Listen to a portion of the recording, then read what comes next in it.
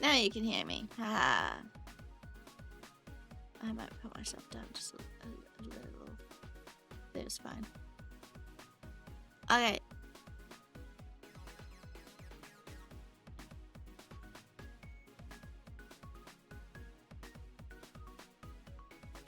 Oh no. Not the bonus work. Oh. God, 54 months in a row, Kaze. Holy crap. Are you sure you're not bored of me by now? Are you sure you're not bored of me yet?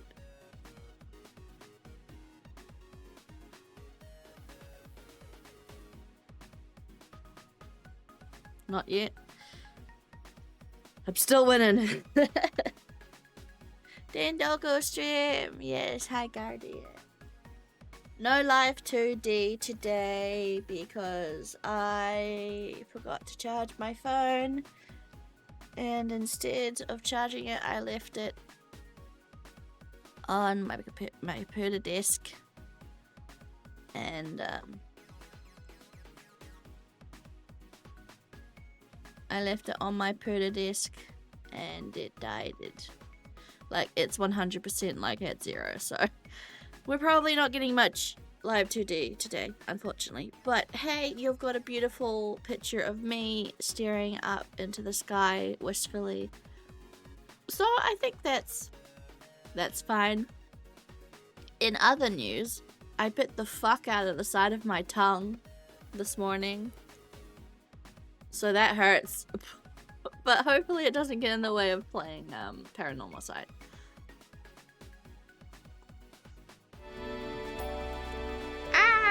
Game too loud. Too loud game. I think I had the game there. Let me know if that's too. Yeah, I can feel the bruise on the side of my tongue, but it should be fine. It's not like the other week where my throat was like going off. Oh, I can turn my PC.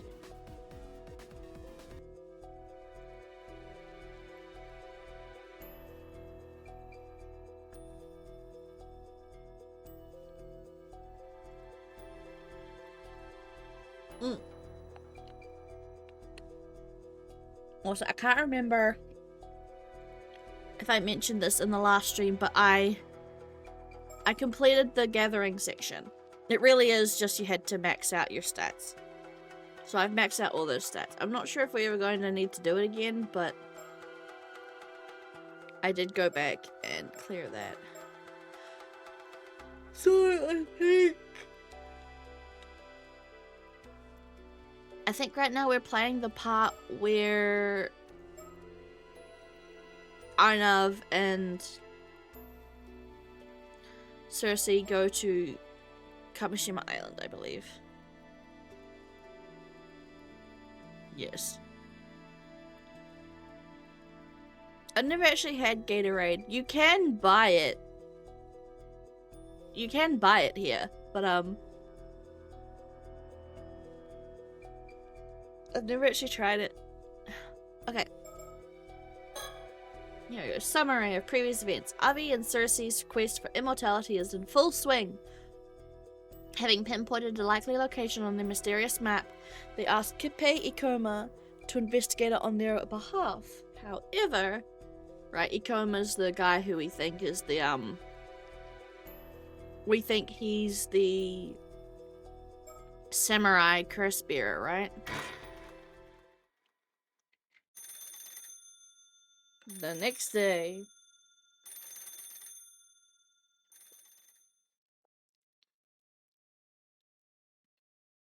Alright, I need to fucking... I gave him a really shitty voice last time, and I really want to give him something better. I made him kind of like deep and slimy sounding. I think we'll stick with that.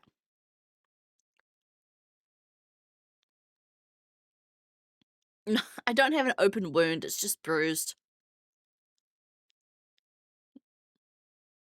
But yeah, I mean, I'm assuming they're the same thing. They're owned by the same... They're both owned by the Coca-Cola company anyway. The illusion of choice. Hello. This is Ikoma. I'm calling about the seafloor investigation. I asked an armor diver to investigate the area because I was keen to get results as soon as possible. However, she has not returned. Date unknown. Ise-Bay offshore. Honestly, my favorite electrolyte drink we have is E2. I love E2, specifically Apple E2. Apple E2 is amazing. Which is why we're headed out there ourselves to assess the situation. We've got nothing else to do after all. So he asked an armor diver to investigate the seafloor in the area. I guess in a place like this, it would be faster to hire an armor diver than a regular diver. Even in this age, you can still get some armors to do contracted dives, huh? No, they're both owned by the Coca-Cola company. I checked because when Coca-Cola did their fucking Coke AI generated ad, I got really pissed off and I didn't want to buy any of their products. So I looked it up, and no, Powerade and Gatorade are both owned by Coca-Cola. It appears she was contracted to investigate for about an hour, at which point she was to return, even if empty-handed. I suppose the intent was just for her to survey the area to start with. However, several hours have passed with no word from the diver. I can see why Ikoma is worried. We'll start by checking out the location. We can request a police search after, if need be. Cersei, do you have a bad feeling about this? I do, ever since we first heard about this. I see. There's a strong negative energy in the air that's only intensified as we approach the spot. Something happened there. The diver didn't make it back. It's safe for us to go. Is it safe for us to go? I have a talisman that repels evil, so it should be fine. Well, if you say so. Worst comes to worst, we'll reunite in the afterlife. Understood. Leave it to me. I want to double check.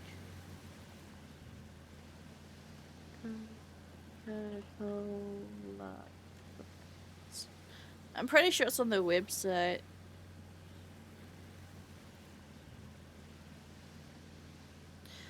Brands owned by the Coca-Cola Company: AD's, Appletizer, Aquarius, Ayataka Tea, Barks, Body Armor, CL, Coca-Cola, Costa Coffee, Dasani, Devile, Diet Coke, Dogadan, Fairlife, Fanta, Fresca, Fresca Mixed, Fuse, Georgia Gold Peak, Elohas, Innocent, Jack Daniels Coke, Lemon Dole, Minute Maid, Peace Tea, Powerade, Schweppes, Simply Spiked, Spart Water, Sprite, Topo Chico Hearts, and Vitamin Water. Oh, it's just Powerade. Oh, you might be right. Oh. I could have sworn Gatorade was owned by Coke as well. Wait. Is Gatorade by Pepsi or Coke? Oh no, it is owned by PepsiCo. Oops. That's my bad. The list I found maybe lied to me. That just goes to show, just because the internet said so doesn't mean it. Okay, so Powerade is owned by PepsiCo.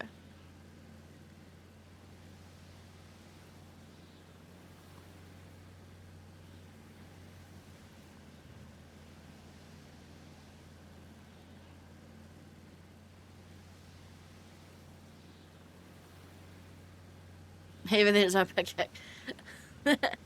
Everything. Everything's either owned by Pepsi or Coke. And both companies suck, so no matter what you do, you're kind of fucked. One supports AI bullshit and the other supports genocide, so you're kind of like fucked either way. Although, to be honest, I think both of them support. I think both of them are supporting the genocide, to be honest.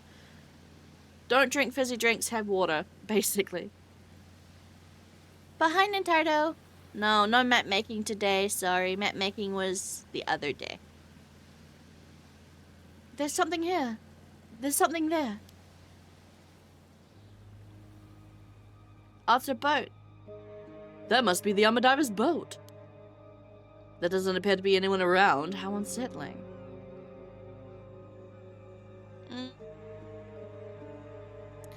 I think some companies have spoken out against it.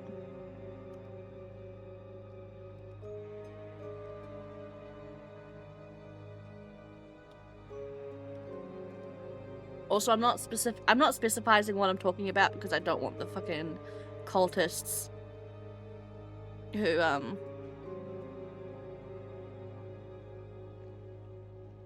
don't want crazy people to jump me.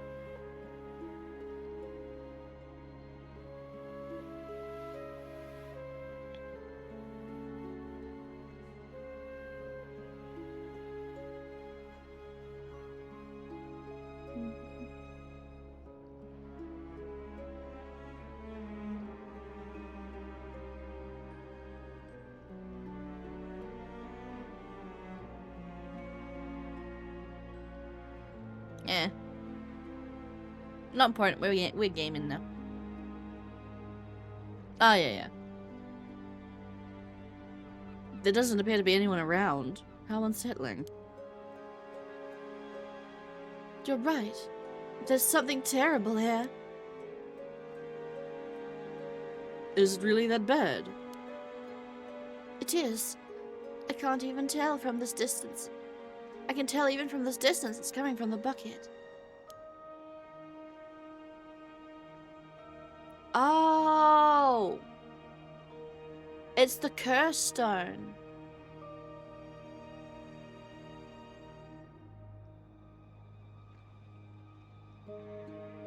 Okay, so he wasn't always the curse bearer. He found the curse stone. Avi and Cersei gave it to him. Yes. This is about a mysterious mermaid curse that is fucking killing everyone. It's saturated with sinister spiritual energy. There's some real powerful curse inside. Inside the bucket?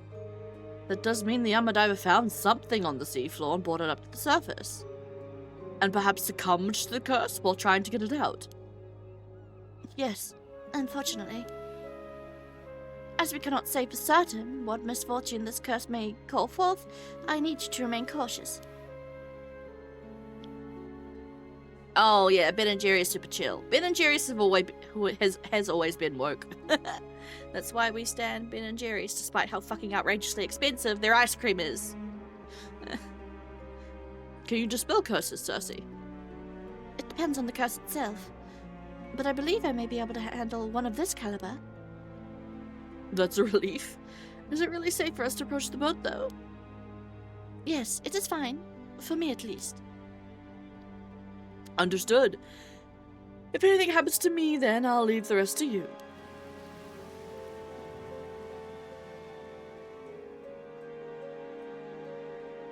Oh my. There's a small metal box in the bucket. This has to be the source. Can we take it? Yes, provided I can overpower the malice it is engulfed in. How? That was it.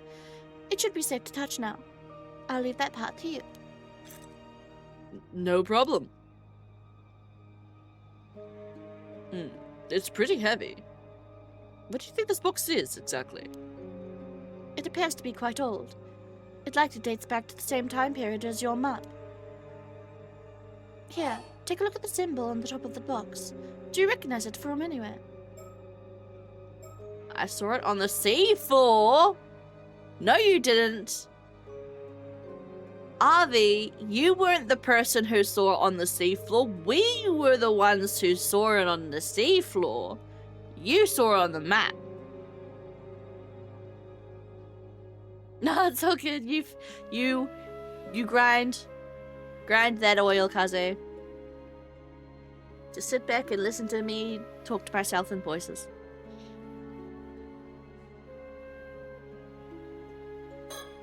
I'm gonna say it.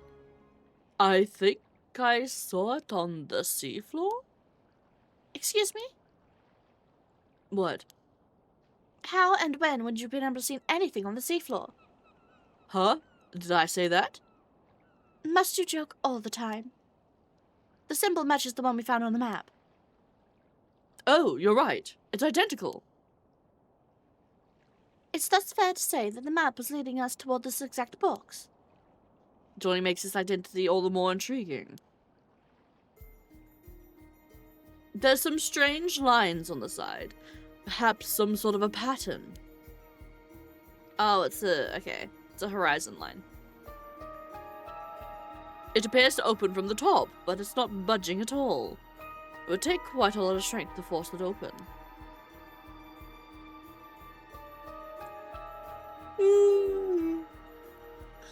I believe this box has been sealed with a powerful spiritual energy. It was probably sealed by a skilled sorcerer a long time ago. I doubt it will open by any normal means. I can feel something shifting whenever I turn it. There must be some kind of mechanism inside.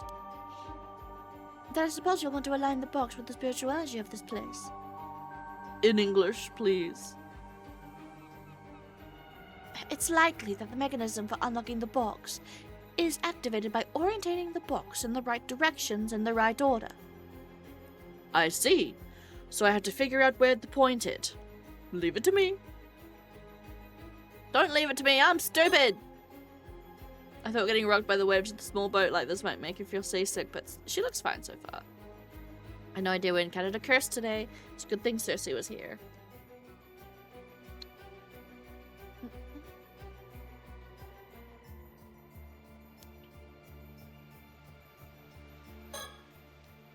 It's possible it's possible the area is key to getting the box open. We should try and figure it out before leaving. Got it. Let me guess, its surroundings. Ha! Yep, basically. Electrotoxic homunculus. Don't get too close, I will poison you. The weather is great and the sea is calm, yet there's something unsettling in the air. Yeah, I feel it too. Are you trying to scare me? About island. I think that's the remote island of Ise-Shima, with Toshima in the just visible beyond. Toshishima is the place where the pirate daimyo Kuki Yoshitaka apparently took his life.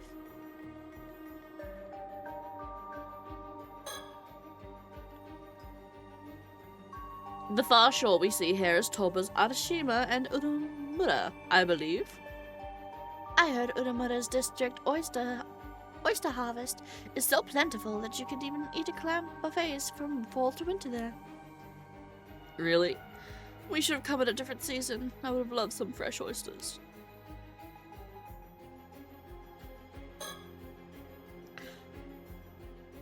The closest shore to us is the east side of the Shima Peninsula. You got a good view from here. I think I can see all the way from Ijika to Kuzaki. That's right. Both have a lot of armor, but Kuzaki is especially known for a holy ground for armor divers.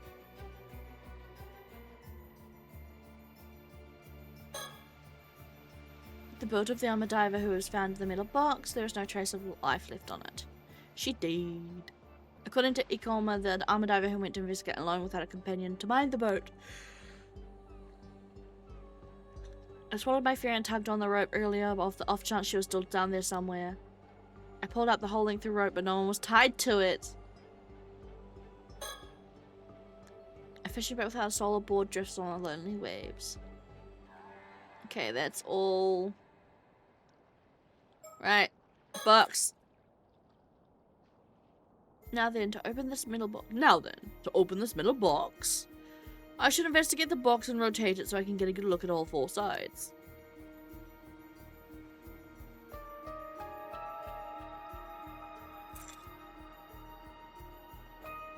Okay, so that's...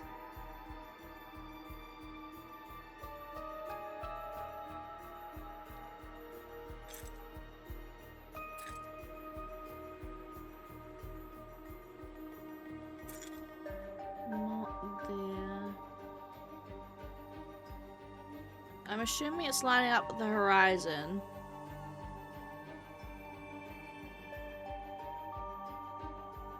And then we've probably got to rotate it in the right order.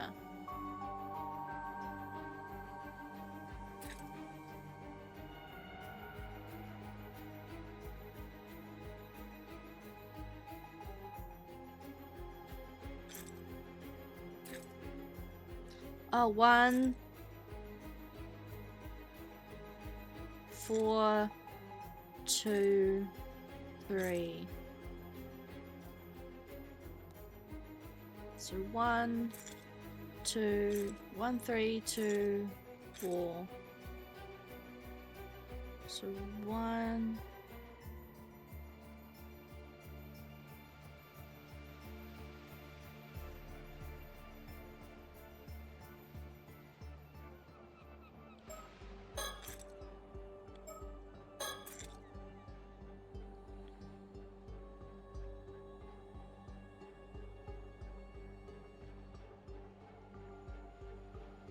So that's 1.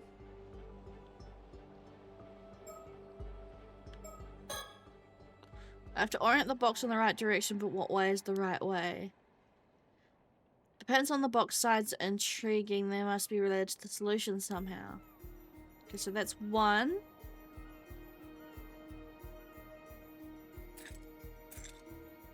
Two is...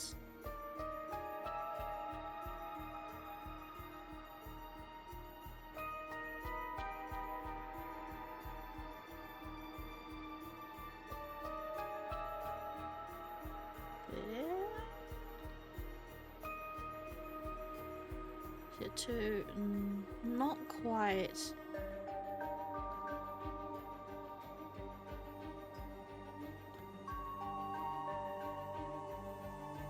Okay, 2.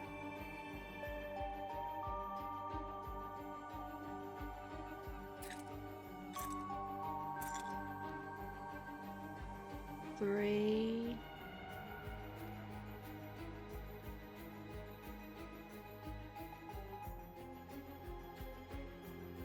3.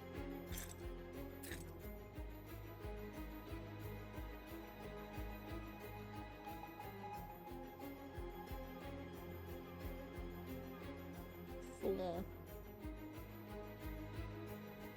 No, that's not quite it either. What side is 4?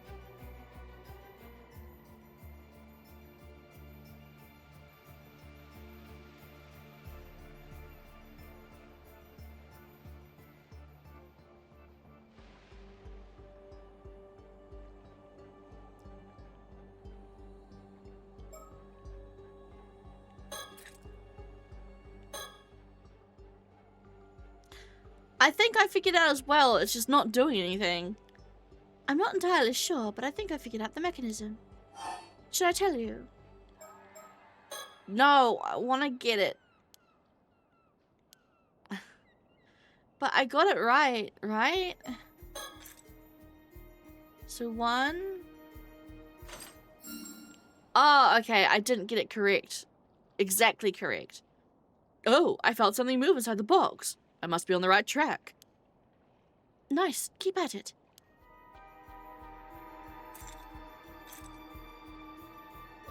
Two.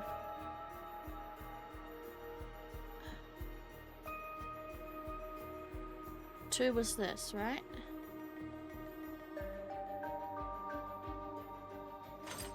Yes, okay. So I was right. Alright, I'm on fire. That's 2. And 3 was up here.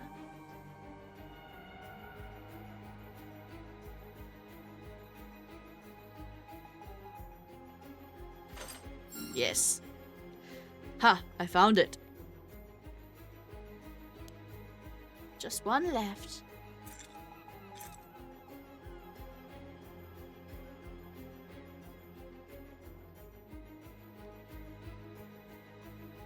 If I'm wrong.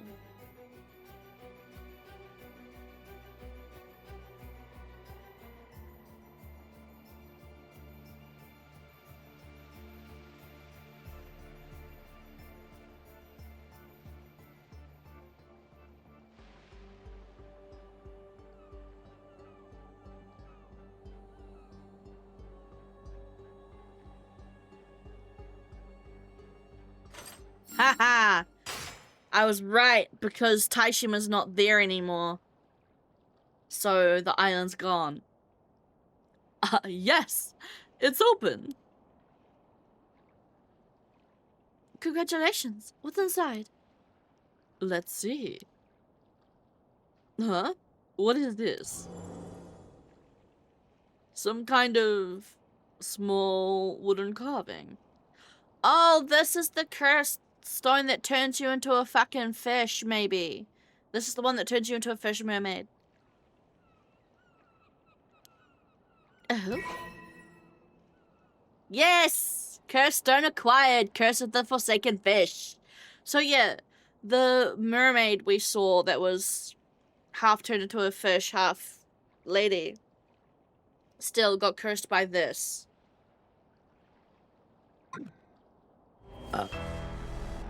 Oh! Hey, that's the thing we saw underneath the water. Whoa. Something came out. Yikes, what is this? Make it stop.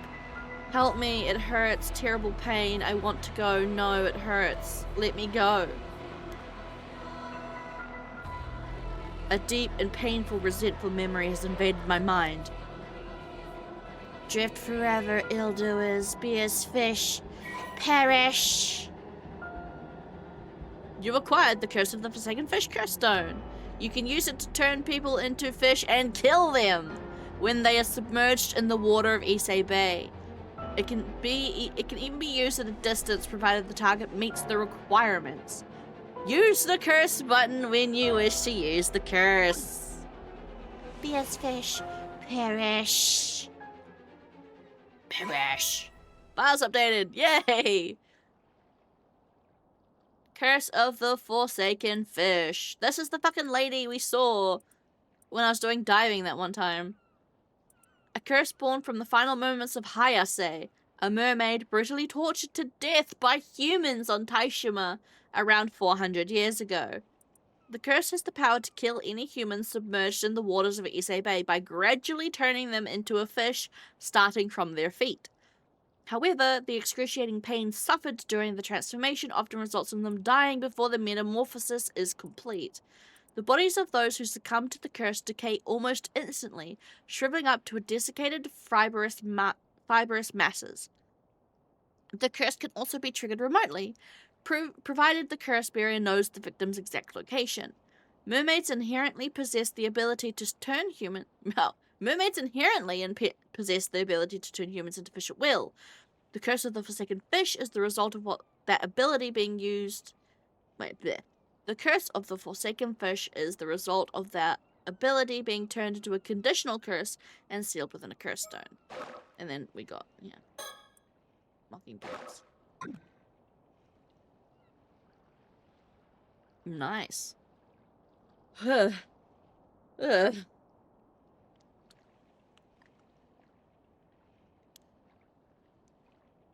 What the hell was that?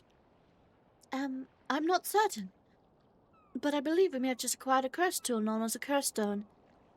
However, they really are possessed by such a powerful curse echo. How lucky. You truly are congratulating me, then I'll happily celebrate with you. But can I ask you something first? Of course. Am I cursed? Am I going to die? I wouldn't say you were cursed, per se. There was a similar case in Tokyo last year. Hold on for a minute. I can't think straight. This is far too overwhelming. An incredible amount of information just flooded my mind right now. I need a moment to settle before I can take anything else. You must mean the resentful memory held by the curse. It's a phenomenon wherein the event leading up to the curse's forming are passed to the curse bearer, so that grudge will is spread. Oh, and curse bearer refers to someone who is haunted by a curse echo and thus able to use the curse. Stop! I already told you I can't take any more new information. You're doing this on purpose, aren't you? Curse echoes, curse bearers. Curse echoes are the visual manifestation of curses. These manifestations are fundamentally related to the origin of the curse, but they do not always take the same shape, sometimes appearing as more abstract or disfigured form instead. Unlike spirits, that they are manifested illusions, and as such have no consciousness of their own. A person afflicted by a curse that has a curse echo is called a curse bearer. Even among curses, a curse that contains a curse echo should be considered very powerful in of itself. Ordinarily, those with no spirit sense would not be able to perceive a curse echo, but such individuals who become curse bearers by coming into possession of a curse stone or other means can see other curse echoes.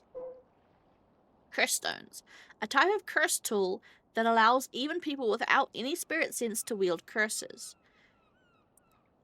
As long as the tool meets the above criteria, it seems any shape or size may be referred to as curse stones. Many curse stones have conditions that must be fulfilled to use them, often based on the spiritual power and characteristics of the curse itself. If a curse stone has a low spiritual power, it may only be possible to use it under specific circumstances, such as when under the influence of the Feast of Shadows, a spell that heightens the potency of certain types of spiritual energy. I think I just learned why Ise-Shima sunk 400 years ago. Let me sort all that out first. Really? Tell me. Yeah, give me a minute.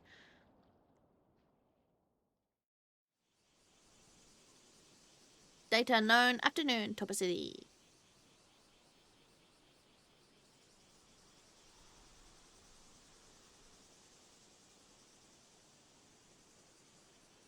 Thank you for investigating the situation for me. I was involved in an accident many years ago, and I can't bring myself to go out to the sea anymore. You have been a tremendous help.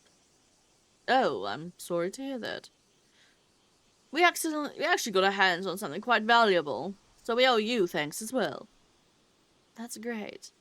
I would love to hear more about what you discovered, if you don't mind. Oh, of course. Fuck you. Surroundings.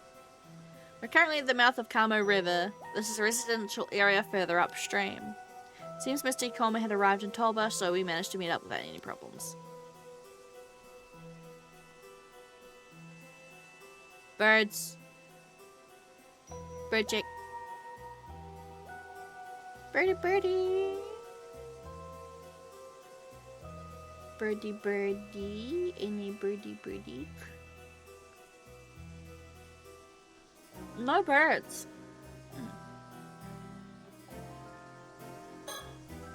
Even with the curse fell into our lap, she managed to remain calm. Only a consummate professional like her could be so cool and collected with things with all that's happened.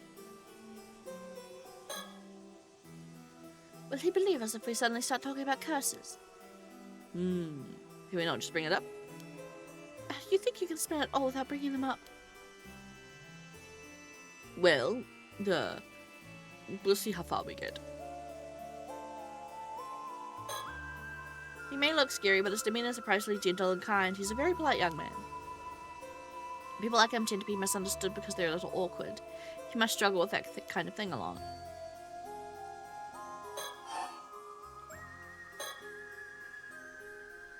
The diver I hired to perform the search was an armor diver living in Toba City. Toba City by the name of Tamakosuma. I thought there was no way we could pull off the search, but that's when she agreed to take on my request. I feel terrible about what happened. I can only hope that she's still out there somewhere, unharmed. She had no way of knowing how dangerous this job was. Please, I'm the one that sent her out there. If there is any blame to take, it's mine. But still, what exactly happened out there? About that, let's start with this metal box and the armored I've found. Please do.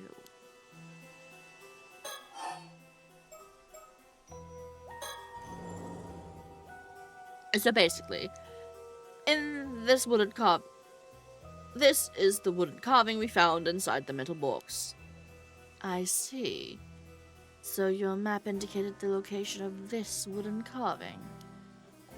We believe so. The question is why? Why go all the way to not just hide it, but to conceal the map in a mermaid mummy? How very intriguing. I suppose a carving like that would have had some value back in the day. But to go through all this effort to preserve it like this? I believe what was preserved was not the carving itself, but the mermaid's memory that was stored inside. The curse! Dun dun dun. A curse? Dun what now? That's right. In other words, the one who made that box entrusted it with a message, and we are the recipients. Please calm down. I'm feeling quite lost. I know you're quite excited, but I think we have no choice but to start explaining the curse. That's right. It's curse chit-chat time. You may be a bit too rational to believe what I'm about to tell you, Mr. Ikoma. Even so, I ask that you try your best. If you're ready to hear it, then I'm ready to say it. Come, give me your answer in the next 3 seconds. 3. I am prepared. Please tell me. I see. So the Ise-Shima mermaid known as Hayase was killed by the raiders. The hatred she left behind became a curse that entered the wood carving. You, Avi, then inherited her curse in addition to information from 400 years ago, in the form of a resentful memory. You absorbed all that quite efficiently. I'm impressed. This is actually not the first time I've heard of what could happen when one touches a curse stone. Oh? Yes, but let's save that conversation for later. More importantly, you know what actually went down on Ise-Shima 400 years ago. That's right. I know the truth. All of it. What happened, what didn't, I know it. You seem a bit frazzled. Do you need more time to collect your thoughts? There's no need to worry, I am prepared. But it will take some time to explain.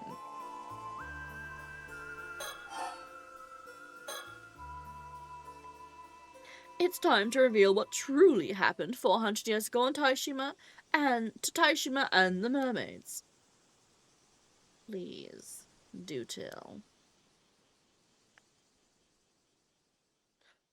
Around 400 years ago, the area of Shima province, which included Ise-Shima, was governed by the Kuki clan. The leader of the clan of the time was Kuki Sumitaka, and it was his duty to protect the secret of the 3 mermaids living on Ise-Shima.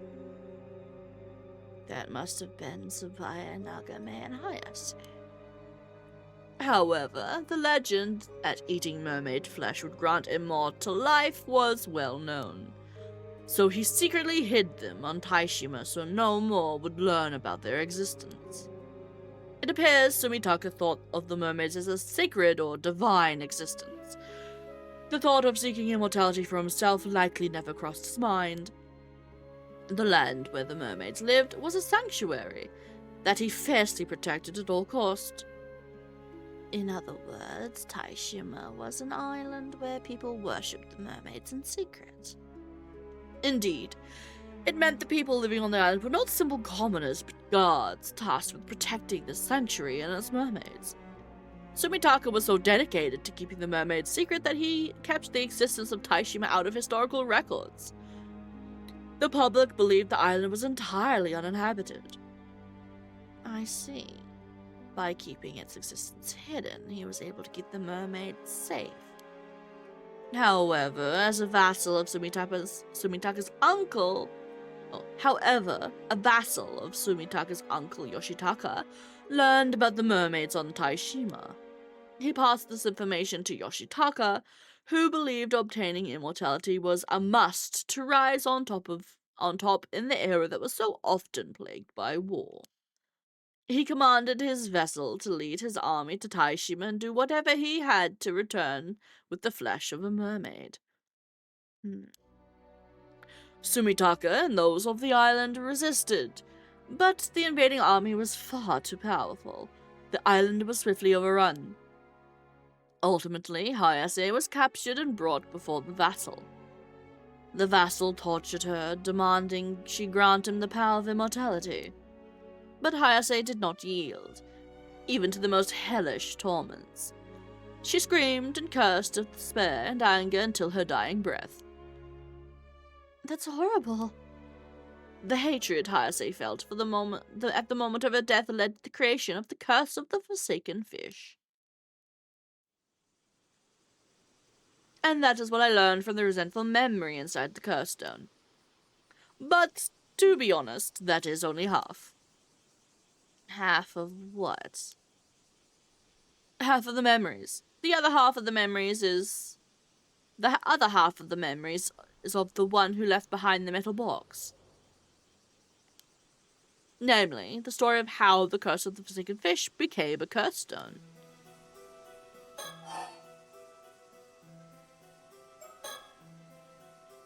That reminds me, I meant to ask about the metal box. It's been lying on the sea floor for 400 years. How come it wasn't discovered until now? It was most likely sealed inside a rock or something until a few months ago. So it was sealed away until an uncertain amount of time had passed. No, I believe the box's unsealing may have been triggered by something.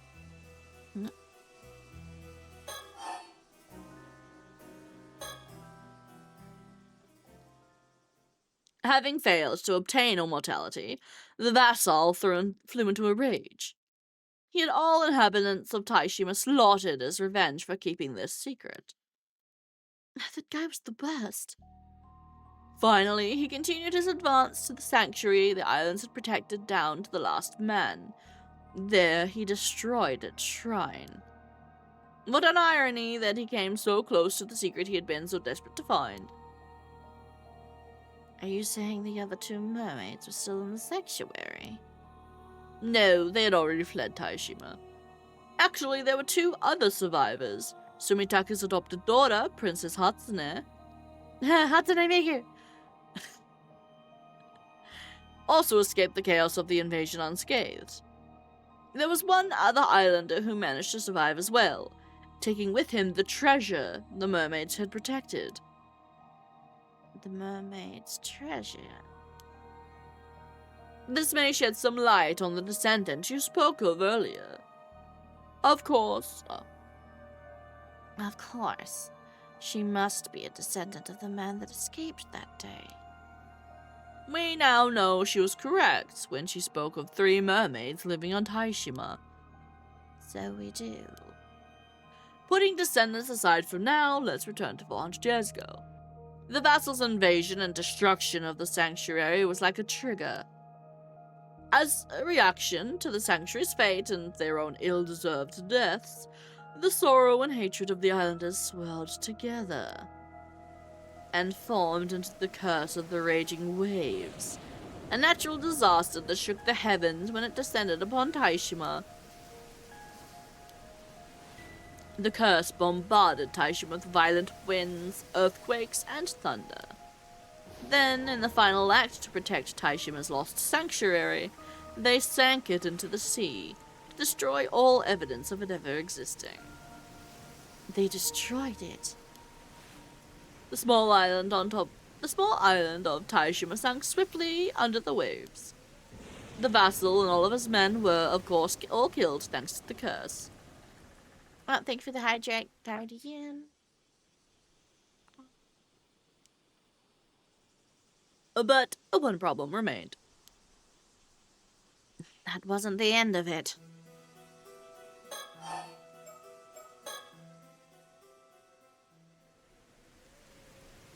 Ise-Shima was destroyed by the natural disasters caused by the curse of the raging waves.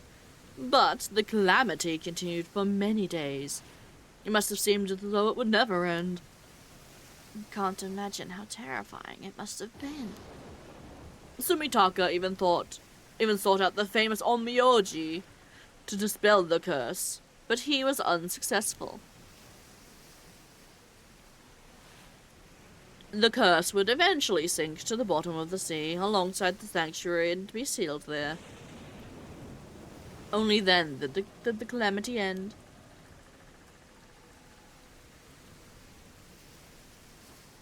Yet, it appears that this curse was so powerful that it required a sacrifice to truly be sealed. A sacrifice? Not just any sacrifice, but a living one. Princess Hatsune offered herself up to be that sacrifice. You said she was Sumitaka's adopted daughter, yes? That she lived on Taishima. That appears to be the case. Sumitaka was evidently so taken with her that he decided to adopt her. The rumor that she threw herself down a well was likely spread to cover up the real cause of her death. So Princess Hatsune was actually sacrificed. The seal would hold for 400 years. They must have hoped that the curse itself would fade during that time, too. However, the curse of the second fish created by Hayase also continued to linger in the same place. So the Onmyoji sealed it inside of a wooden carving, turning it into a curse stone. Give me a sec. My door's fucking opening and closing itself, and it's pissing me off because I can just hear it donk in the background. Give me a sec. This fucking door.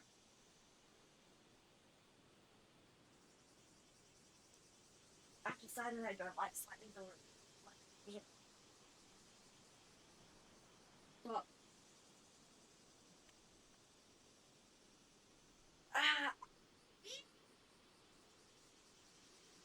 W.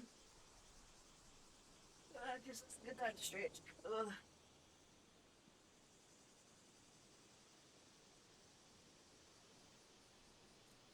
Really? Okay.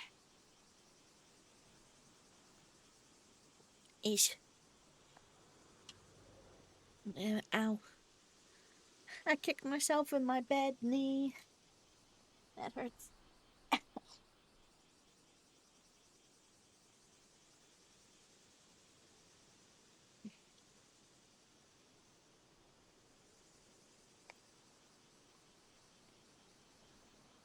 Yosh. Then the same Onmyoji, knowing that the seal would only last 400 years, stored his memories within the curse stone to pass on this information. He wished to pass down his knowledge for others to use in the event the curse outlasted the 400-year lifespan of the seal. He left behind instructions on how to completely dispel the curse of the raging waves. Indeed, I've compiled it all in my files.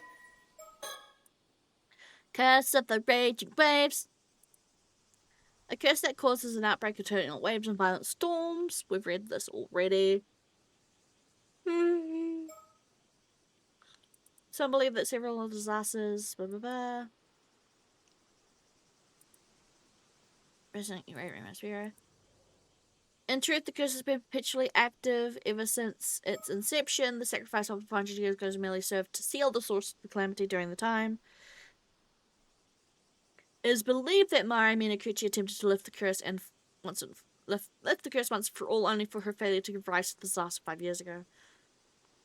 In the event that the curse did not fade during the 400 years it was sealed, the Onmyoji originally responsible for sealing the curse left behind a plan to dispel it. It was his belief that the curse's power would have weakened enough by that point that performing the following steps would be enough to lift the curse completely. Okay.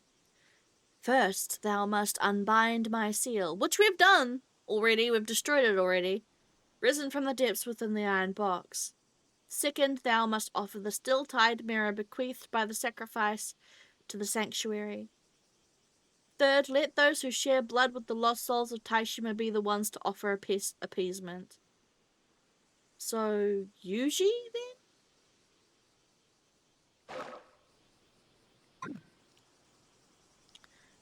Huh. So that's what happened. And that wraps it up! I got all that info beamed into my brain in a flash, yet I still managed to present it as an enticing narrative, huh? How amazing was that? You're utterly astounding. Wow, incredible. Yeah, 400 years ago during the Sengoku period, Oda Nobunaga was assassinated at Honnoji Temple. Kuki Yoshitaka, commander of the Kuki Navy, had suddenly been gaining influence.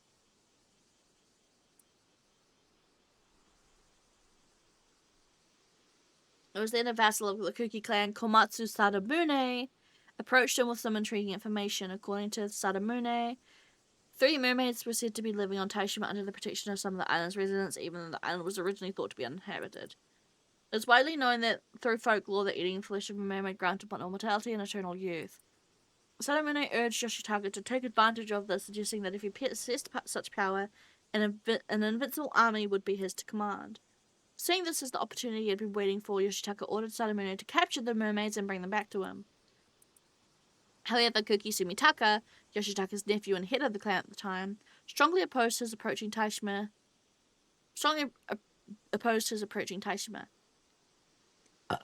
It was, in fact, Sumitaka who had been secretly protecting the mermaids on Ise-Shima, believing the mermaids to be messengers of the gods and the island a sacred sanctuary. He had worked to keep them isolated from outside influence. His adopted daughter, Princess Hatsune Miku, was also hiding on Ise-Shima at the time for other reasons, which further strengthened his opposition to Yoshitaka's plan. However, it was not long before Komatsu Sadamune learned of this. He reported to Yoshitaka that Sumitaka was not only planning to get the mermaids for himself, but was also secretly moving to build an army of his own, which was complete bullshit. Infuriated by what he perceived was an act of rebellion, Yoshitaka gave the order for Sadamune to prepare a military invasion of Ise-Shima. Upon receiving the order, Komatsu Sadamune immediately set sail for Ise-Shima at the head of a large army.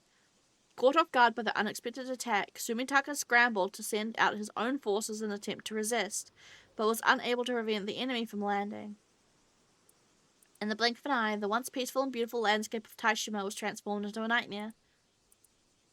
The islanders, guardians of the sacred land, desperately fought back, but they stood no chance against the seasoned soldiers hardened by years of battle in the front lines, and one after another they fell before the invaders. Sadamune ordered that even women and children be cut down, without mercy, and soon the waters around Ise-Shima ran red with blood. Sadamune's forces swept across the island, searching every inch for signs of mermaids as they pressed their assault. Finally, they discovered a mermaid in hiding by the name of Hayase, and captured her. Sadamune demanded that she make his troops immortal, but the mermaid staunchly refused, even as Sadamune turned to torture, inflicting unspeakable pain with every refusal. The torture escalated until eventually even her supernatural nature was not enough to withstand the torment.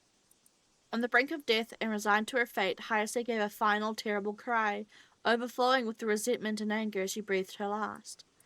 Sadamune ordered his men to take the flesh from her body, but as they moved to do so, a strange phenomenon began to occur. All of the soldiers who approached her body began to transform into fish, their bodies decaying rapidly as the transformation took hold. Hayase had cast a curse upon them with her dying breath. With one mermaid Sadamune had captured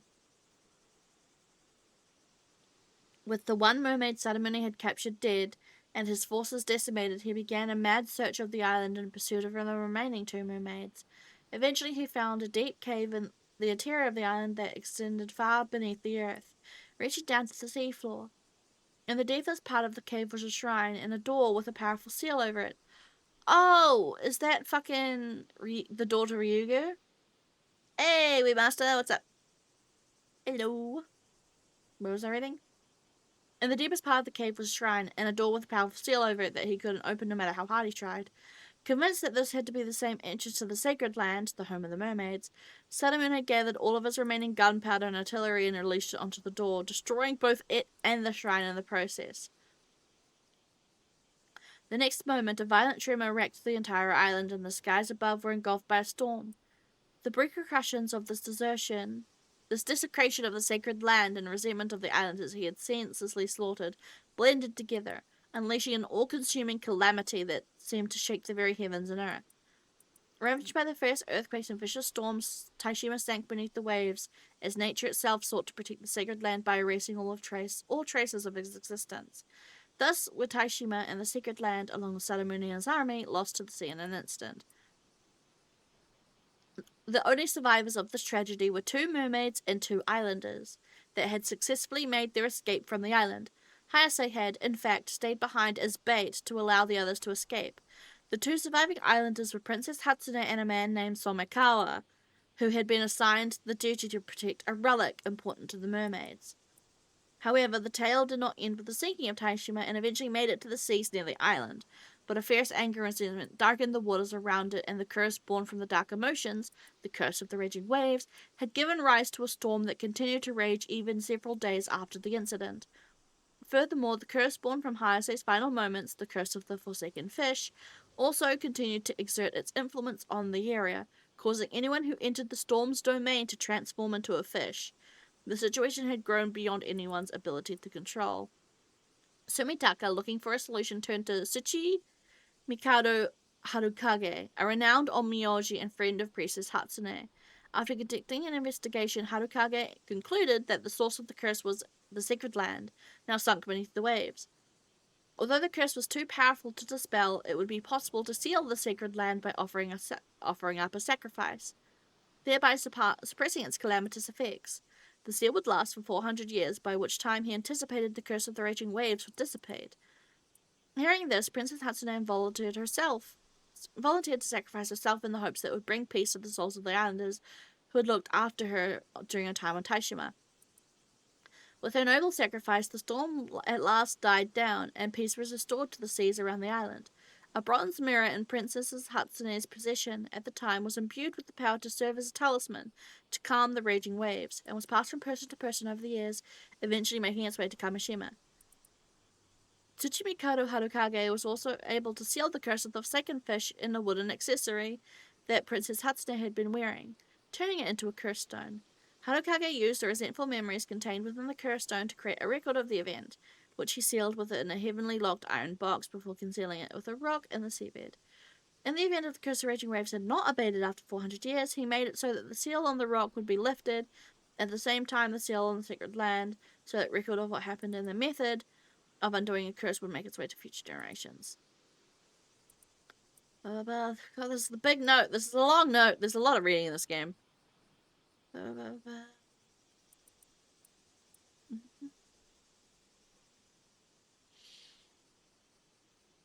Okay.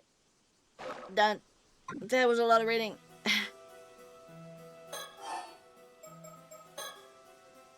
I compiled all the details of the story in these files, so feel free to go over them at your own pace.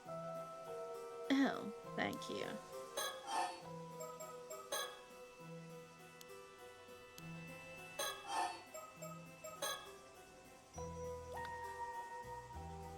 After Miss Suma found the metal box.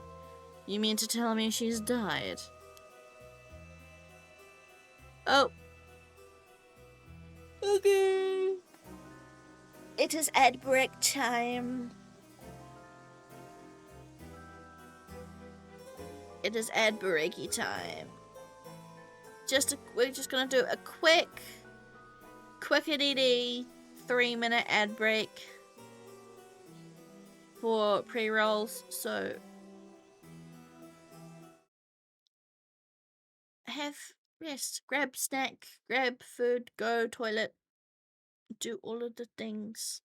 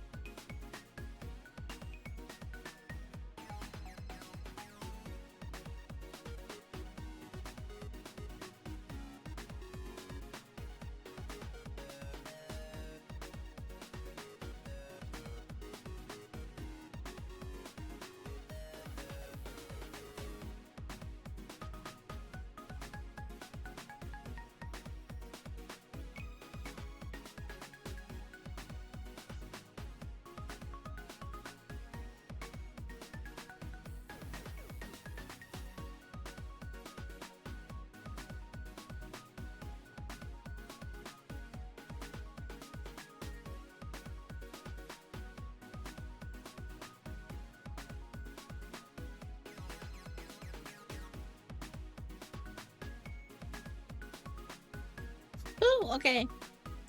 Adoboreki over. Damn. That's just something we gotta do to get pre-rolls off. And it's interesting to see how much ad revenue it actually ends up getting me. Probably not like. Probably like, what, 5 cents? Mostly for pre-rolls, though. Apparently keeping pre-rolls off is a good thing, so, eh. It is likely. If you consider the curse of the Forsaken Fish had completely saturated the metal box, it is likely already too late for her. How horrible. Since she likely turned into a fish and died soon after, there's a high chance the transformed body will wash up on shore soon.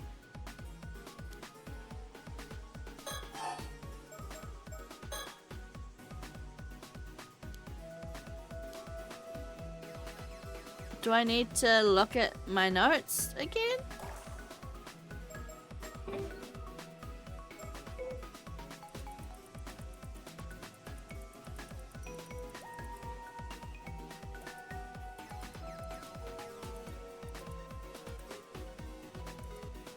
Visiting Anno Town. So I missed one in Anno Town.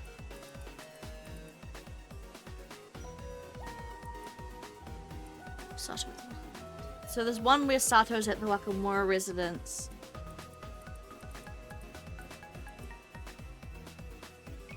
There's one behind the Kamishima poster? Okay. I read all the files.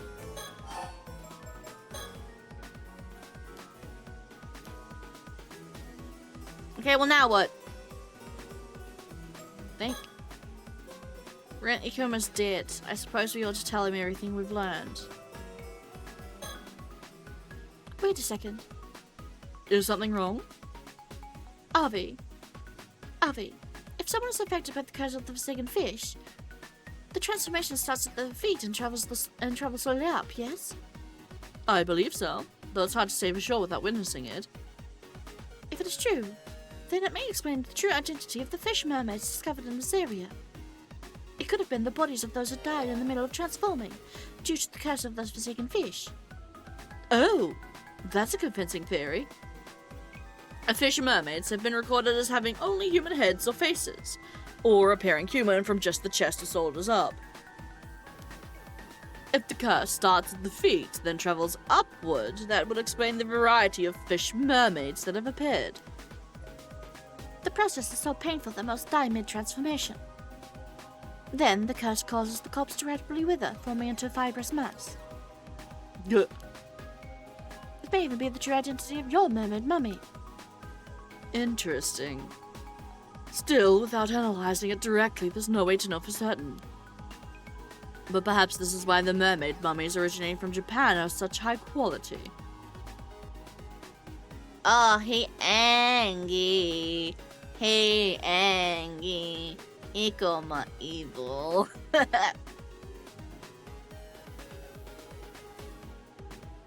Although we're already suspecting that he's the samurai curse bearer, so. Of course, this doesn't mean that all fish mermaids and mermaid mummies are authentic. Thank you for the hydrate. I shall hydrate. Oh. But that means there's a possibility. Any number of fish mermaids could actually be victims of this curse.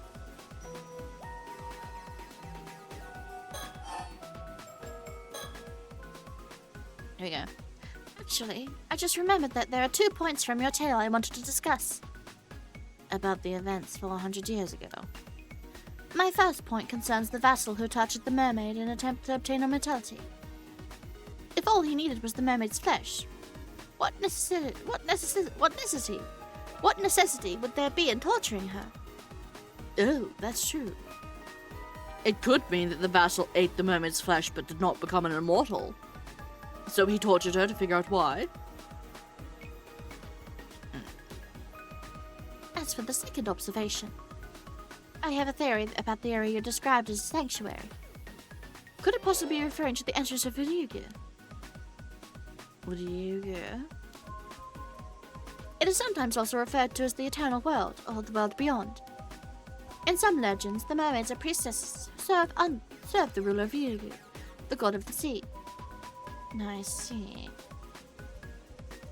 If the sanctuary was actually an entrance to Ryugu, then could that mean the mermaids were not living on Ise-Shima, but merely traveling there from Ryugu?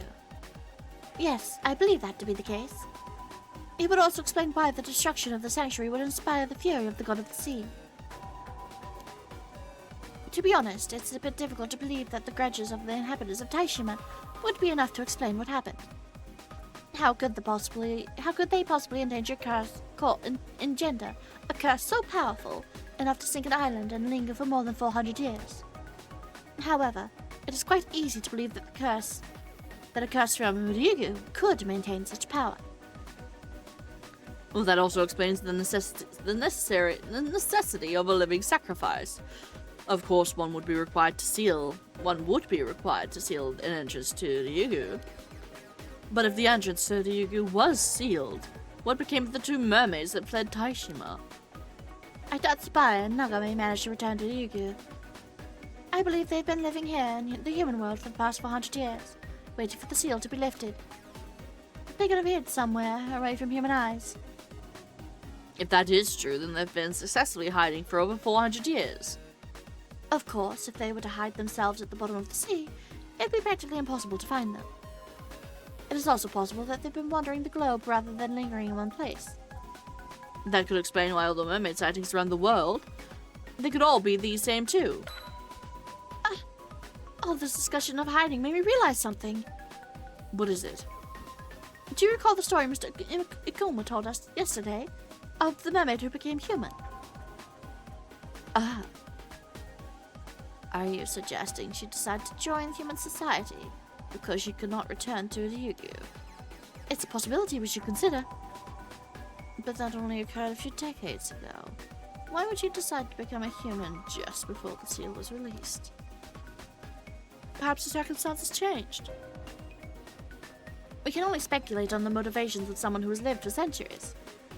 It's possible she did not feel compelled, but decided to become human out of her own desire. Could she have met someone she wanted to live a mortal life with? Like in The Little Mermaid? That is certainly possible, and quite romantic too.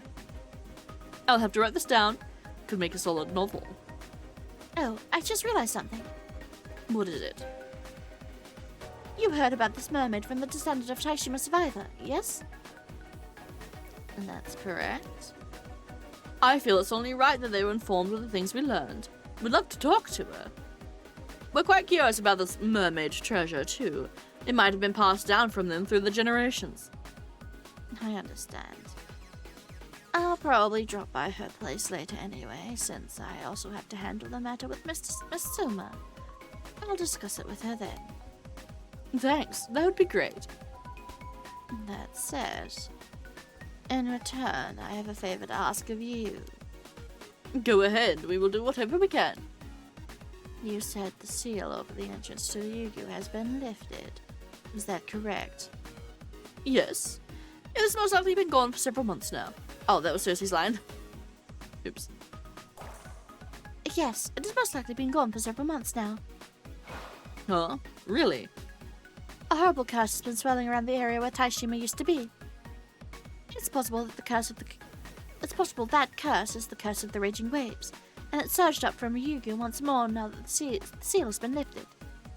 The fact that we were able to open the metal box is proof enough that the seal has faded. That would mean the entrance to Ryugu is now open. Well, the situation is quite unstable now. What with the curse of the raging waves sweeping through the entrance? At any rate, what did you want us to do? There is an island called Kamishima that is located quite close to where Ise-Shima once was. There is something I would like you to do for me there. This request does in fact have some relation to our current conversation. Oh? Date unknown, night, Toba City, Ryokan, guest room. Now then, Avi. Hmm? We decided to tell Ikoma everything, but I know there's some information you kept from him. Oh, did I? Yes, something from the mermaid's memories. The real way to obtain immortality. Oh, that's right. I see no reason to inform him about it. After all, no matter what he may say about tourist attractions, this guy is also after immortality. I saw him straighten up when you talked about the mermaid being tortured because of her captor. Because her captor required more than her flesh for immortality. Are you sure? I thought his goal, if he even had one, was to quell the curse of the raging waves. Perhaps there's that too. He even asked us to go to Kamishima and find the still-tied mirror in his stead. You did mention lifting the curse required the mirror as well as the help of the Taishima descendant, right? There was also a mention of There was also something about lifting the seal first. But I don't know what that part's all about. Well, I see no harm in quelling the curse, so I say we continue to cooperate for now. Agreed. Though I do wish we did not have to approach Kamishima at all. The evil atmosphere is nauseating. However, we must consider the possibility that Ikoma actually has his eyes set on the mermaids in Ryugu. It's possible he may be searching for mermaids like us. I suppose that discussion can wait for later. First, we must find the treasure that the survivor managed to slip out of Taishima. You mean the treasure required in addition to mermaid flesh when attempting to gain immortality? Yes. It is a treasure known as the Tamatebako. Mermaid flesh is to be put inside and purified by it to have any effect. Tamatebako. We've fucking seen that somewhere. I can't remember the fuck where though.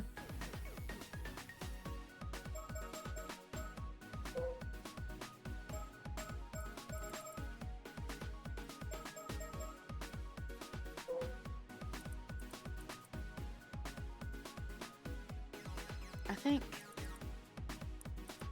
Yeah. She handed him over. Wanted him never to open it. Yeah, that's the box that had all of his years in it.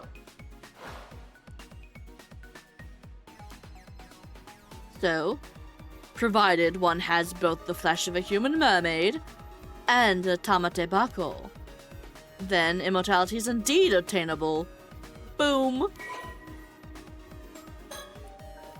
Oh, here, we got a note for it anyway. Tamatebako. A box referred to as a relic used by the mermaids who once lived near Taishima. A similar box has also made its appearance in the tale of Urashima Taro, as a box gifted by the eponymous protagonist by Omate Otohime, leading to its name becoming widely known. The box is filled with a spiritual energy similar in nature to which fills Ryugu, the mermaid's original home. Objects placed within it may thus be kept in the same state they would be within Ryugu. It is said that the mermaids used the box to bring objects from Ryugu with them that they would otherwise have been unable to transport to the material world. But it also has a secondary effect of returning the mermaid flesh, normally only able to exist in a transient state in the material world, to the state it would be in Ryugu, thereby restoring the ability to Okay. So basically, when a mermaid travels from Ryugu to the human world, their flesh their body becomes in like a transient state. So yeah. Okay.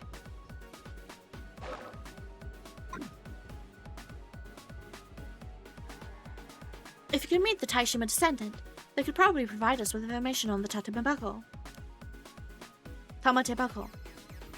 I concur.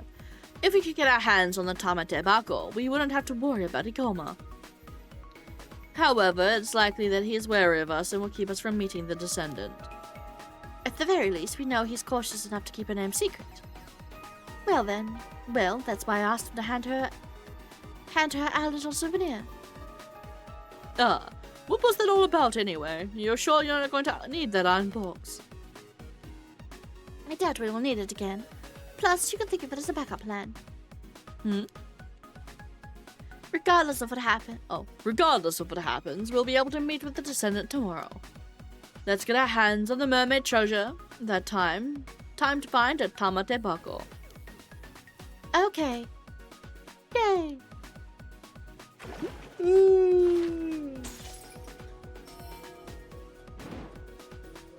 Oh.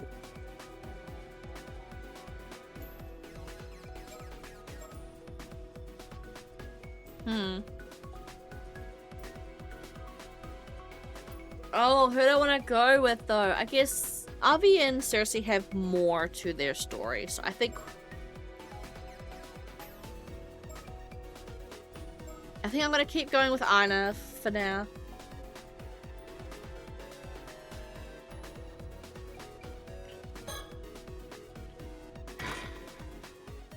Let's go look for the box. Date unknown, August, afternoon, Topa City.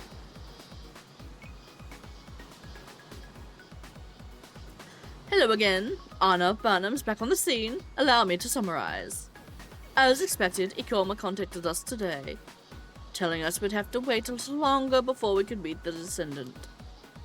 Thus, figuring he had no intention of letting us meet her anyway, we decided to use Cersei's ability to go looking for the descendant herself. Who exactly are you talking to? I'm merely setting the scene. It really feels like it raises the stakes, no? Makes it feel more like a thrilling adventure. Sure. You got me all worked up. But I'm trying to concentrate, so could you please stop distracting me? Oh, right. Sorry. I just, these two are fun as well to voice. Comedy duo of a lifetime. This is the town of Vijika in Topa City. The area is one of many in the area renowned for its summer divers. Birds.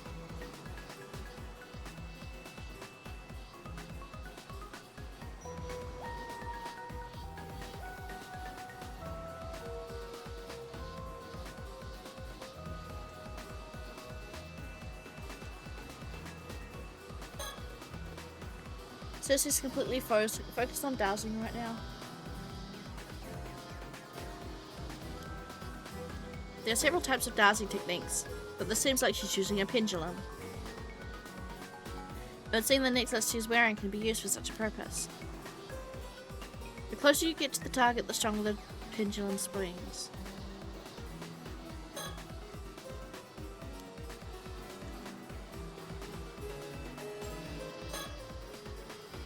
Cersei's using her dowsing ability to search for the descendant right now. What's that? Doesn't her dowsing only let us look at spiritual energy?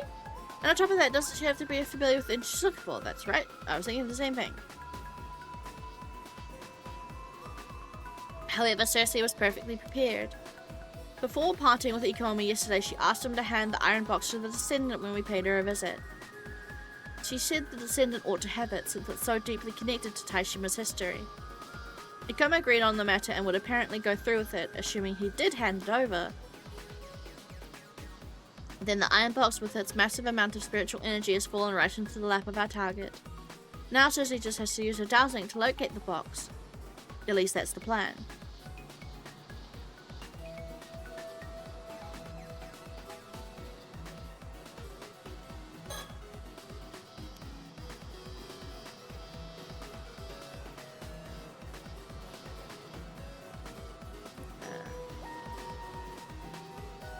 Is there something else? Thinking? No. However, her dowsing range is limited. With the spiritual energy the iron box possesses, its range is probably just 2 or 3 kilometers. So we had to narrow down the target area somewhat before starting our search. So, do you have any idea where we might start looking for the descendant? I think Mr. Ikoma said something about visiting her several times before she finally agreed to talk, didn't she? Didn't he? He did, which means that She doesn't live. She must live close enough for him to have paid her frequent visits. Yes, exactly. So, I think it's best by starting the towns within Toba. I see. But there are quite a few towns in the area, right? About that. When we parted yesterday, Mr. Ikoma mentioned something else that struck with me. When you asked to meet the descendant. He said he'd probably drop by later anyway, since he'd also had to handle the matter with Miss Suma.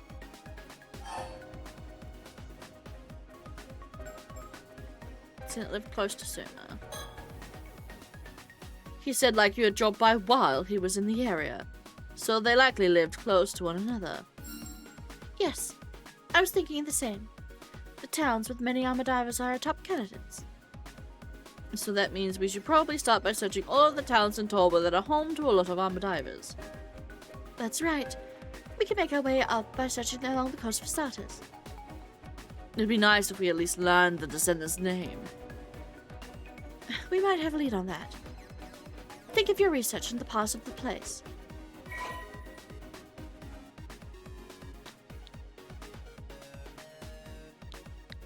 Somekawa,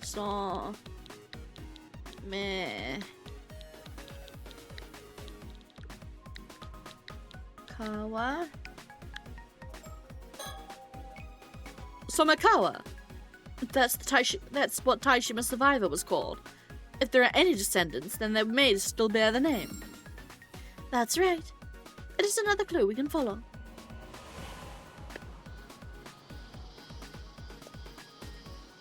And so we ended up spending the morning traveling along the coast from one fishing town to another. This is also the 4th town we've searched for so far. It's about time we actually found something. So, Cersei, what's the situation? Won't you give it a try? Really? Will it still work if it's me? I'll still be holding the pendulum, but you can see for yourself if you'd like. Color me intrigued. I'm in.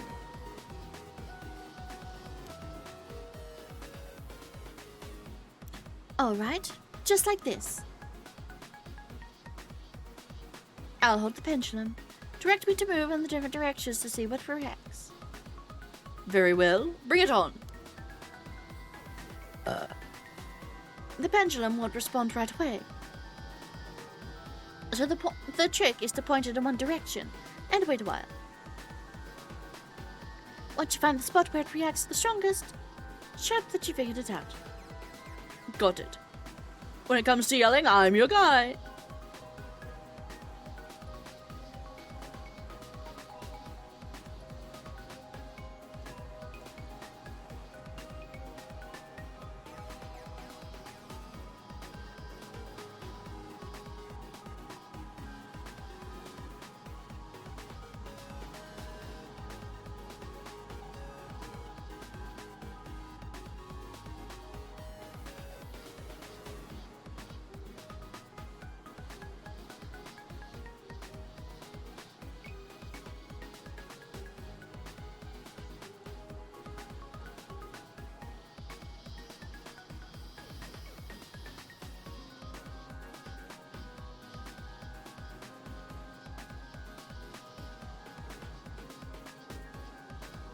Okay, question is...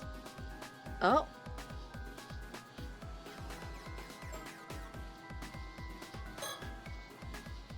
There. Right there.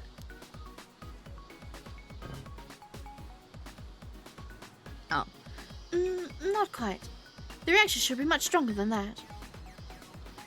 It takes a little time for it to react, so if you move around it too fast, it might be hard to notice. Okay.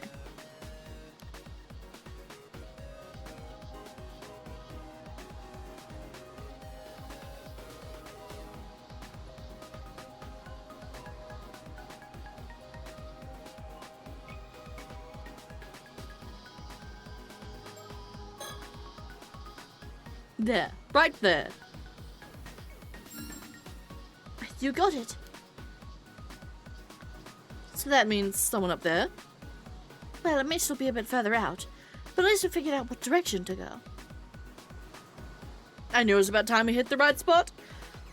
Alright, let's follow this thing and see where it leads us. Right.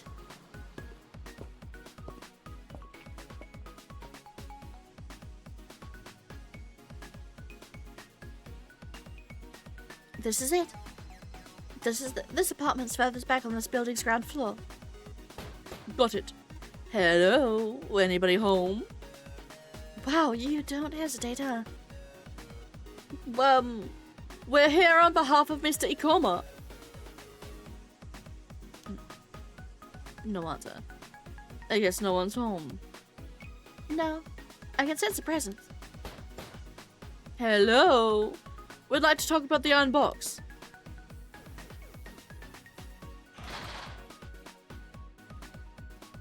What is it?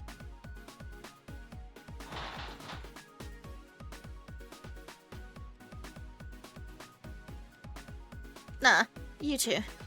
Ivy and Cersei, was it? So you're the ones who found the iron box? Yes, that's right. You know, I have never talked to foreigners before. I'm so nervous I can hardly think straight. Please, there's no need to be tense. Miss Somakawa, I promise you, we're both harmless and cheerful. Right.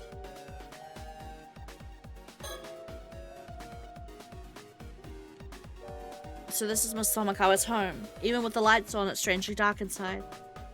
Even though it's daytime, the shutters are kept tightly shut. You can hardly hear any noise from outside either.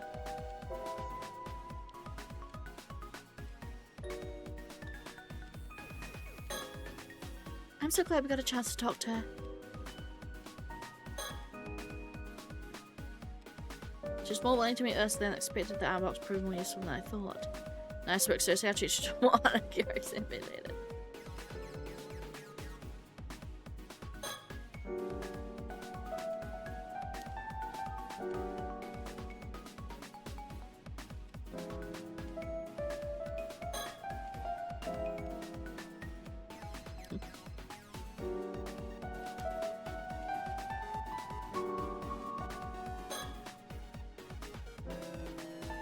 At a quick glance, I can't spot anything that looks like a Tamate Bako in the room. I suppose it makes sense she wouldn't just keep it out in the open. So she's a descendant of the last Ise-Shima survivor. The way she dresses makes her look older, but I'd say she's probably around my age. I thought she'd be difficult to deal with, but now that we've actually met her, I'd say it's more like she's extremely cautious, the type to never let her guard down. I can't even begin to imagine the kind of life she's led.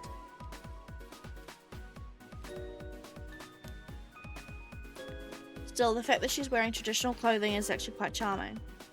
I've hardly seen anyone wearing traditional clothes that's coming to Japan, which is a bit of a shock, to be honest.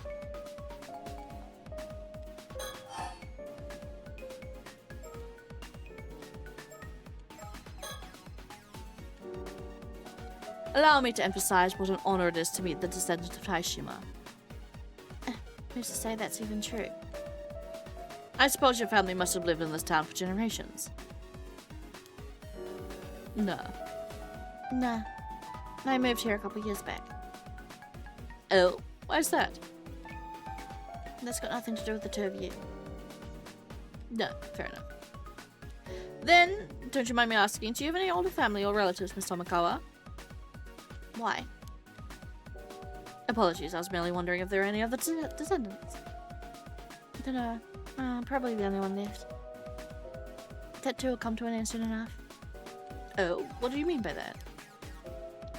No more than what I said.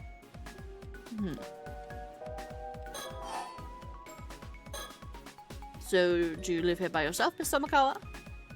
That's right.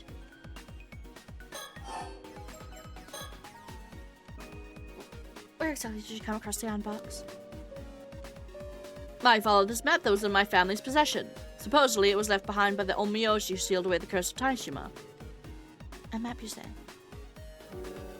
It led us to the iron box. Must have been resting at the bottom of Ise Bay. Since it's a valuable artifact deeply connected to Ise-Shima's lost history, we felt we absolutely had to tell you about it, Miss Tomakawa. Oh, yeah. If I may say so, I noticed your interest in the iron box. Could it be that you already knew of its existence? I didn't know it was a box. But I've been told something still remained of the island. That makes sense. Speaking of the box, I don't suppose there was something inside. Yes, inside was a record detailing how Ise-Shima was destroyed, along with the information of the curse of the raging waves. A record?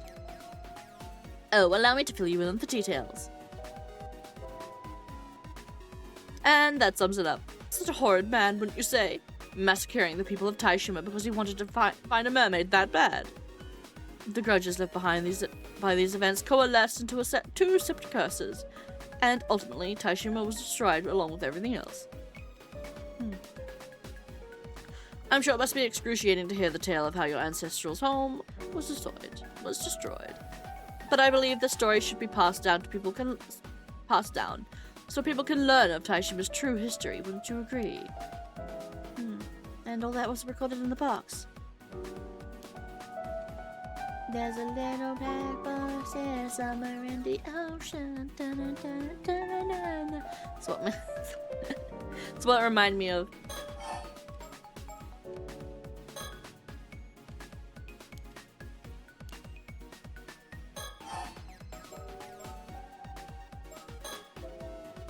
By the way, you may consider this the curious whims of a fantasy author, but would you be able to elucidate me on some of the stories that have been passed down in your family? No, I get it. You also came here because you wanted to talk about mermaids, Look. You got me. Alright, you got me there. It's true. But can you blame me? As a fantasy author, it is in my blood. Mermaids truly do exist, and I must state my curiosity. I know it. Whatever your motives, you're not getting the Tamatabako. I'm not falling for one of your common schemes.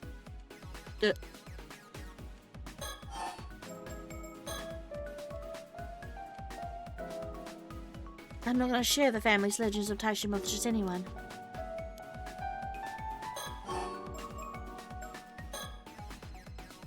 Did you just say that Ikoma's after the Tamatebako?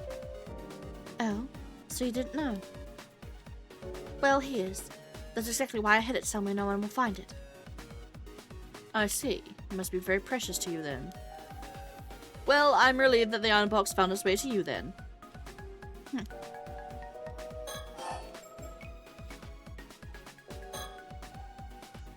So, was there a curse stone inside the iron box?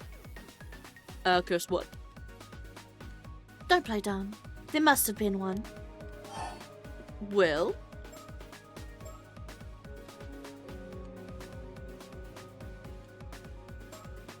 I want to be honest.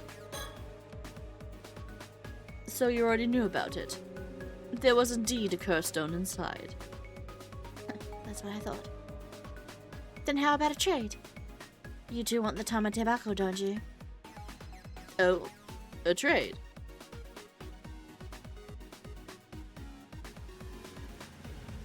Date unknown. Offshore.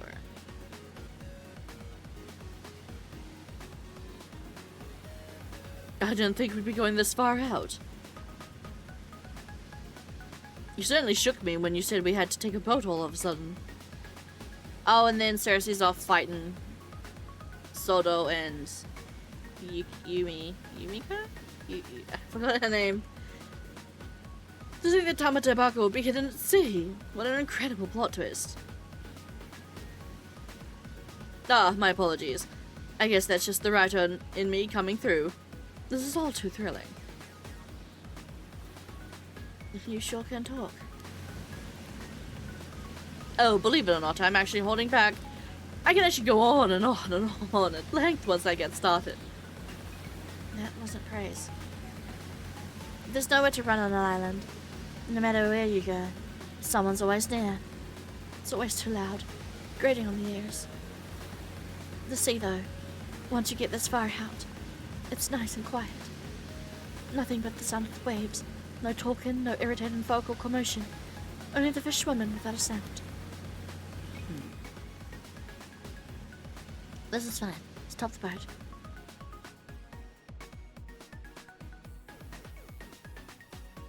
I have a slight feeling that we're the ones who turn... Oh. Shikigami. Whoa. This is one of Cersei's abilities. A Shikigami. When someone's name is written on a piece of paper, she can make that paper fly towards that person. They're great for delivering messages or tracking down someone. I was pretty spooked the first time I saw it, but I've gotten used to it. Okay, fine. I did just go walk because I'm not actually surprised. Is something wrong? No, it's nothing. Don't mind me. I wonder if something happened to Cersei. I better read the note. Inev Barnum. Oh yeah, so she's already interacted with them. Ran into two suspicious people looking for Miss Somikawa. I drove them off for now, but be careful. Seems like something's happened on Cersei's end. Best are quiet just in case, but I don't think I'll mention this to Somikawa. It would only shake her up. We're somewhere off the coast of Toba City, accompanied by the sound of waves and the cries of seabirds. Did she really hide the Tama Tabako here, in a place with no landmarks whatsoever? Now, if it's at the bottom of the ocean, how are we supposed to retrieve it? Miss Somikawa used to be an armored diver, so she could be planning to go there and get it herself.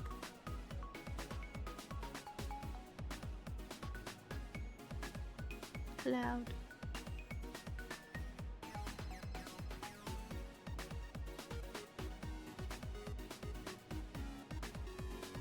I found a distinct lack of birds.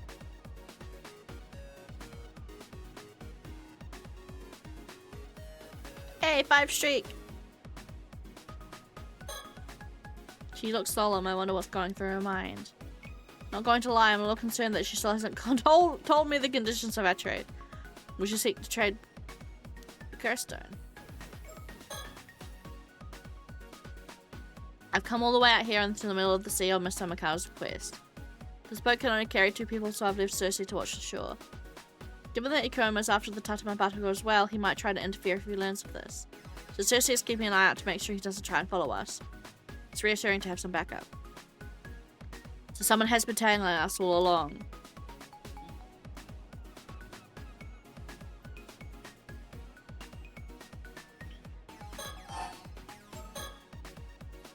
So, will you tell me what you want to trade for now? Trade for the Tama Tobacco now. You've got the Forsaken Fish Curstone with you, right? Sure do. Have a good look. The Forsaken Fish Curstone. Looks like the real deal, alright.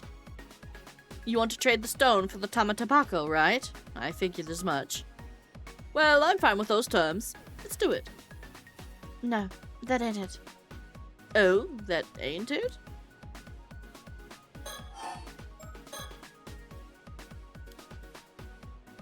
You know. Oh! This is... Okay, so this is Yuji's aunt. User, sorry. I keep calling him Yuji. User. Yeah, because User's mother was Mare. So this is Mare's sister. You know, I once had a sister. Her name was Mare Somikawa. You say you had a sister? Does that mean? Yes, she's gone. She died in an accident at sea about 5 years ago. I see. My condolences. So there actually was another descendant.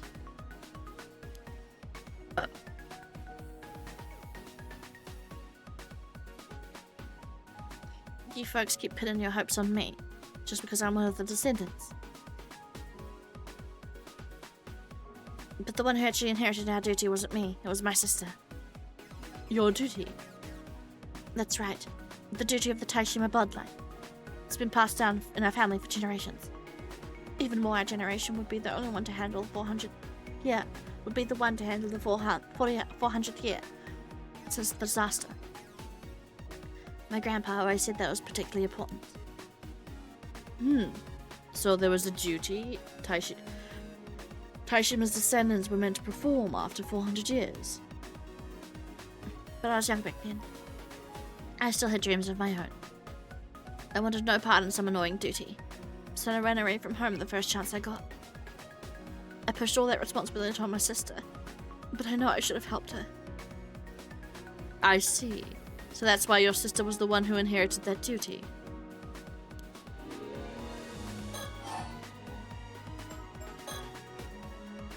That duty you mentioned.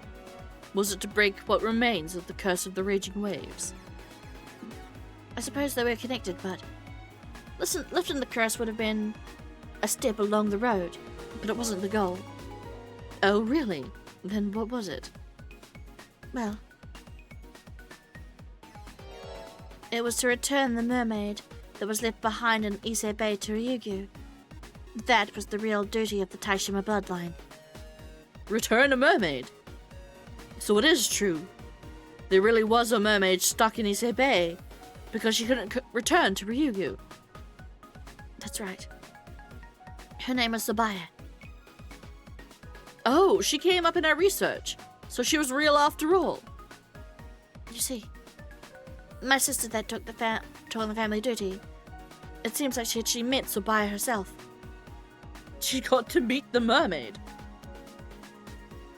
After leaving my hometown and making a living as an armor diver, I'd all but forgotten of the duty I left behind.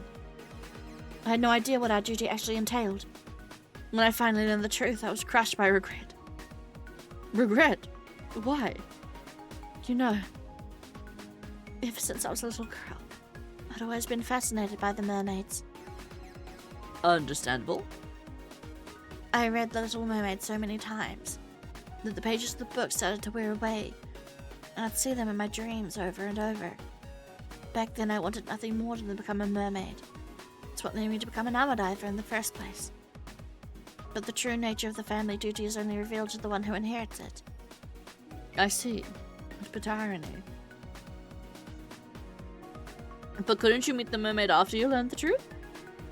My sister took pity on me and attempted to call her to meet me once in secret. My sister, Mare. Even she had some of the things the mermaid had told her. But you know, Sabaya was a cautious mermaid, who never truly opened her heart to anyone but my sister. Me, on the other hand, she avoided. I was never allowed so much as a glimpse. Quite the bitter outcome. Mare and the mermaid had grown close as friends. They trusted each other. They were inseparable. But she never once showed herself to anyone other than my sister, not even to a close relative like myself. So she hid herself away for 400 years. Was such caution really necessary?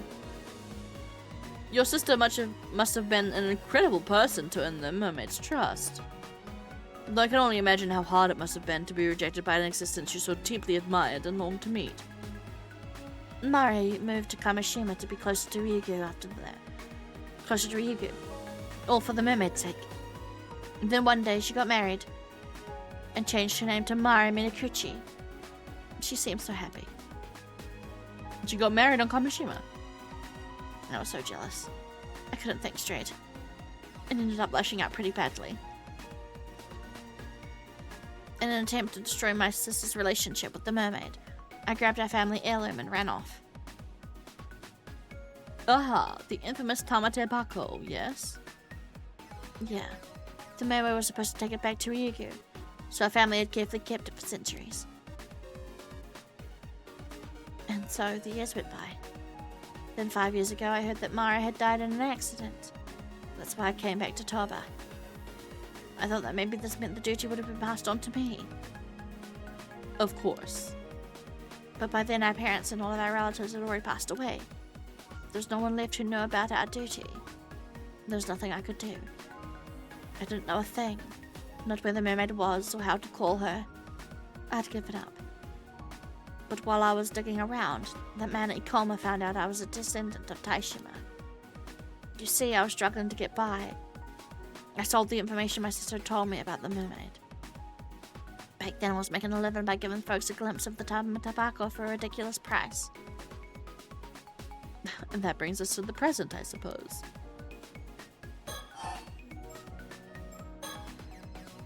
In other words, since your sister died in that accident, your family's duty was never fulfilled. And now you just want us to go and find the mermaid for you. That ain't it. Dang. I guess it must have been about 3 months ago. I was wandering the coast alone when the mermaid Sabaya appeared before me. Oh, you finally got to meet her. She told me this. The seal on Ryugu's gateway has been lifted, so I will be returning. Your sister has done a great deal for me. Now I ask you return the Tamate Bako. Wait, what? The seal was lifted. Is that perhaps why the curse of the raging waves has become active again? So what about the Tamatabako? Did you return it to the mermaid? I was so overcome with emotion and excitement, I told her. I've hidden the relic. If you want it back, take me to Ryugu. You said what? Not being able to fulfill my duty had been weighing heavy on my heart. But in that moment, the pain was gone. On top of that, I figured the mermaid had come to fetch me. Being able to visit the land of the mermaids could be no greater happiness than that. But Tsubaya simply told me it wasn't possible, and that she had forfeit the relic. And with that, she was gone. Oh. So the mermaid already has returned to Ryugu then? Ever since then, I felt the despair and regret. All I felt was despair and regret. I'm completely empty inside. There is nothing left. I kind of feel bad for her.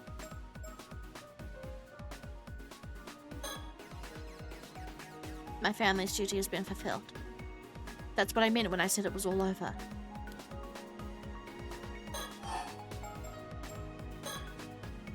But then, the Tamatabako still exists, doesn't it? Sure it does, but... even with such a fancy name, in the end it's just a grimy old box. I opened it once. I was hoping there'd be some elixir of eternal youth inside, or something, but it was completely empty. I see. Even so, I'd still like to trade for it. Are you sure? I don't see why, but whatever. Oh wait, does she use the curse against herself? It's not like anything matters anymore. I'm just sick and tired of it all. Oh, does she either uses it on herself or does she ask us to use it on her to kind of like end her existence? In the end, I never did figure out what the Tamatabako really was. The mermaid forfeited just like that, so maybe it never had any meaning to begin with.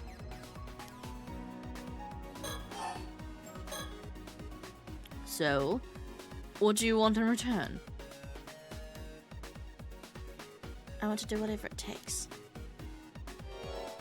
to become a mermaid. Oh yeah, she does. She asks us to use the curse against her, right? But it just kills her. Miss Somikawa, don't tell me. You want me to use the curse stone? Simply returning to the sea. That's my only wish. No, listen. There's nothing even remotely beautiful about the curse of the forsaken fish. All it will do is turn you into some twisted half-fish monster. Nothing but a grotesque imitation of a mermaid. I know. It's fine with me. The curse is the essence of that mermaid's power. I am ready to offer up my life to her. But whatever you do, I'll just be drowning myself anyway. So you won't be dirtying your hands. All you have to do is use the curse. My wish will be granted, and you'll be doing me a kindness. That's all there is to it. Just hold on a minute, okay? This is just...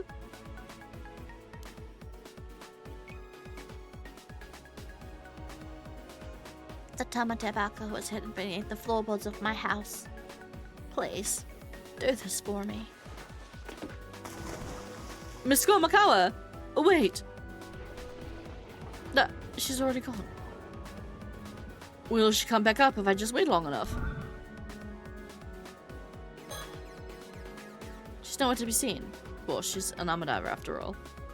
Is it too late to call for help? Would she even accept it?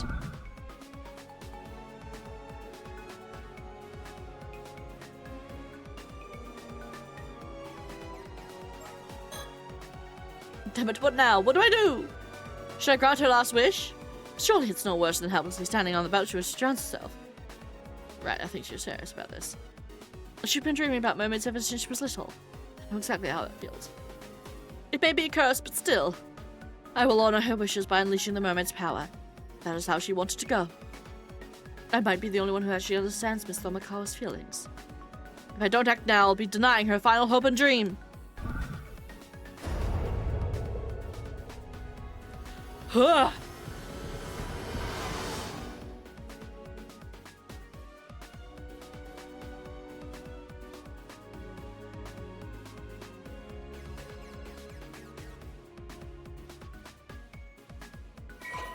She got fishified. Azusa. A woman living in Toba, although she claims she does work as an armor diver, it's unclear who she is. Mari Minakuchi's younger sister, Azusa, is also a descendant of the sole survivor of Ise-Shima.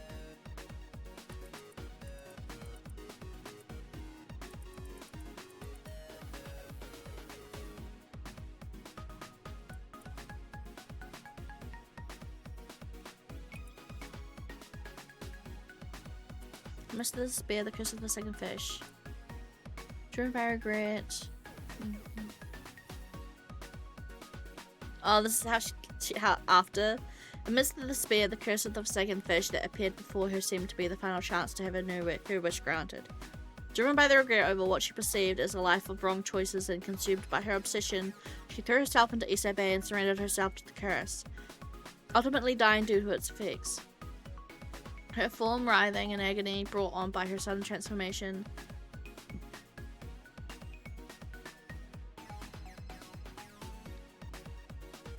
Bore no resemblance to the mermaids she had once admired as a child. It is said that the expression on her face when her body was discovered a day later in Tamiga Oda seems somehow content.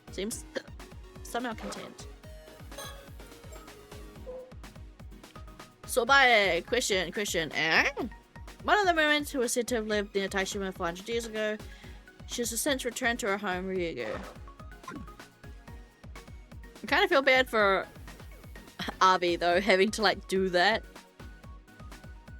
After that,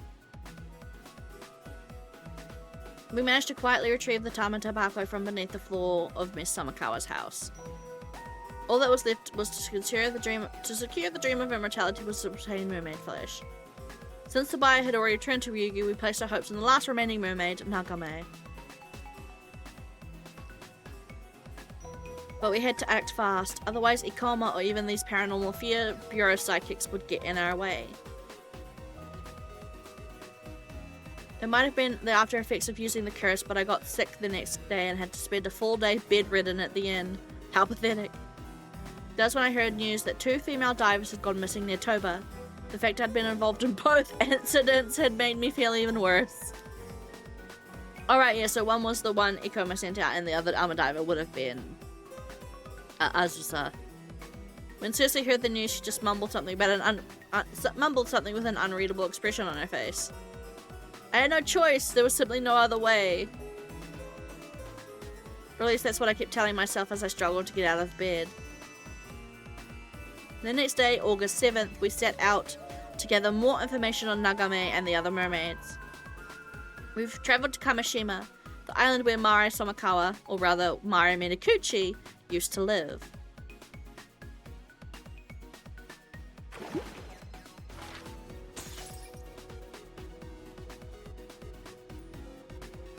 Okay, and then we do their POV.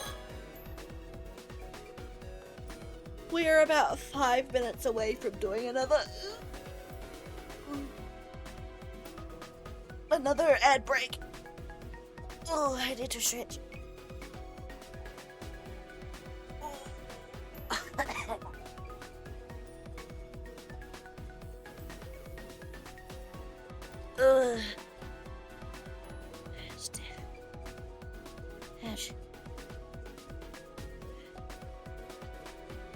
A new massage place.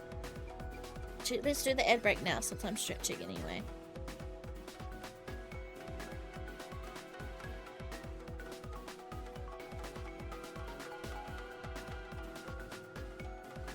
But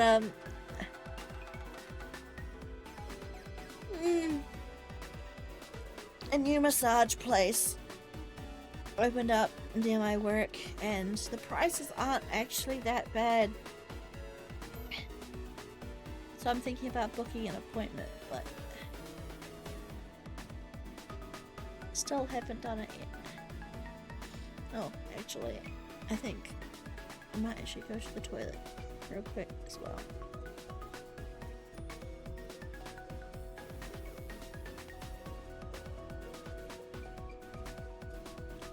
BRB screen.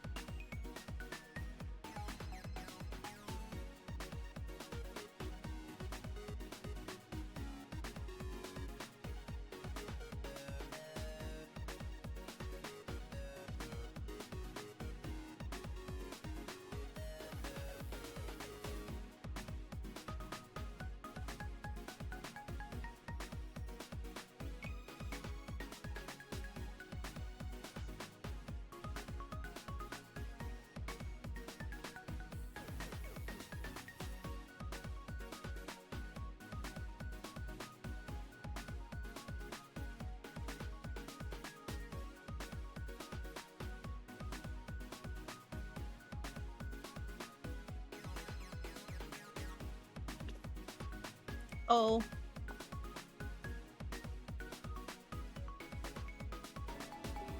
I got Cocoa Pop because I was hungry.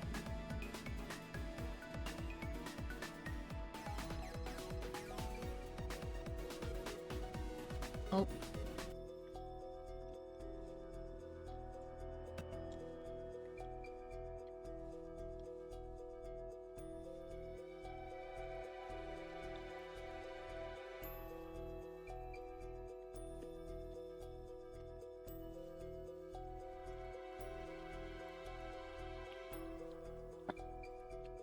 Alright.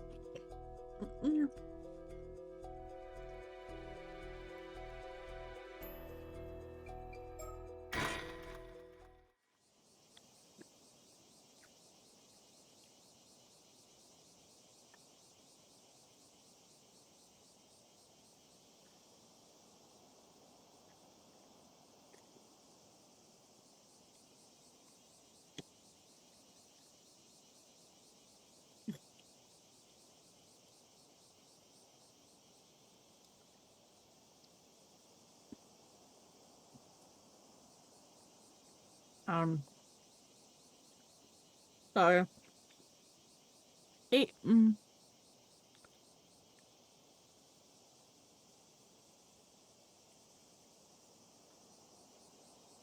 All my tags.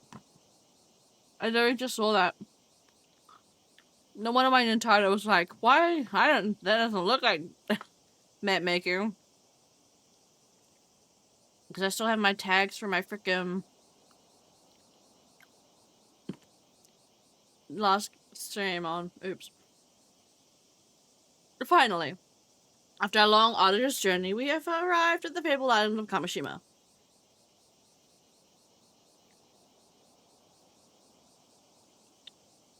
Hey, are you alright? You don't look so good. You mean you're completely fine? The whole area is literally oozing with ghost energy. I didn't think it was so bad before. It's getting stronger. Is it getting stronger?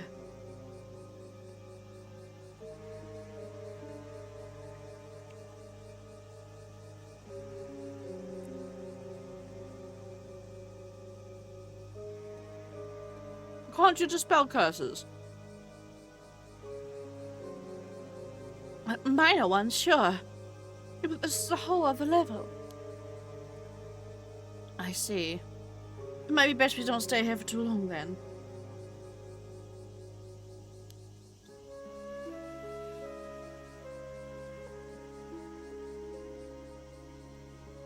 Let's just ask around as much as we can.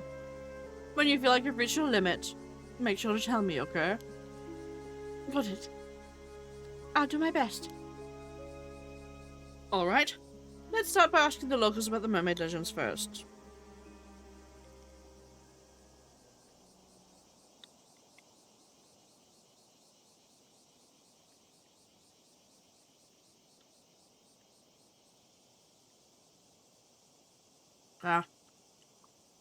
Cereal gets soggy way too fast. I'd like to ask around to see if anyone knew Mari Minaguchi as well.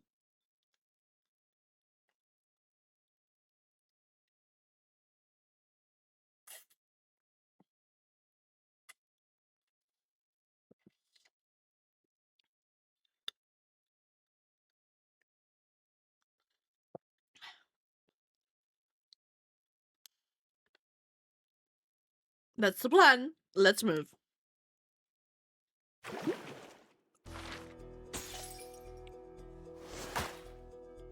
That was it? What? We don't even get to see the full POV? Okay. Oh yes, Yumiko. I keep saying Yumiko. Yumiko. It's the only one we can go to right now. Yumiko and her partner learn about the threat of the curse of the wretched waves encroaching on Kamishima and head over to warn the island. August 6th, so the day before Avi and that go to the island. The Wakamura residence just up the slope after you head through the alley.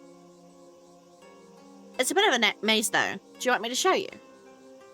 Ah, so it was that way. Oh. So that's how her sight works. Subtle glowing like a lamp. Thank you. We should be fine by ourselves, I think. Got it. Take care, then. Ma'am? Is something the matter? No, it's nothing at all. I'll tell you later. Church Street. Wakamura residence. Time to say hello to the thumb. Hi, thumb man. You thumbing about, being all thumb-like?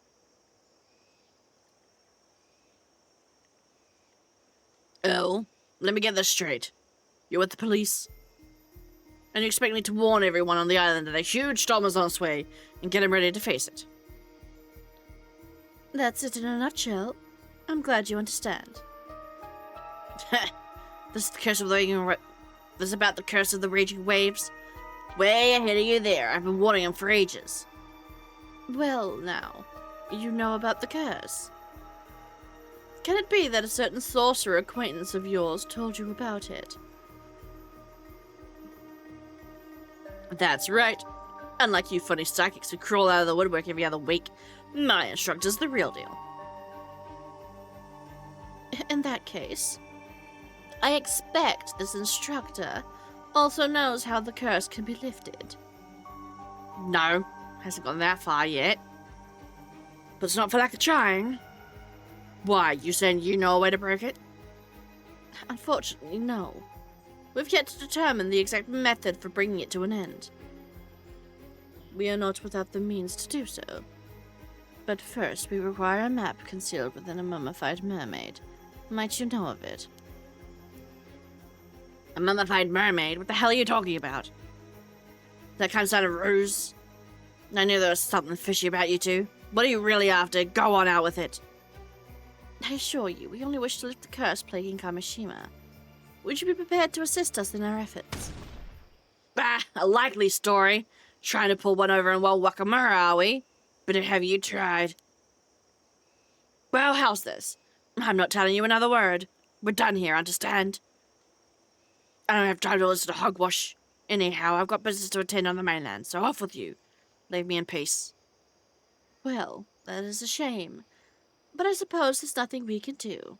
In any case, please do contact us if you learn anything that might be of use.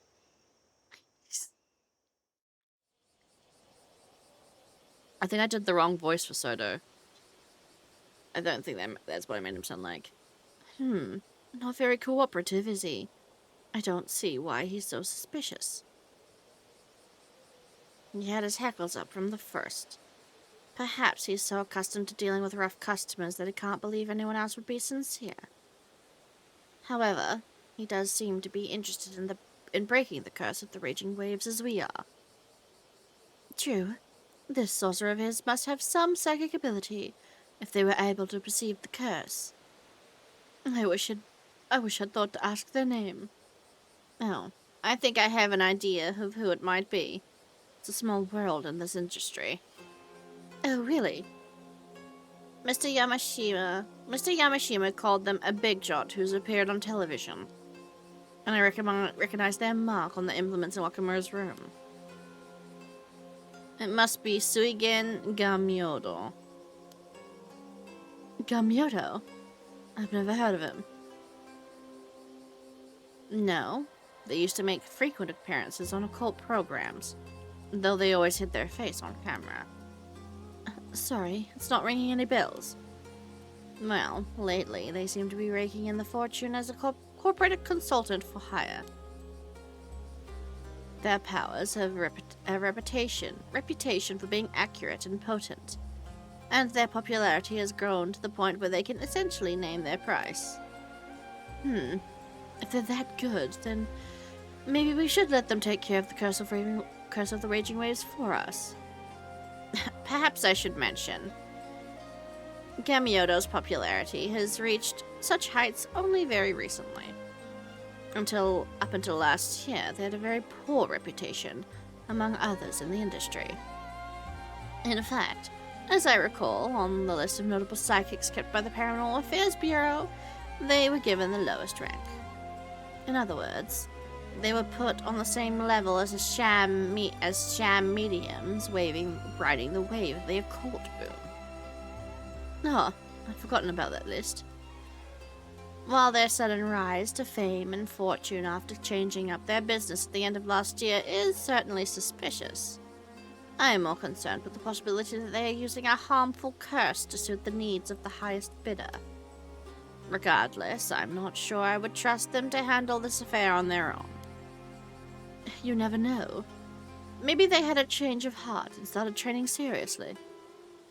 Even so, I highly doubt they would have time in their busy schedule to venture out here and solve this case in our stead. Whoever the fuck. 6 is occupation sorcerer. Mysterious sorcerer said to possess exceptional supernatural abilities. Both their age and gender is unknown.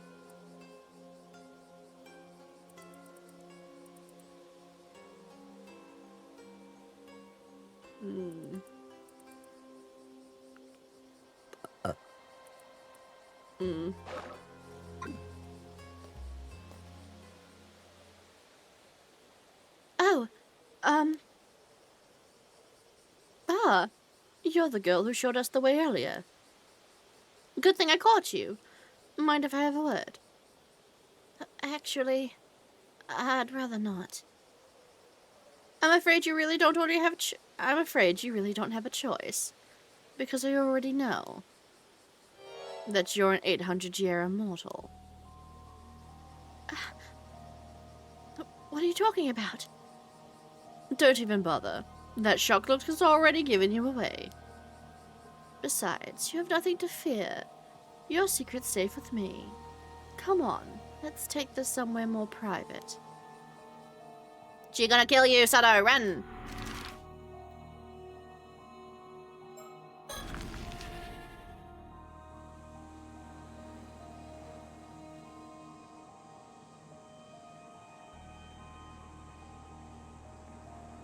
So in short, when you came to, you had been washed up on the shore of the bay, and Wakamura took you in.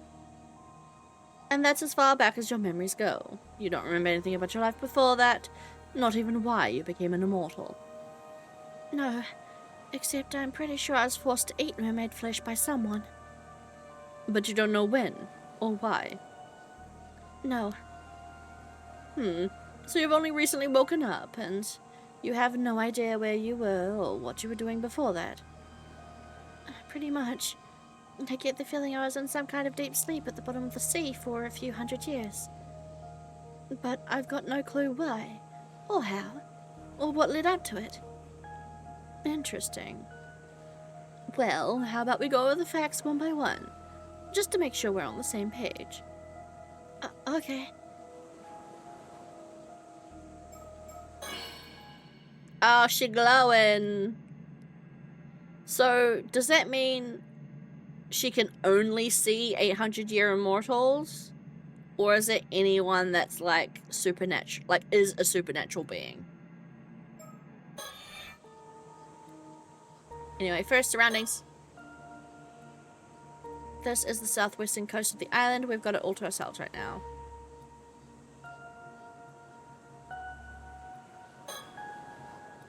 Soto's been researching the ways in which spirit sense affects the human brain.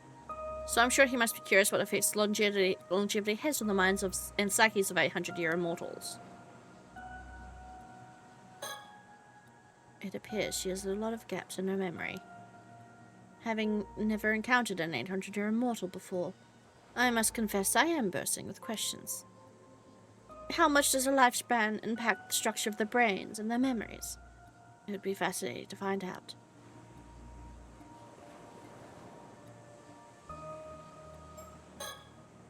I wonder if Wakamura knows about her immortality. He seems to be her guardian.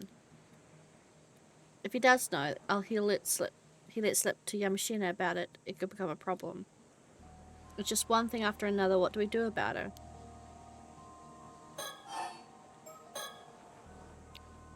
Now, am I right in thinking you didn't eat the mermaid flesh and go straight to sleep? You were up and about for a few years in between, at least. I think so. What interests me is the fact that you were already familiar with the term 800-year immortal. It's not a widely known concept. You must have been in a unique position to acquire knowledge of it before you went to sleep. Yeah, I have a vague memory of being told that's what we're called. But I don't know when that happened, or where, let alone who it was. Maybe you'll remember in more detail if we touch upon some other topics. Guess we'll have to go by process of elimination. Work our way down the list until we get a hit.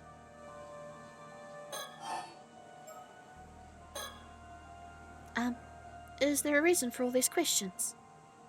Well, not to sound insensitive, I'm sure it can't be easy for you going about with any memories of it all. But I was hoping you might know something that could be of use to us. Given your history, there's a chance you possess information otherwise lost to time. Maybe, but I'm not sure how much help I'll be. I remember so little.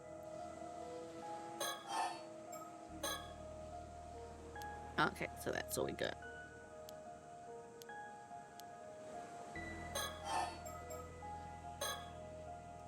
Come to think of it, I'd say it's about time we introduced ourselves. I'll admit we don't exactly look the part, but the truth is... Blah, blah, blah, exposition, blah. You're with the police? Wow. I never would have guessed that there was a paranormal affairs department. Honestly, I thought all the psychics in this age were frauds. At least, that's the impression I got from watching TV. To be fair, the majority of them are. But, for the record, our department is officially approved by the government. Really? Huh. Back in my time, psychics were treated as onmyoji, and even held official positions in the Bureau of Onmyo, a public institution. Oh, you seem to know a lot about that. Were you involved somehow? Huh? Oh! I explained all that without even thinking. It just came naturally to me. Honestly, I'm as surprised as you are. I guess that means I must have had something to do with the Bureau of Onmyo. And it seems your memories aren't lost after all. All we have to do is find a way to trigger them. Bureau of Onmyo was one of the government offices under the Detsuryo system, existing from the Asuka period through the early Meiji era. Based on the practice of Onmyodo, generally oversaw such matters as astronomical observation, creation of calendars and management of time systems, and the divination of auspicious or harmful events. However, it's also said that it occasionally invoked powers beyond human understanding to handle the banishment and cleansing of disaster impurities. The Onmyoji affiliated with the Bureau were not merely diviners, they were also bureaucrats, albeit once possessing advanced training in mathematics and knowledge of astronomy. In some eras, their influence was even great enough to sway the very course of the nation, and their presence in the imperial court was highly valued. Spiritual practitioners in the service of the state were also formally inducted as onmyoji, operating under the banner of the Bureau. The current treatment of spiritual phenomena as non-existent largely stems from the abolishment of the Bureau of Onmyo during the Meiji Restoration, in line with Japan taking on the principles of science and technology as new framework for the nation. Over time, state involvement in spiritual matters gradually became to be seen as taboo. However, psychics continued their work to maintain public order behind the scenes, passing this torch down through successive generations until the establishment of a new police act in the latter half of the Showa period, whereupon their work eventually became to form the foundation of the Paranormal Affairs Bureau.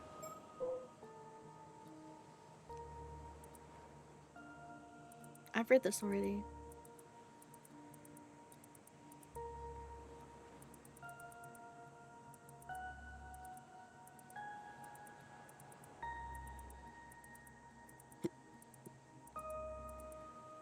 Oh, I just added this.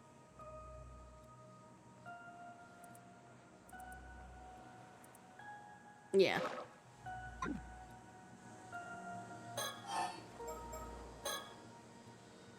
So anyway, what are a couple of paranormal affairs officials doing on Kamishima? Working a case, of course. What else? Our job is to resolve incidents caused by curses and paranormal phenomena, and, wherever possible, prevent them from occurring.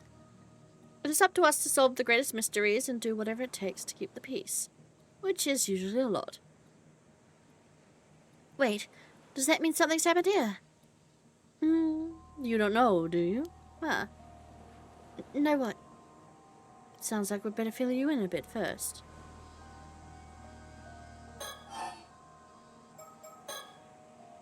We're working several cases right now, but I'd say only 2 of them are a priority.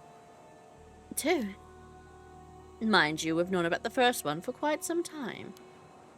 The Curse of the Raging Waves. We've come to lift it before it unleashes a huge storm on the southern sea of Kamishima. The Curse of the Raging Waves? That's right. Ever heard of it? No. Never. That's to be expected. I imagine the islanders aren't too fond of discussing the disaster. Anyhow, that situation is ongoing. As for the other priority case... Right, you mentioned there were 2. We actually only learned about this one after we arrived on the island today, but... Protocol dictates that we have to deal with any 800-year immortals we find. What do you mean, deal with? It's not all that difficult to understand. To begin with, 800-year immortals shouldn't exist in this world. And if their existence were to become public knowledge, it would lead to an outbreak of trouble of every kind. Heck, some people are already looking to gain immortality for themselves at any cost. What?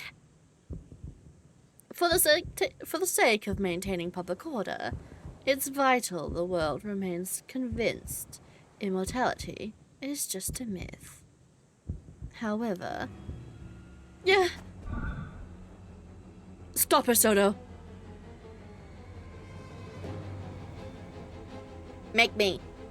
I want Sato to live, goddammit. I don't give a shit about you guys. Sato's nice, and she's sweet, and she was a sacrifice, and she didn't want to become an immortal. She was forced to. Although I guess his curse doesn't kill people, it just traps them. And it's not letting me not do it. Halt. Yeah. Can't you just let me go? Calm down, will you? I hadn't finished. What I was going to say was, I have got no intention of doing anything with you, so don't worry. Then why were you being all ominous and shit? Even I would have fucking ran away. It sounded like you were insinuating you were going to kill her. What? Really? Surprised? But you should know better than anyone why that would be. Huh? You might be an 800-year immortal, but your time's nearly up. Huh? Ah. These eyes never lie.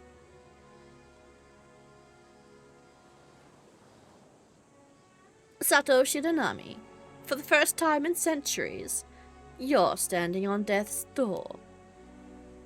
In a matter of a few days? But she's only 400 years old. Like, she was turned into an immortal 400 years ago on the disaster, right? 400 years ago when they wanted to seal the curse. So how is she already 800 years old and about to die? In a matter of a few days, you'll be gone from this world. Am I right? Yes, it's exactly as you say. I think. 2 days? I've only got 2 days left now. Just 2 more, huh? So you knew this was coming, but you chose to make a life for yourself on the island even so. Yeah. But how is she already 800 years old? She was only turned 400 years ago. During the sacrifice to seal the curse. So where the fuck did the other 400 years go? I've known all along. From the moment I woke up. Well, now you know why I'm prepared to turn a blind eye. In just 48 hours, give or take, you'll fade away. And that will be that. Of course, you would have to swear to keep your identity a secret to the last. But provided you can keep your word, you're free to go. I can. And I will. Thank you. Don't thank me yet. There's another matter I'll be needing your help with, if I'm to leave you be. Another matter?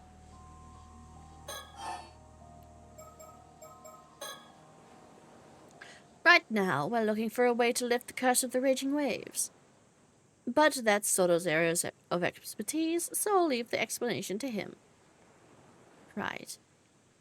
This concerns a legend passed down in my family, the Kiryu clan, over generations. Oh, I should mention that this is something I've pieced together from various sources, so it may not be entirely accurate. Right. Long ago, south of Kamishima, there was an island called Ise-Shima. It is said 400 years ago that it was beset by an earthquake and a tsunami in an event so catastrophic that the island sunk to the seafloor. Ise-Shima. However, the truth of the matter is that it was invaded and laid waste to. Then, in the aftermath, the invaders' intense hatred coalesced into the curse of the raging waves, which manifested as a tremendous storm. I see. 400 years ago. So this would have been toward the end of the Sengoku period, correct? Yes, ma'am. The Honnoji incident, in which Oda Nobunaga ended his life, took place in 1582, if you'll recall. Following this event, one of my ancestors, an accomplished onmyoji by the name of Harukage Tsuchimikoto, sacrificed a young woman, one of the survivors of Taishima, in order to seal away the source of the curse of the raging waves. An onmyoji? Harukage Tsuchimikoto? Wouldn't that make your ancestor a direct descendant of Abe no Seimei? Sounds to me like you share a bloodline with the onmyoji's elite. Yes and no. While Harukage's powers were potent, he was never affiliated with the Bureau of Onmyo. In fact, he was shunned for his illustrious surname early and left the government service, preferring to uphold peace as a civilian. Ah, so he's eccentric and elite. Gotcha. Harukage's seal was not permanent, however. It would only endure for 4 centuries. Wait, you mean... Yeah, this was the last year of peace. Actually, the seal's already broken. Isn't that really bad? For now, the curse appears to be inert, but the storm could strike at any moment. Okay, so you need to find a way to seal the curse again. Is that it? Not to seal it. Break it. We're here to put an end to the curse for good. It shouldn't be too difficult. It's bound to have weakened a bit after 400 years. Indeed. Seems to have been Harukage's plan. For legend tells. I keep doing his voice wrong. That he left behind instructions detailing how the curse could be lifted after 400 years elapsed. However, the map that would have led us to these instructions has been lost. Oh, no. It seems they were once concealed inside of a model of a mummified mermaid. Yet over time, the fact was forgotten, and at some point in my family's history, the object in question was sold to a foreign buyer. But if you don't have the map, then what are you going to do? Well, we were hoping to find some clue as to the map's whereabouts here on Kamishima. But we've had no luck so far. As I reckon we've hit a dead end. Oh, she's got some weird spots on her neck. I've noticed that as well. I thought at first it was just shadows, but no, it's definitely a mark. I see.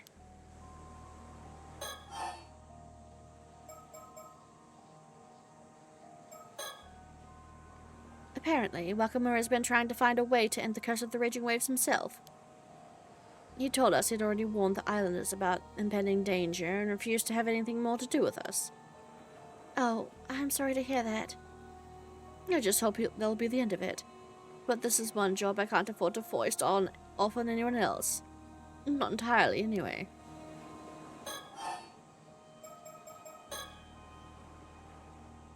Okay. That's enough of that line for now.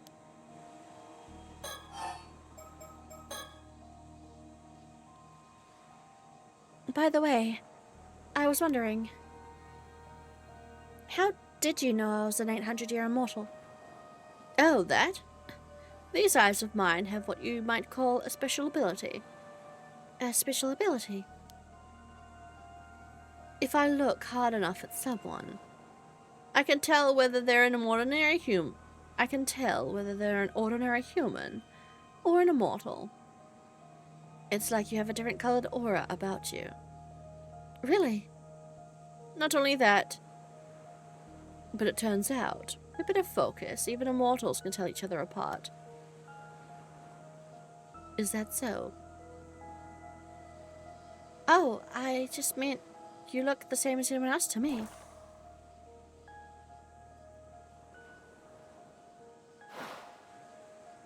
Weird phrasing. I'm not an immortal myself, you know. Really? I thought for sure you must be, since you seem to know so much about this.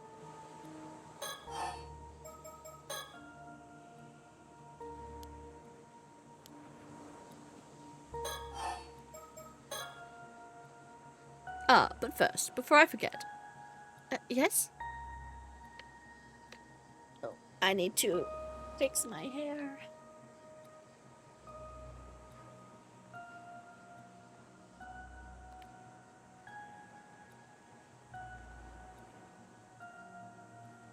Ooh, it is raining.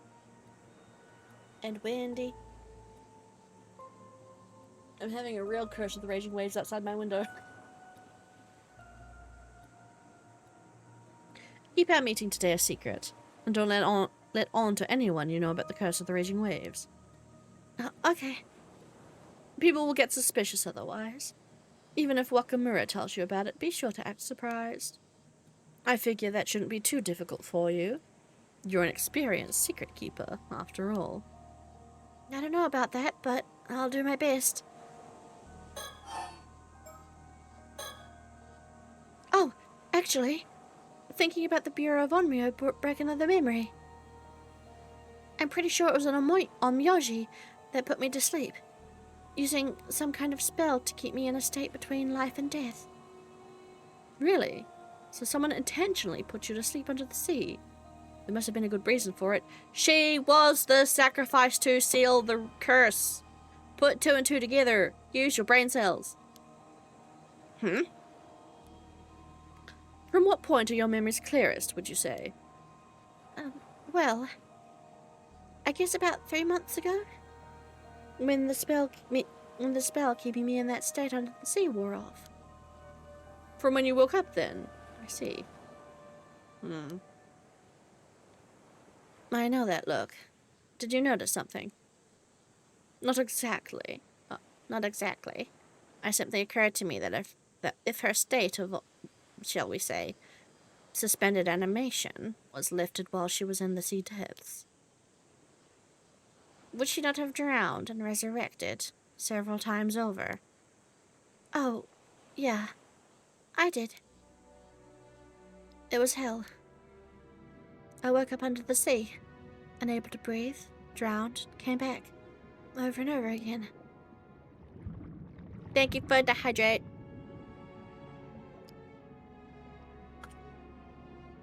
Oh shit. It was horrible. Thank you for the hydrate, Guardian. And I still remember it. Every last second. Jeez, I'm sorry you had to go through all that. The instant I came back, I'd swim as hard as I could, trying to reach the surface. But even so, I think it took me about 3 days to reach the shore. I lost count of how many times I died down there.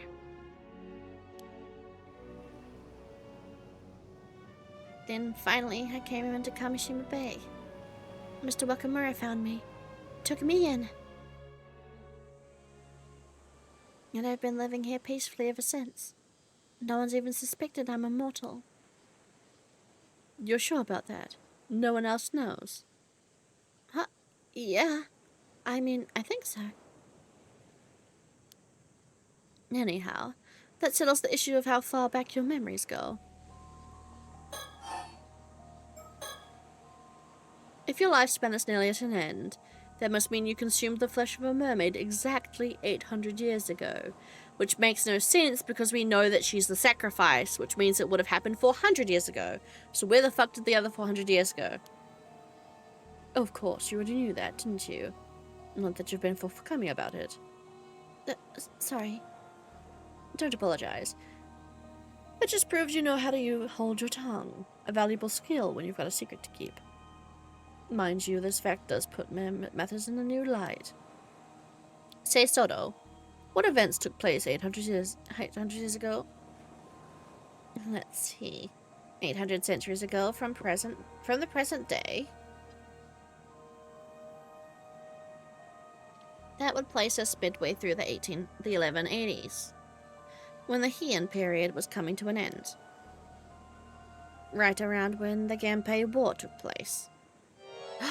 Of course, the Heike. Exactly. Don't you think there might be a connection?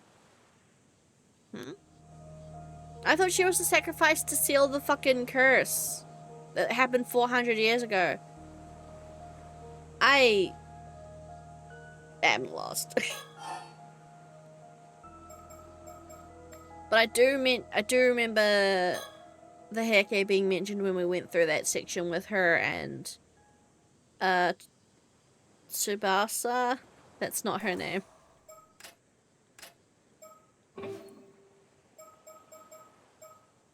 Oh, Tsukasa, yeah. Alright. Next question. You wouldn't happen to know much about the Heike, would you? The Heike? Why'd you ask? This actually pertains to one of the other cases we're working on, but we've got a reason to believe that someone out there is using the curse of the Heike to commit murder. The curse of the Heike? Did you hear about those skeletal remains that turned up near here? It was all over the news. Oh, yeah, I saw that. Well, we suspect the curse of the Heike might be involved. And seeing you were here alive 800 years ago, I was hoping you might know something about the Heike that could help us. If we're right in thinking you had ties to the Bureau of Onmyo, the timing matches up perfectly. I might have known once, but nothing's coming to me at the moment. Really? Shoot. On that note, I too have noticed a potential correlation. There's a legend that tells of Taira no Taramori. It was presented with the flesh of a mermaid at Betsuho. That, again, is not the voice I've been doing him. Fuck. I'm sorry. My voice acting is inconsistent, but at least I'm trying. Perhaps it was the flesh of Sato. Well, perhaps that was the flesh Sato consumed to gain her immortality. Actually, I'm pretty familiar with that legend myself. And those so-called mermaids we caught at Betsuho definitely weren't the kind that can make anyone immortal. Oh, is that so? Is that so? But if you ask me, Sato here couldn't have become immortal by eating mermaid flesh. Without the use of a relic called the Tamate Bako. Now, does that ring any bells? Huh? Wait! Mermaid flesh! In the Tamate Bako! Oh, have you remembered something? Yes, that's it! I was one of the Heike! A man wearing a suit of armor. We were on a boat. And he had the tamatebako. And there was mermaid flesh inside of it. He wanted me to eat some of it. A warrior in armor? Could it be? So, sounds like you're attached to the hair care as well. And this man, was he the one who made you eat mermaid flesh? Yes, I remember now. What was his name? Do you remember that too? I think it was Tomo something. Tomoshige? That's it! The man's name was Taida no Tomoshige. Taida no Tomoshige?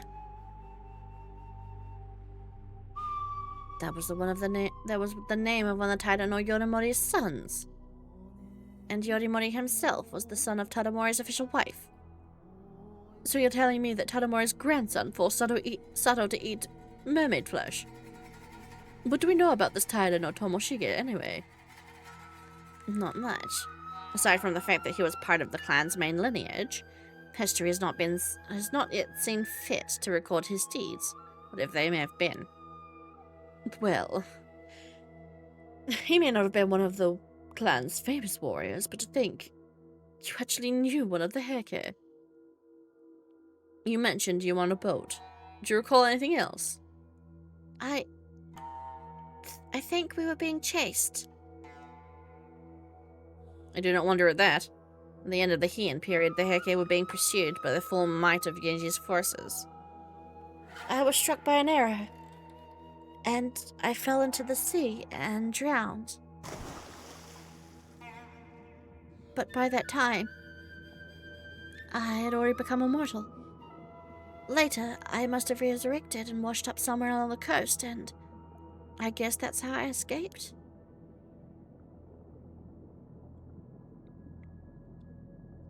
Oh no. Okay. I think I'm getting it. She was already immortal by the time she was possessed. By the time she was sacrificed. The reason why the curse's seal would only last 400 years is because her lifespan only had 400 years left. She wasn't turned into a mermaid 400 years ago. That's just when she was sacrificed. What about Tomoshige? Did he eat some of the mermaid flesh too? I'm not sure. I don't remember that part. But I don't think I encountered him again after that. If you'll remember, ma'am, the curse echo I witnessed earlier had the famed blade Nukemaru. Perhaps Tomoshige inherited the blade from Yorimori and wielded it with an intent to avenge his clan. After all, the future generations would surely have held a memorial service for a warrior of renown like Yorimori, setting his spirit to rest. Tomoshige, on the other hand, is unlikely to have received the same treatment. If so, his hatred may have persisted long after his death, creating the curse of the Heike. It is a distinct possibility. This curse sounds terrifying. I have to say, I wasn't expecting a connection here.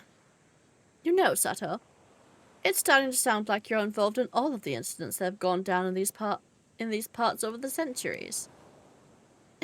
Not by choice. By the way, you wouldn't happen to be concealing anything else, would you? No, It's fine. I'll not pry, as long as you answer my questions.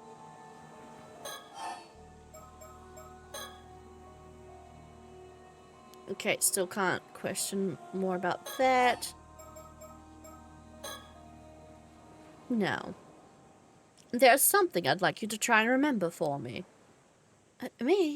But... Humor me. Doesn't the story behind the Curse of the Raging Waves ring any bells? Why should it? The girl who was sacrificed in order to seal away the Curse of the Raging Waves 4 centuries ago. Might that not have been you, Sato Shiranami? What? You have said yourself that it was Onmyoji who put you in the state of deep slumber on the seafloor. Does it not seem highly probable that you were the sacrifice who has held back the curse for the past 400 years? Oh man, you're right. That was me. I knew it. I'm sorry. I can't. No more. I can't do this anymore. What's the matter with you? Get a hold of yourself. Is it that painful to remember? We didn't come here to ask you to sacrifice yourself again, if that's what you're worried about. All those years under the sea couldn't have been easy on her, you know. She wasn't really asleep. Her brain would have still been active.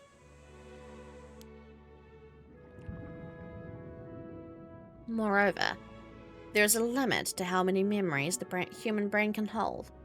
I would estimate the maximum capacity to be about 100 years worth. Are you saying she remembers being in that state under the sea? In a sense, I presume her memory is filled with stretches of utter darkness. Her view of the sea depths. Any memories from before that time would have likely been pushed deep into her subconscious. Then maybe they're not gone for good. There's a chance she'll remember more. We just need to find the right trigger. Yeah. I'm sorry. I didn't mean to freak out on you like that. It took me a sec to get over the shock. Well, it seems my theory about you being the sacrifice was right on the money. But it doesn't look like you'll be able to tell us to do too much about the past, after all. Guess not. I wish I could have been more help.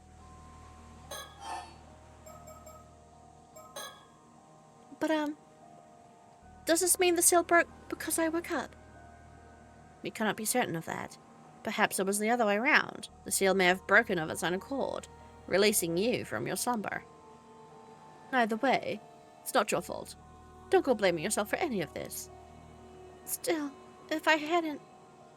Listen, your sacrifice kept the curse at bay for 4 whole centuries.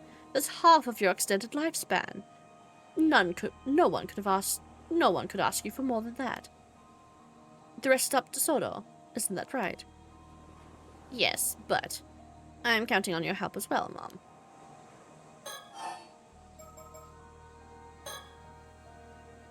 Oh, there's something else I'd like to ask you. Be my guest. How exactly do you deal with 800-year immortals? You sure you want to know? Uh-huh. Since it's not going to happen to you, there's no reason for you to think about it. I thought it would be something like taking away their immortality. Unfortunately, that's downright impossible. Because your original body is long gone, you know. But then, what else can you do? You tell her, Sodo. Must I always be the one to handle these unpleasant topics? Besides, I see no point in explaining something that she is already painfully familiar with. Yeah, they kill them. What do you mean? Among the arts we psychics wield is a spell that can place even an immortal into a state of apparent death. Huh? Once it is done, they can simply be sealed in an underground vault for the rest of their days. Wait, you mean it's the same thing that happened to me? Essentially, yes. Except in your case, it was for the purpose of making you a sacrifice. And you woke up before your lifespan came to an end. Yikes. Mind you, neither I nor Sodo has actually done this to anyone. Though I did hear a rumor that someone was dealt with that way a few decades back. Was her a guy then? Of course, there have been 800-year immortals who sought ways to become mortal again in the past. But they all failed. Even if they managed to track down a mermaid who gave them their immortality, it was no good. That is why more than a few immortals have ended up living out their long lives in religious seclusion.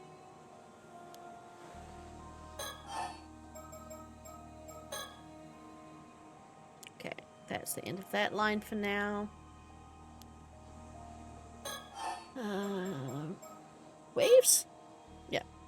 So, any chance you remembered something about the Curse of the Raging Waves? Did that Onmyoji, Harokage Tsuchimikado, happen to tell you how it could be lifted? I'm sorry. All that's come back to me is the fact that I was sacrificed. I don't remember the Onmyoji at all. What kind of person he was, or anything. The most I can remember is that I think he said something about the curse being lifted after 400 years. That's all, huh? Well, be sure to let us know if you remember anything else that could help us break the curse. I will.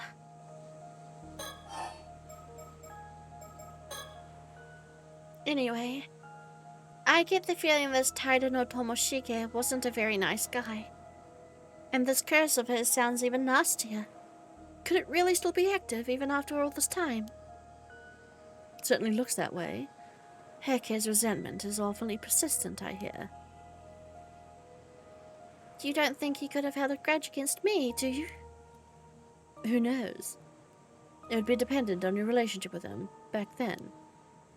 Oh, man. However, it appears someone was actively wielding the curse of the Heike at present. Therefore, the targets of the curse would be decided by this individual, whoever they may be. Another unknown, huh? Who the fuck knows? Curse of Tomoshige.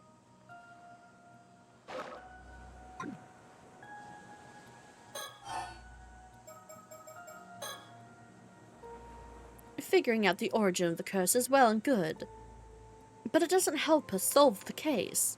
We need to track down the person who's actually using it, or it'll keep happening. Indeed. I hope you find them soon.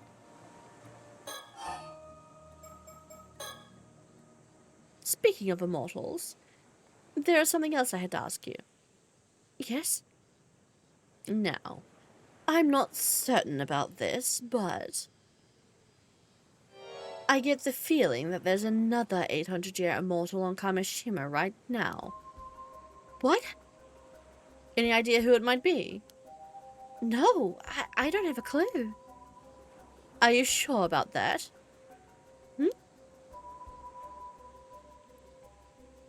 Because if there is another immortal here, I'll find them eventually. You know, even if I have to scour the island from end to end. Does that change your answer? No, I really don't know who it could be. Alright, if you say so. Guess this means I'll have to search the island. After all, as if I didn't have enough to deal with.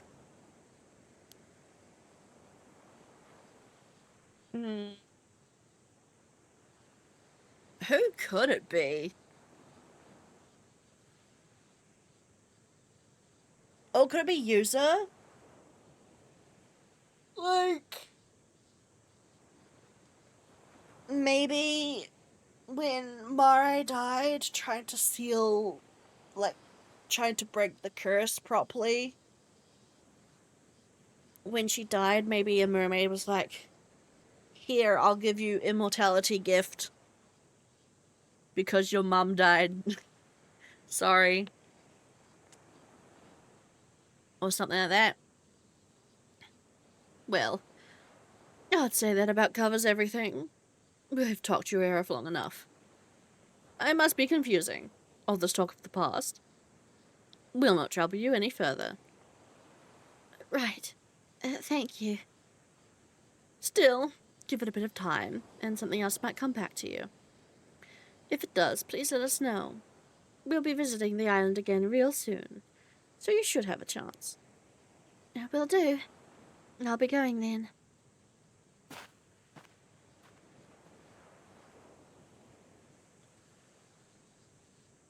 So, now what? She's given us much to ponder. To think we'd encounter a living witness. I'd never dreamt it possible. Sure, it was fascinating, but I can't say it did us much good as far as our investigation is concerned. Besides, she is still hiding something, that one. You think so, ma'am? Kaze! Yeah, maybe. I don't know, because I'm trying to think of who it could be. Use as an option. I don't think Azami is an option because he's got parents. Suyu died. Sato is already one. Tsukasa has parents. Don't think it's Shinobu. Shotaro has a parent. Kikiko's fucking dead. Well, she's not dead yet. It could be Kikiko. But then she's also got mentioned parents.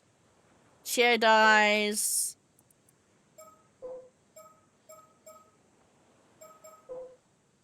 Would it be Masaru? He's looking... Yoshiatsu is looking for immortality, but is not immortal yet. I think it's probably Kippei. As you know, yeah, Kippei is probably the best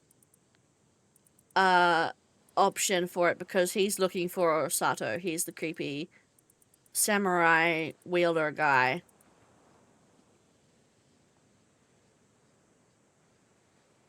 Yeah, that's the thing about this game. It's the Paranormasight games give you like a quote-unquote protagonist that you start with, but it really is, in every sense of the word, an ensemble cast game where literally the ensemble cast are all within their right focal character.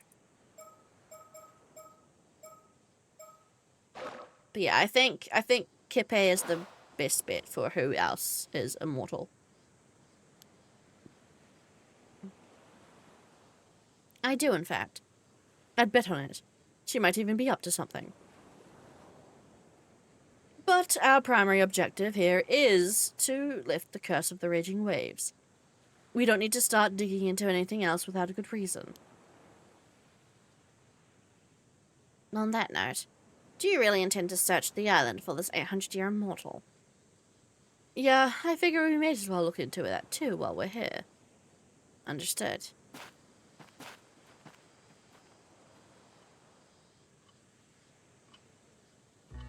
Oh, hi, storyteller.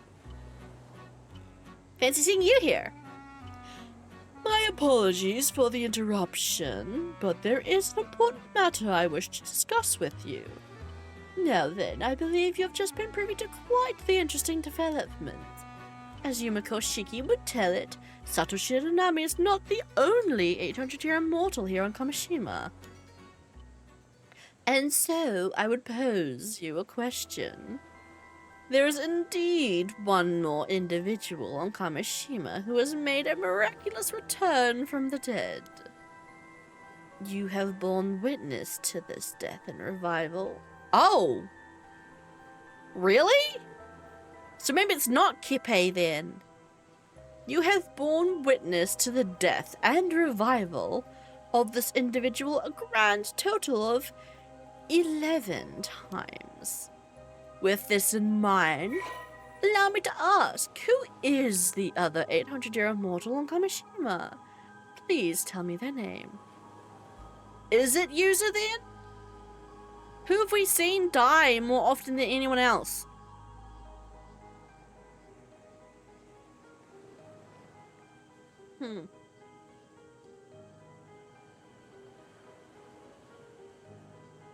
Well, no, we've seen Yuza die once. Twice.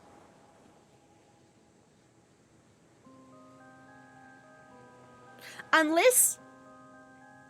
Do you think it's counting the times my dive failed? Because we've seen Yuza die once when he got by the ghost under the water. And then he got his head cut off. That's 2. If it's counting the amount of times my diving failed during the diving minigame, then it could be Yuza. Because I don't know who else it would be. We've only seen anyone else die once. I'm gonna put Yuza.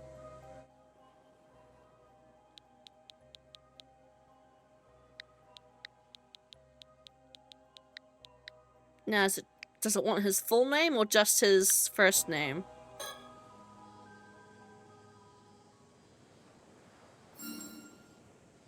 Ah! I was right! Haha! So I was right. He probably became immortal the day his mother died in the disaster. So yeah, it's 11 deaths, including the amount I died. I failed in my diving because you don't reach the boat in time, which means I suppose you drown. Which means I drown. Does that mean I drowned you a fucking 9 times doing diving? I'm sorry, buddy. I should have been a little bit better than that. Because there's once when he got his head cut off, and then like 2,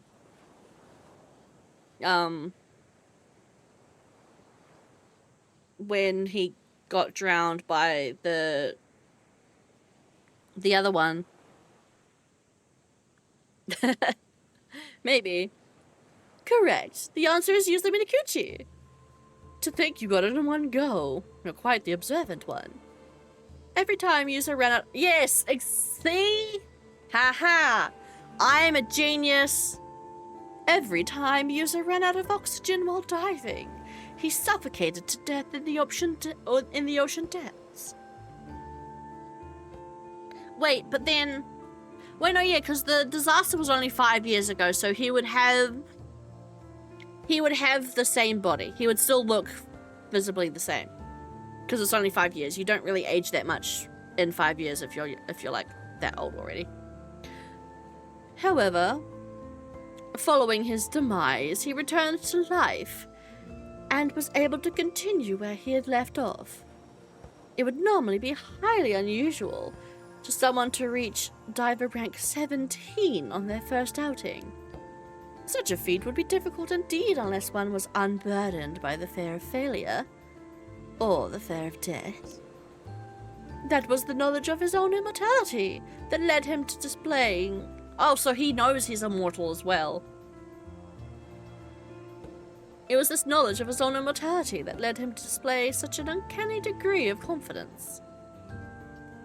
As you may have suspected, Yuzo Minakuchi became... Yes, he was saved by his... Yeah, saved by a mermaid. I'm guessing that one would have been Nagame then. As you may have suspected, Yuzo Minakuchi became an 800-year immortal 5 years ago, when he was saved by a mermaid. In truth, the help arrived too late that fateful day, and it became the first time he lost his life. I wonder what light this new information will cast on the events going forward. With that, please enjoy the continuation of this tale. Bye. Thank you.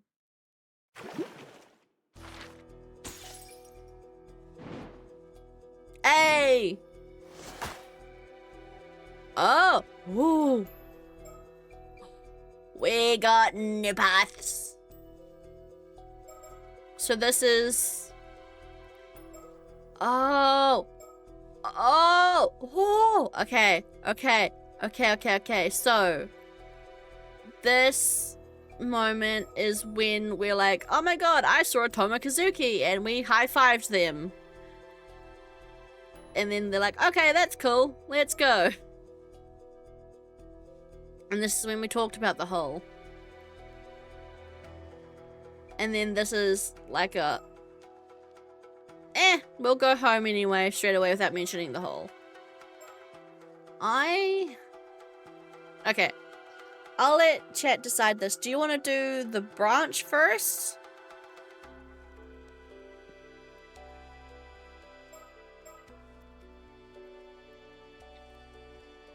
Or the one that goes like...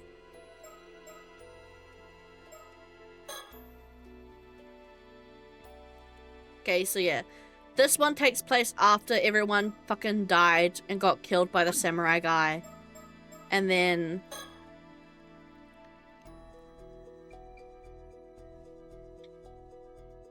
Usually heads out with his army to go diving before suddenly mentions something else he must do. Okay, so this is... For returning to the island, the pair go to a certain location at sea.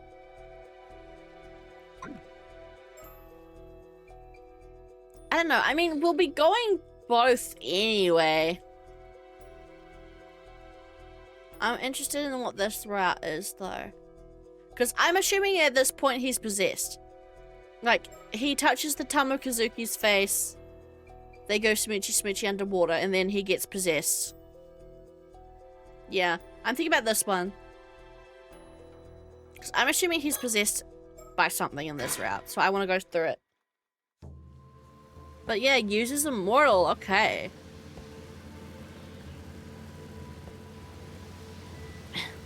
So, what's this important thing you have to do, user?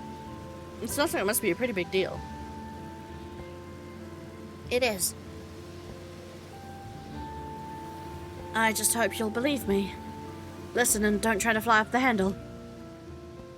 Blah blah blah exposition we don't get to fucking hear, blah. Oh, for fuck's sake. You're not gonna kick me out of this fucking scene when I've just entered it. Are you, storyteller? Please forgive the interruption. I have an important announcement to make. The moment you've been waiting for has arrived. Everything is ready for you to proceed.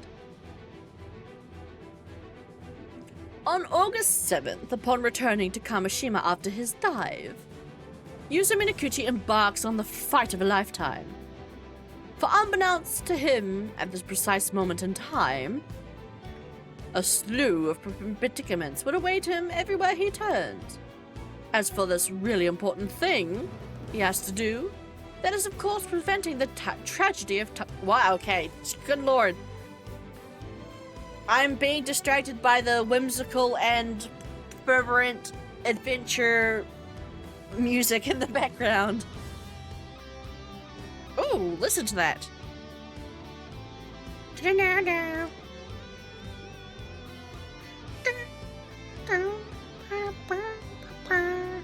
We're being called to adventure, guys. The music calls us. As for this really important thing he has to do, that is of course preventing the tragedy of Kamishima from coming to pass. The advent of the 400-year-old curse of the raging waves draws nearer Kamishima with every passing moment. Heroic guitar riff, fuck yeah. Even so, do try to remember that Yuzo's true aims are to locate a mermaid and uncover the truth about his mother. Will Yuzo Minakuchi succeed in overcoming these challenges and fulfilling his objective, you ask? That is entirely up to you and the actions you choose to take from this moment forth. Thus concludes my announcement. I wish you good fortune.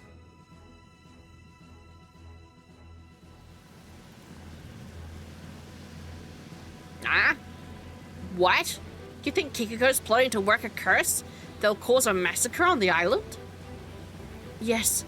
You might find it hard to believe, but I'm sure about this. You're gonna have to give me a second to take it in. This wasn't what I was expecting.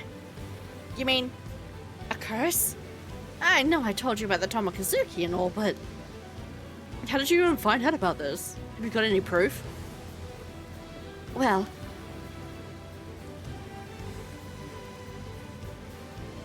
he saw it through me!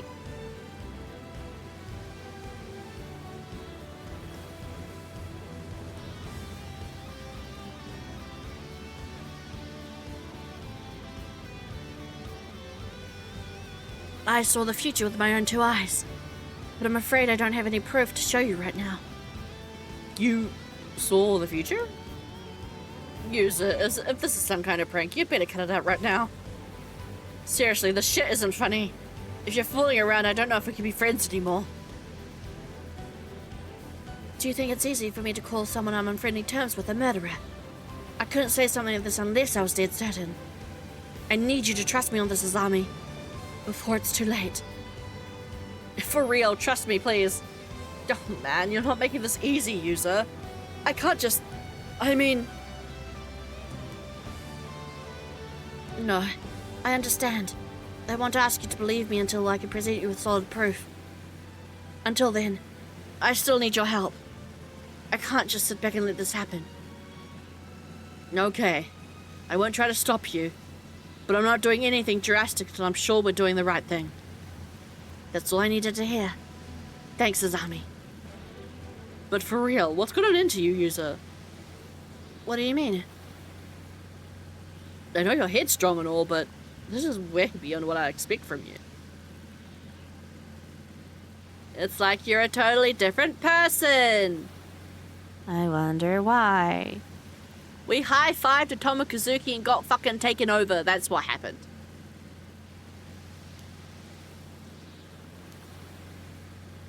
Oh, fucking smile. That fucking smirk. We know that's an evil smirk. Come on, you're exaggerating. I'm the same old user I've always been. Sus. That is one sussy motherfucker. That's a sussy bitch. I don't know if I trust him. Evil or just... He's... I mean, I guess if... Okay, he's possessed by the Tomokazuki, right? Or at least switched places with him. So... maybe, I don't know. I still don't trust it. I think it's sus still. Huh? What are you two doing here? What's with the get-up, user? Don't tell me you've been diving. Thank you for the hydrate. Kikiko, do you have a minute? I heard you were heading out to the northern shore to fish the bay today, so I came out to find you. Where did you hear that? I only just decided that this morning. I didn't even tell anyone. We're on the northern side of Kamishima. Not many people come here to fish. Fucking bird. No, I want the bird. Bird. Mockingbird 11. 1, 2, 3, 4, 5, 6, 7, 8, 9. We've got 9 more to find. There's one apparently behind a Kamishima poster. One where Sato's at the Wakamura residence. Right. One's visiting Ano Town. That would be with Avi and Cersei.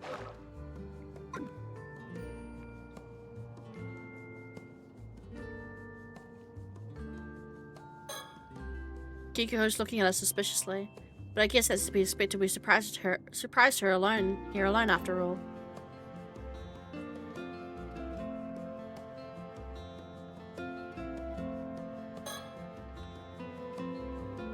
I can tell Azami is trying to believe in me. That's a good start, at least.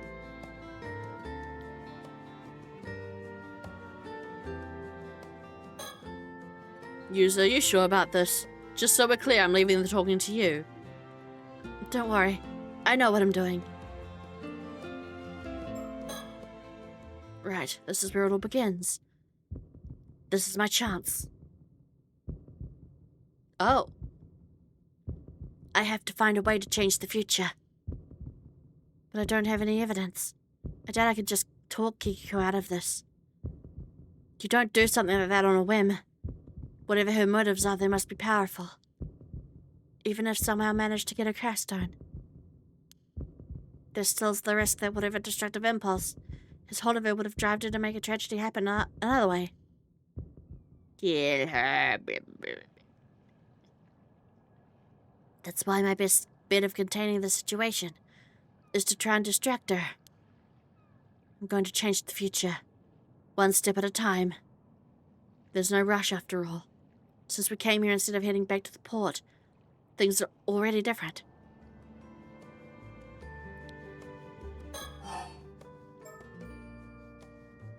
Hand mirrors. You've been passing Kamishima Maru hand mirrors around to everyone, right? Yeah, I have. Sounds like someone keeps their ear to the ground. So, how many have you given out? Who's got one already? I don't know. I haven't kept track or anything. But if I had to guess, I'd reckon about 20 or so. Why? Though, you want one too? If so, I'll get one to you later. Oh, no thanks. Don't worry about it. Nah. Suit yourself. They're pretty sweet little items if I do say so myself. Because you're gonna fucking kill people with them. Murderous bitch. So, were you really off diving? You sure you should be doing that? If Chia finds out, she'll give you an earful, no doubt about it. I know it. Seems everyone thinks I'll bring this island bad luck just by being here. User.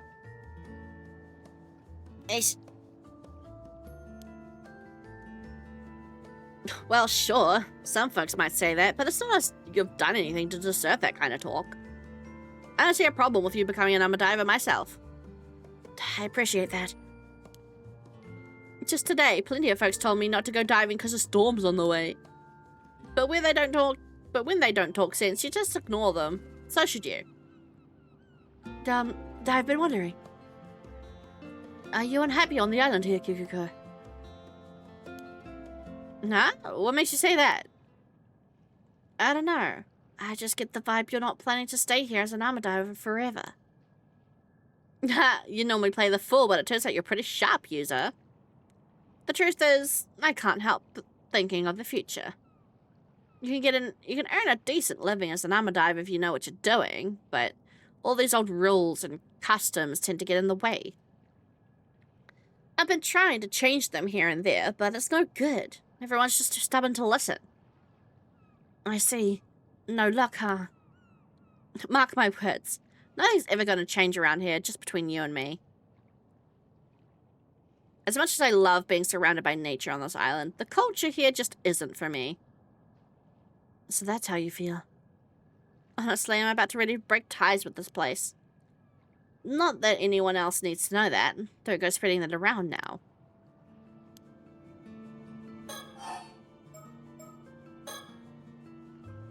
Frankly, I had no idea you were so interested in diving, user.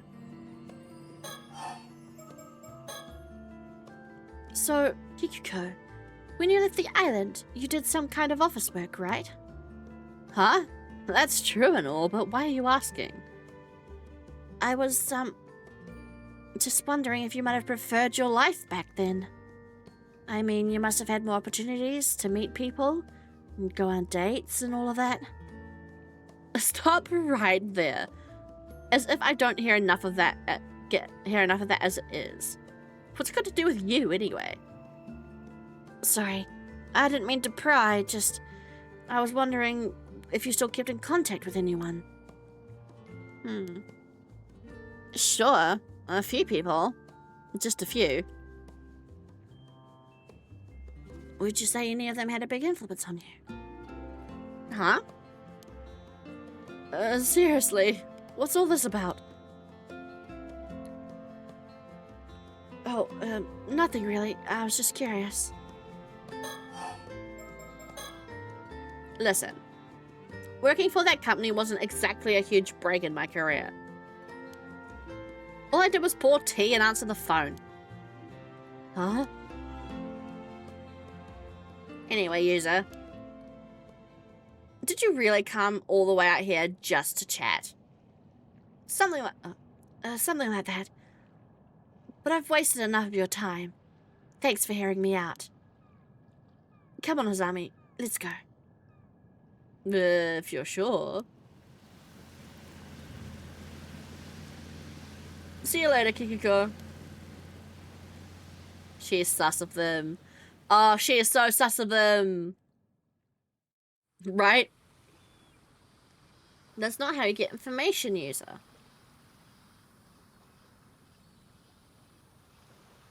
Right. I know we just got back. But there's no time to waste. We've got to track down and collect all the Kameshimaru mirrors that Kikuko handed out as soon as possible. Huh? What?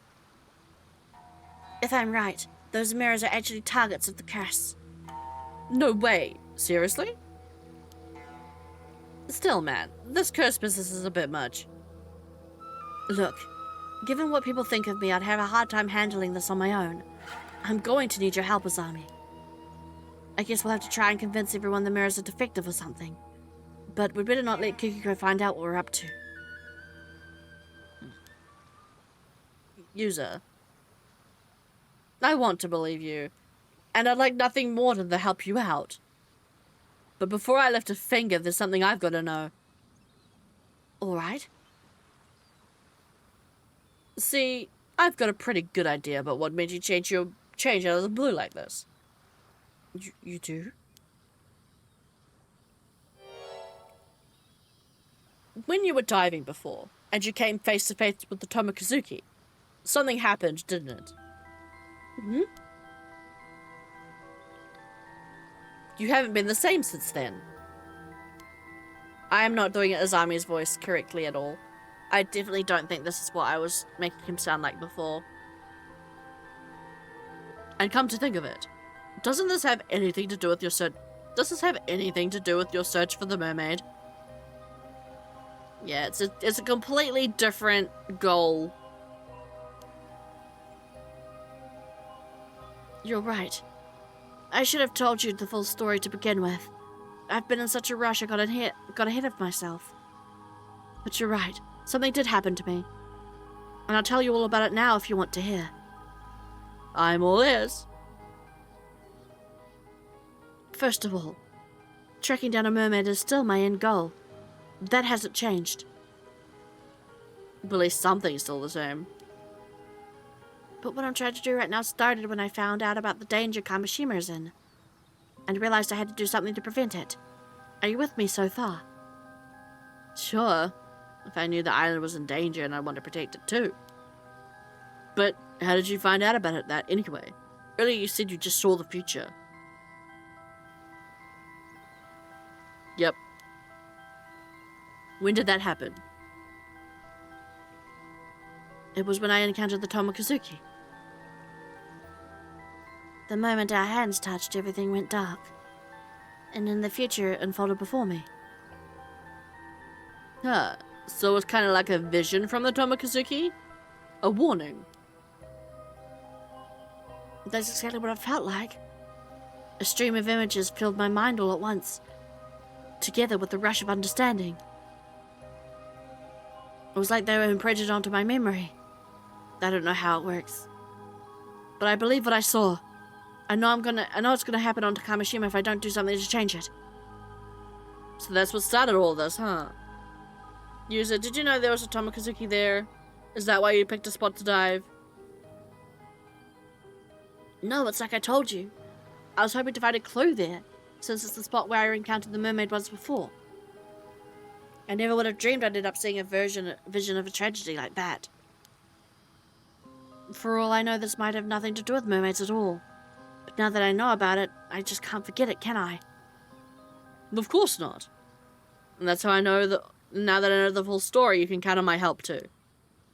So, seeing as Kikiko's culprit, I'm guessing we need to collect those hand mirrors to save everyone?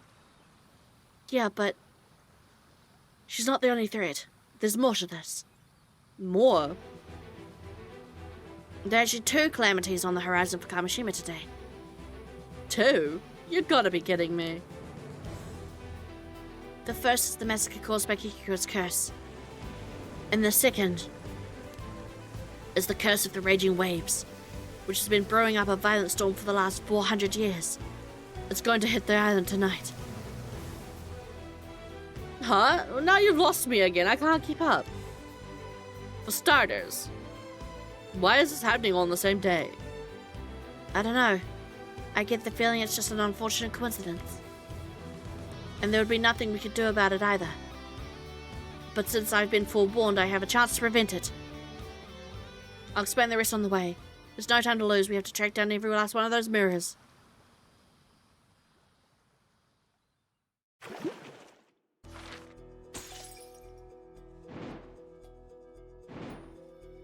Oh shit! We got more memories. So I feel like we're going to unlock something in here when they... I think we're gonna unlock something here.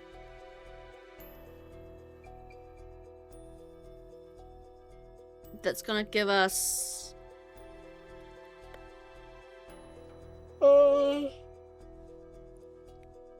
like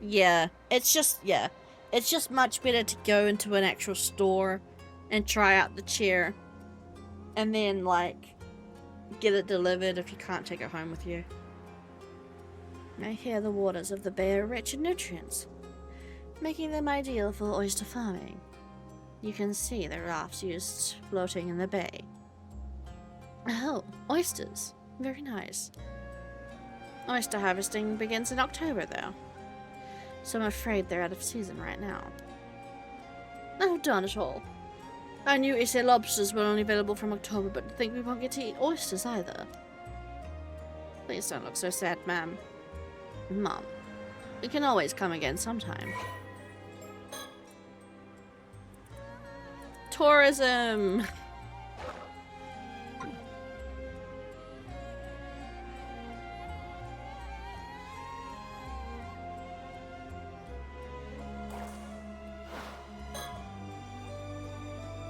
Oh, I've looked at this sooner already.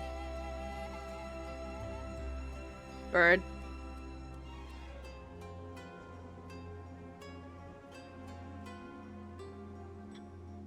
Aha! Knew there'd be a bird on this bridge.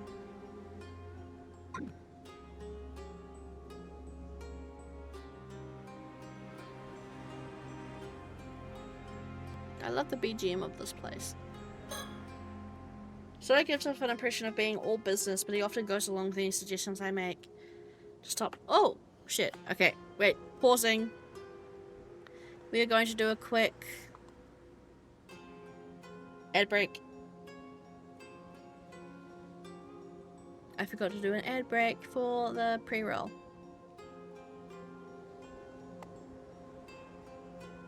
I'm actually going to use this opportunity to go to the toilet. I'll be right back again.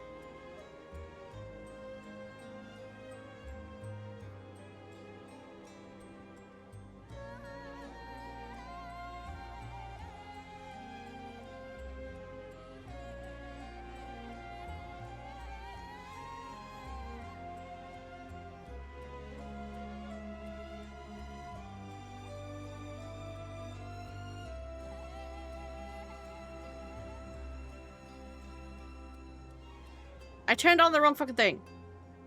I have been ranting about the fucking new OBS update while fucking muted. Exactly because of this new fucking update. It's really annoying. Okay, so, last stream when I was having those technical difficulties, I did a whole brand new fresh install of OBS. Thus, I'm on the newest version of OBS. And they've done this stupid thing. I guess I understand where they're coming from with it. It does seem like a handy thing. But right now there is, like, there are two options on my audio mixer. There's now a mute button, which was always there, so if I turn it off now, you won't be able to hear me. Like that. But there's also a headphone button next to it, which means I can hear myself if I turn it on. I'm not sure if you guys are hearing double audio right now. But when I turn it on, I hear what it is. So it's handy in the sense that, like, I can hear something.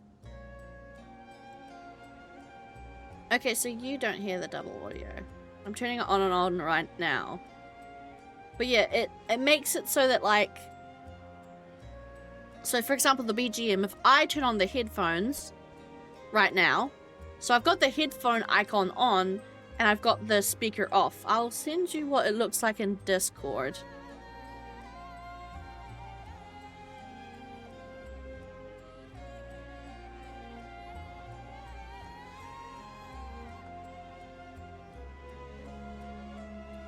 I posted it in the Discord, but basically there's like a green... There's a green headphone icon and a speaker icon, right? So if the headphone icon is on, I hear it. If the speaker icon is on, you guys hear it. So for the sound alerts and the video device, which is my game view,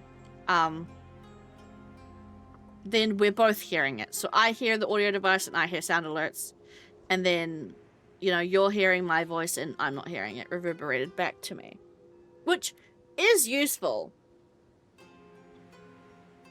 But it's also leading me to accidentally mute myself. Or, you know, hear the wrong thing. FBI, open up! So yeah. I was muted before because I turned on the wrong... After I muted to go toilet, I unmuted the wrong button. I clicked the headphone button and not the speaker button. So you guys could hear me, but I could hear myself twice. That's all good. But yeah. Dealing with change is hard. Anyway. Shall we take this chance to review the current situation before we talk about our next move? A sound idea, yes. First, Detective Ide contacted us this morning, informing us that a mermaid corpse had washed up on Futamigoda.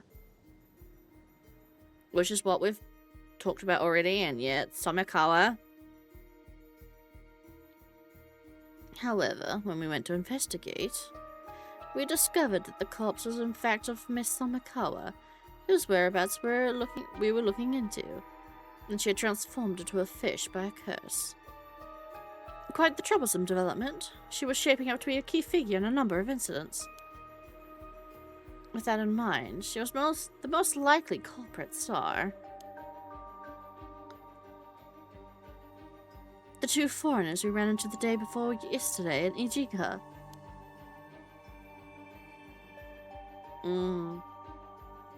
Yeah.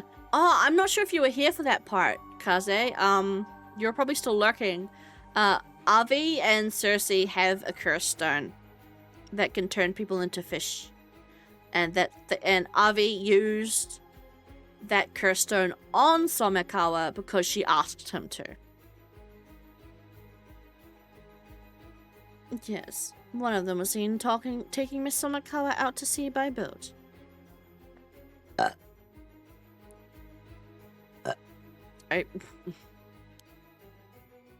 I regret not doing more to pursue them at the time. It's possible we could have saved her if we had. I'm sorry. That was poor judgment on my part. Then, the other half of the pair was a young exorcist with ties to paranormal affairs. No, it's all good. I believe her name was Cersei, yes? That's also quite worrying. I wonder what else she could be up to. If it turns out she's been using curses on ordinary people, we at Paranormal Affairs will probably be held responsible. Though I doubt the Bureau would agree to act as custodian for someone who would behave so recklessly. I'd like to believe that some manner of circumstances were at hand, yes. Well, I suppose if anything happens, I can just get high-ups to take responsibility. That's what the high-ups are for, aren't they? Being responsible for their subordinate. I think you'll find that I can't read. I think you'll find that's a saying used by superiors as a goal, not by subordinates' responsibility. Despite her abilities, I doubt that girl would be able to use the curse of the forsaken fish.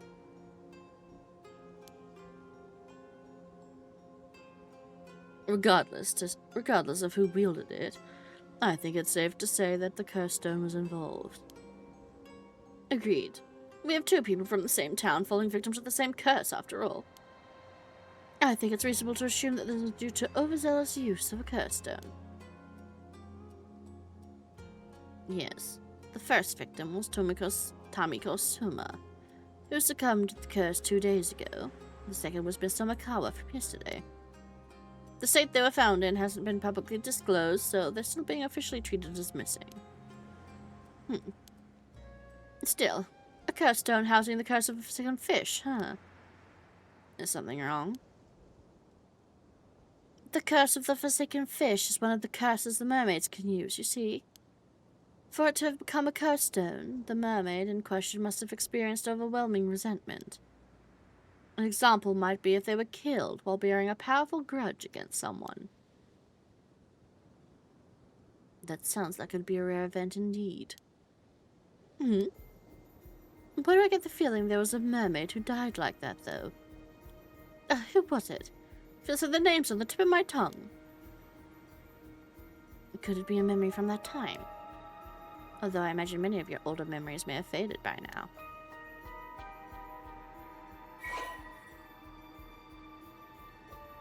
Hayase? I have to try and remember. What was the name of the mermaid who died while harboring strong feelings of resentment? I believe it was Hayase.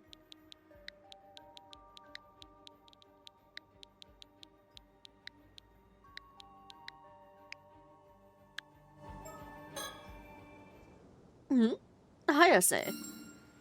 That's right, her name was Hayase. I can't believe it, I'd completely forgotten. But it just suddenly popped into my head. Oh.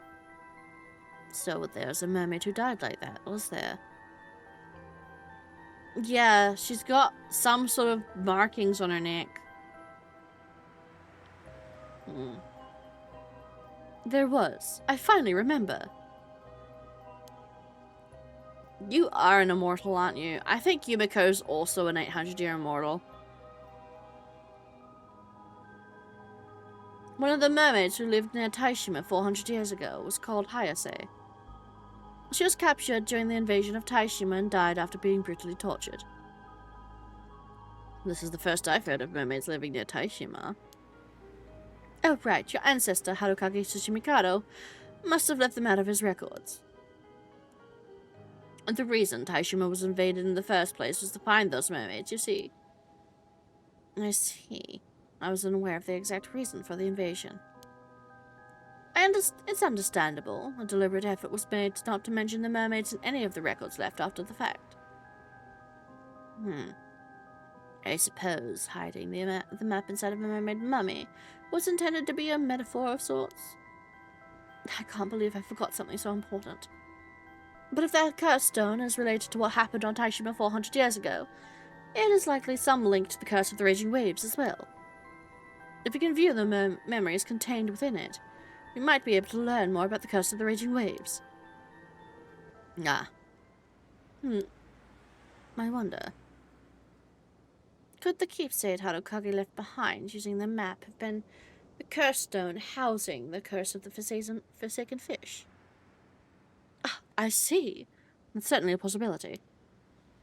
In that case, it's not unthinkable someone might have gotten a hold of it recently. There's a high chance it's those two foreigners. All right, we've narrowed down our focus. It seems a change in priorities is needed. Let's find the curse stone for the curse of the forsaken fish as soon as possible. That should be the most efficient course of action, I think. Agreed. It's looking increasingly likely that the pair of foreigners have the curse stone. Yes, we did just go to Ijika to see if we could find leads on where they could have headed. Unfortunately, we weren't able to find anything promising. I wonder where they could have gone. We also still don't know why they approached Miss Somakawa. Could they be after the mermaid's relic? If I'm not mistaken, that girl, Cersei, did mention the relic. Were they looking to take it for themselves? But where would they have headed afterward? Kamishima. That's where they are. What? Kamishima? I thought we decided we weren't going there today. We failed to find any promising leads yesterday, after all.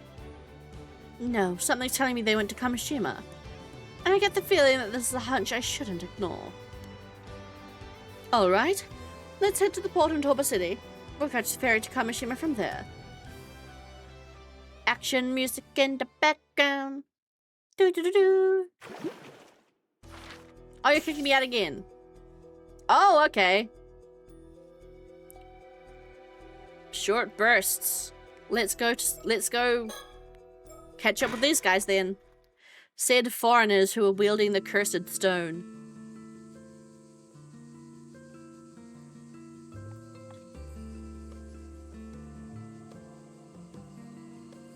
Well, so much for that. Even after everything we went through, we've got nothing to show for it. It's almost astounding how little we've managed to learn. It's like some reverse miracle. Worse, I think rumors spread. Now everyone's avoiding us. This is such a pickle. I can't even bring up Mermaids without islanders looking at me like some old foreigner who's lost his marbles. And for some reason, mentioning Mara Minakuchi makes things even worse. Did people hate her or something? Just hearing her name makes them recoil with undisguised disgust. Yes, I noticed that too. Though your way of asking probably doesn't help much. Well, how about we take a break from investigating and go for a little sightseeing instead? Seems like there's a shrine and a lighthouse around here.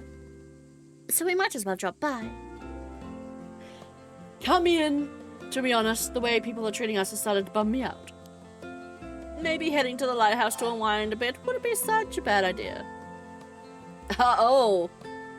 Lighthouse? No. You're going to the jetty, buddy. No!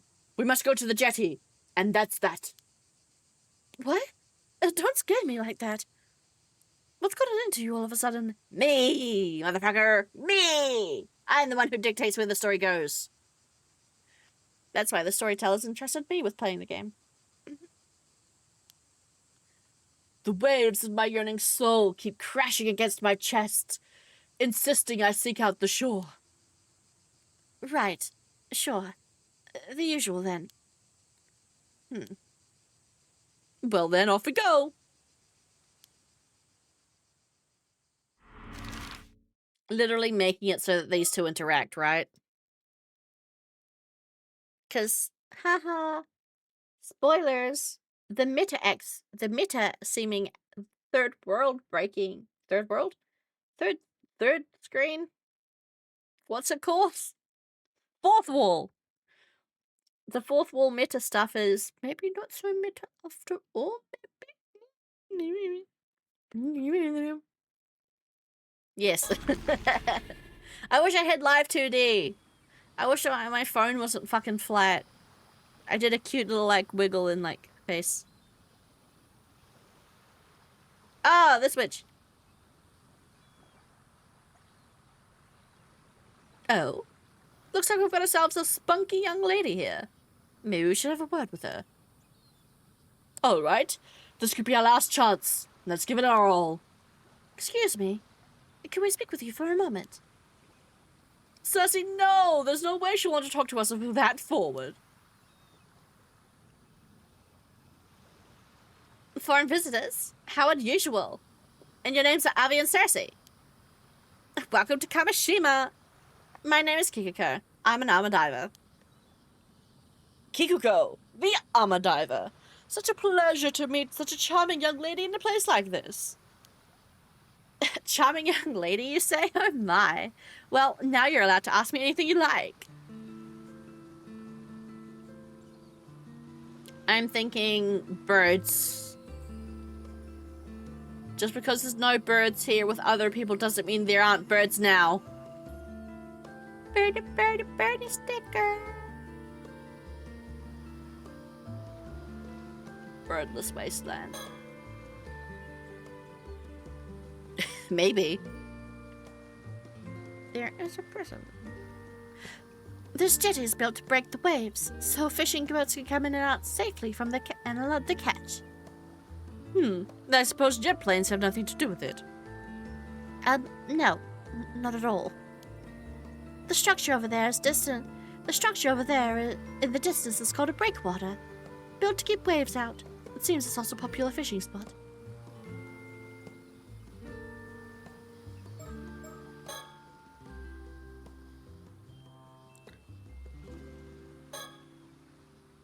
The fucking cursed business card.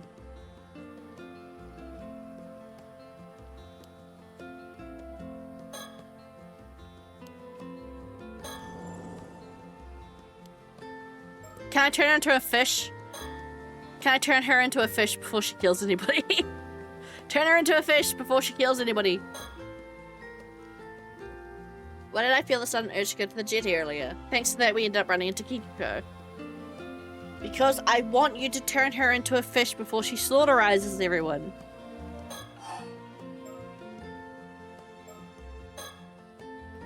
So, you're an active armor diver then? Are there many young divers these days? Not really. The younger generation really don't go for diving anymore. It just makes more sense to pursue higher education. I see. What's a real shame to see such a long-standing tradition slowly fade away. Well, it's quite dangerous after all. Can't really blame him for choosing safer options. Just the other day I heard 2 armor divers went missing around Toba. Uh-oh. That may be why that may be a bit maybe us. Speaking of armor divers. I heard armor divers have a legend that if you go diving around here, there's a chance that Tomokazuki might emerge from the depths. Cersei, enough with the ghost stories. You sure know a lot, don't you? You're right, it's a well-known legend. Because my fucking half of my tongue is bruised, I'm having trouble making R sounds. R and L sounds. It's a well-known legend. Not that I've seen it with my own eyes or anything. I don't know anyone who has either. Huh. Maybe your same and endowment symbols have kept you safe?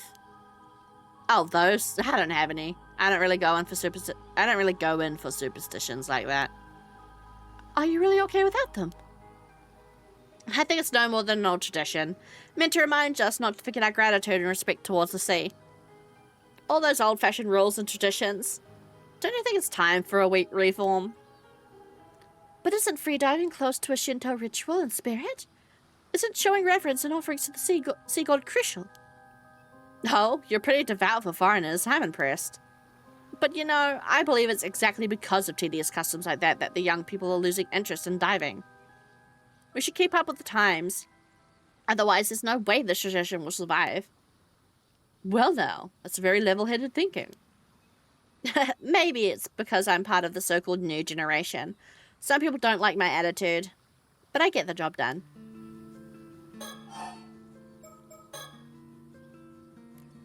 Some of the young divers go to high school on the mainland, then work as armor divers when they return home. I guess there's also that guy who just started working as an armor here. I saw him earlier. I didn't realize men could become armor divers too. It's not like it's forbidden. It's pretty rare though. This is the first time I've ever seen it happen.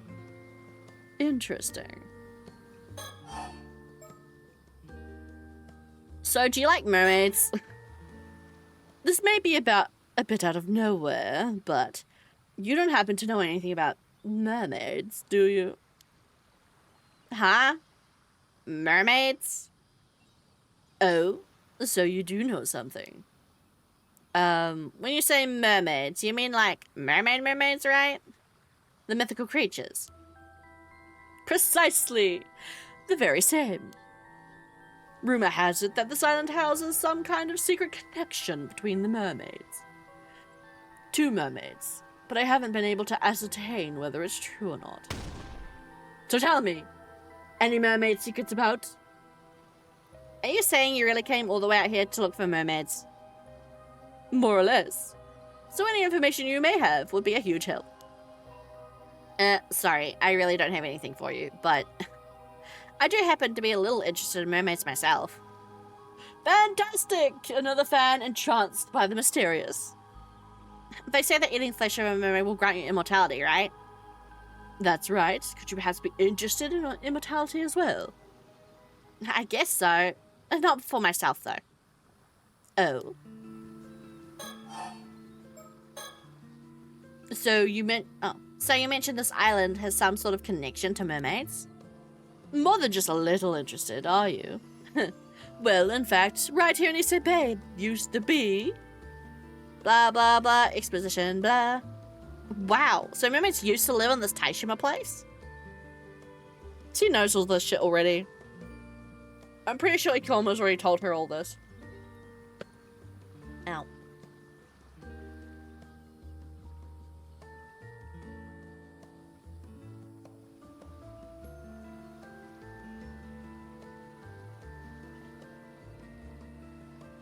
Sorry. Ow. I poked. Ow. I poked the pit of my tongue that hurts. Ow. Why do I poke my injuries? This is why it takes ages for shit to heal. I'm sorry. Now, I'm okay. It's okay. Lisp. Ow. This is why my scabs take ages to go away, because I keep poking them and poking them. I'm sorry. Oh, my bonk. I didn't hear my bonk. Did you hear the bonk? I saw the bonk pop up, but I didn't hear it.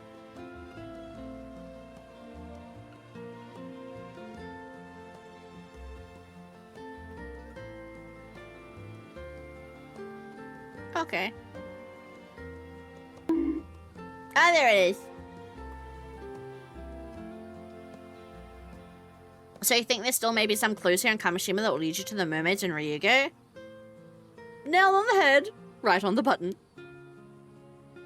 Unfortunately, I can't say I've heard any mermaid stories from this island before.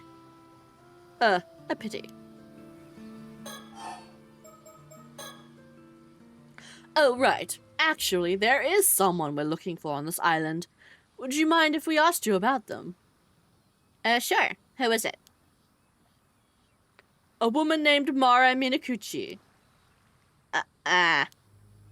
See, that's exactly how everyone around here has been reacting when we ask about her. No, it's just... I'm sorry, but that woman died in an accident at sea 5 years ago. Yes. We were well aware she has passed away. Huh? Then why did you ask? Did she leave anything behind? Or was there perhaps someone who was close to her? Anything like that. Sorry, I've got no idea. No one on this island really knew her. Although her son just returned to the island. Actually, the guy I was talking about earlier, the new armor diver, that's her son. Her son, you say? Now that's getting interesting. Would certainly like to meet him. Do you know where he is? Sorry, no idea. But he's gotta be somewhere around the island. His name is Yusa Minakuchi. I'll give you his home address. You might find him there. Wow, thank you. This is invaluable information.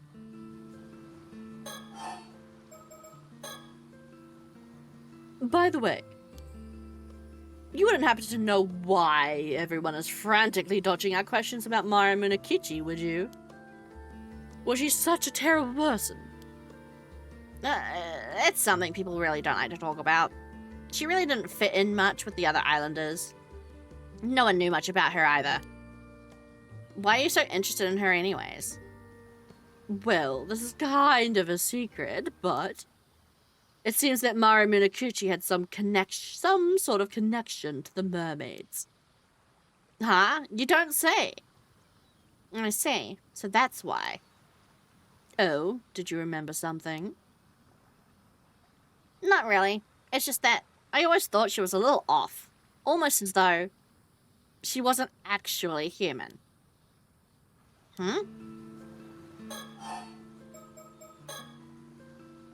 So you're saying Mari might not have even been human, after all? That she was actually a mermaid? No way. I was just joking. She was kind of weird, sure, but a mermaid? That's a bit far-fetched, don't you think? Thank you for the hydrate.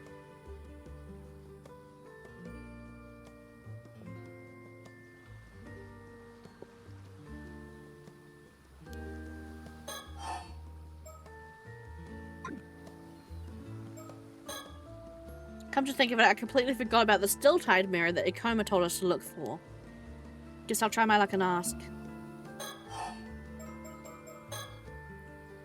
Oh, right, I just remembered. There's this particular mirror on this island that we're looking for. Do you happen to know anything about that?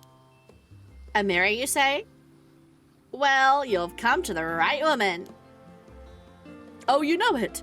Luck is finally on our side. Could it be you're talking about this? Ta-da! Goodness, that is the cutest mirror I've ever seen. This is the famous Kamishima souvenir, the Kamishimaru hand mirror. I had no idea it'd become so famous. No way. Could this be the still-tide mirror? Definitely not. Right. Oh, this isn't the one you're after? Ah, well, since you seem to have taken a liking to it, I'd still love to let you have it. Consider it a memento of our meeting today. What? Really? Lucky me. Fuck you and your fucking mirror, bitch. You ain't killing me today. Actually, I changed my mind. I don't need it after all. You sure? It's free, you know. Oh, well, when you put it like that, no. Fuck you. Fuck you and your cursed mirror. Nope, I'm sure I absolutely decline. We've already got one fucking marked item on us. We don't need two. Okay, sure. If you feel that strongly about it, I won't press you. Anyway, what we're looking for is actually a bronze mirror. A bronze mirror? You mean the type you'd see in history books? Yeah, probably. Something like that. American controlled by Ted is very erratic. I'm just role-playing to the best of my ability, guys, okay? I'm embodying the true American way of being fucking weird. No insult intended.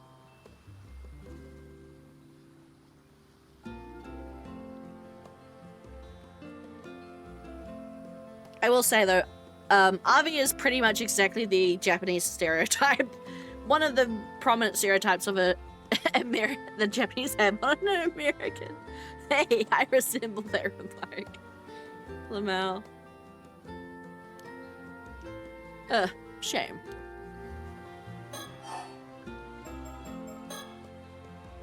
I never heard anything about a bronze mirror on this island. Oh, that reminds me. I caught a glimpse of something inside your bag earlier. Was that by chance the Tamate Bako? What? I'm sorry, I just happened to notice. And judging by your reaction, I'd say I'm right. Damn it.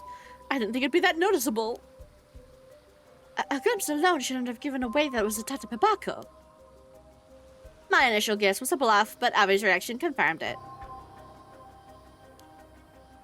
Oh, Cersei, I'm sorry. Ah, now she got her bad bitch face on. Surroundings. What on earth? It feels like the air's completely shifted. Even the waves look heavy with tension.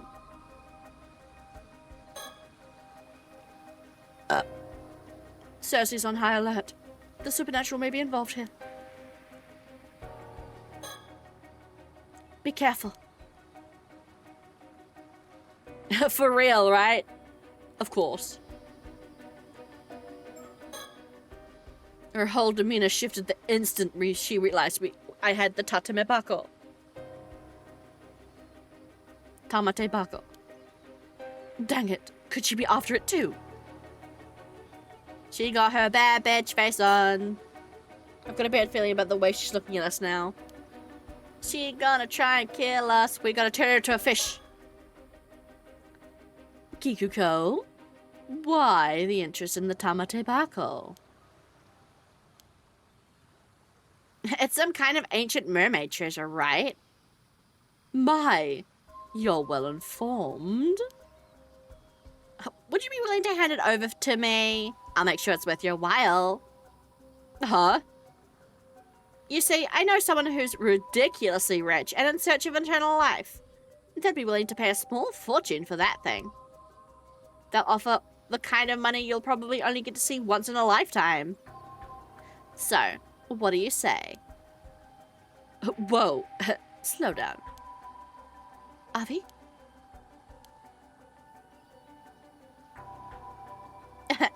Much more than some third-rate writer like yourself could earn in a lifetime. I don't know what you could possibly need the Tamatebako for anyway. But wouldn't you like me to move up in the world? But wouldn't you like to move up in the world? I believe I understand your offer, Kikuko. But my answer is no. Not a chance, no way, no how. It's never been about money, it's about the thrill, the adventure. Adventure? Exactly. Embarking on a journey to unravel the secrets of the mermaid's immortality. What better adventure could a man ask for? You may call me a romantic, and that's what I am. An adventurer at heart. You've totally lost me. You're throwing this chance away for some childish adventure. You wouldn't understand. I've put my life on the line to find a mermaid, and I'm not handing the box over. I see. Seems like there's no reasoning with you. Ugh, it'd be so much easier if you had it.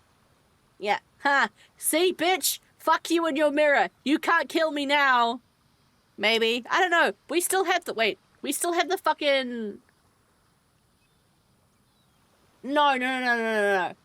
I think we're safe. Even though we have the business card with the same mark on it, I think we're safe because she currently has the curse stone and she hasn't given us anything marked yet. We got that Meshi, the business card from Ipe. Ipe, what's his name? Fucking Ipe? I forgot his name. Kippe.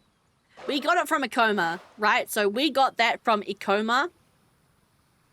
But we didn't receive anything cursed from her. I feel like she has to give us something marked to be able to kill us with the stone. But because she specifically hasn't given us a marked item, we're safe. Yeah, basically. She was trying to pressure us into taking the mirror so it'd be easier to kill us. Because by that point, I'm assuming she's already seen the box.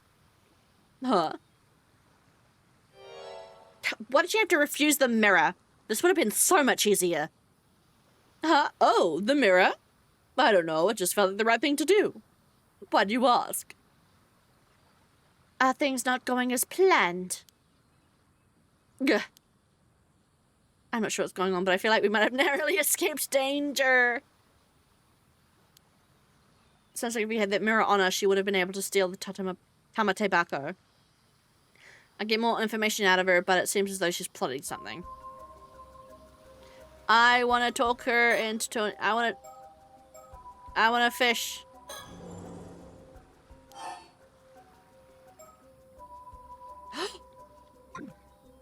Oh. Are you going to let me throw it away? Throw it away. No, let me get rid of it.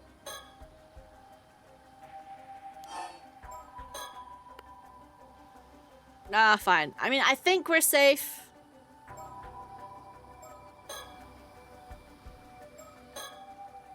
There's no doubt about it. Kikuko wants to take the Tamatebako from us. But even so, the Tamatebako won't grant immortality without the flesh of a mermaid. If she's any other information about the mermaids, we need it.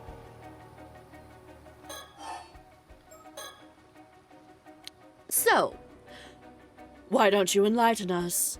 Who told you about the Tamatebako? Who knows? Think you'll get it out of me with that attitude? She still hasn't given up on the Tamatebako.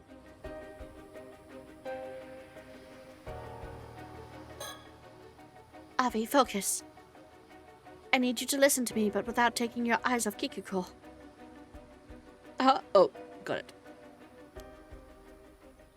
I'm pretty sure she has a curse stone. What?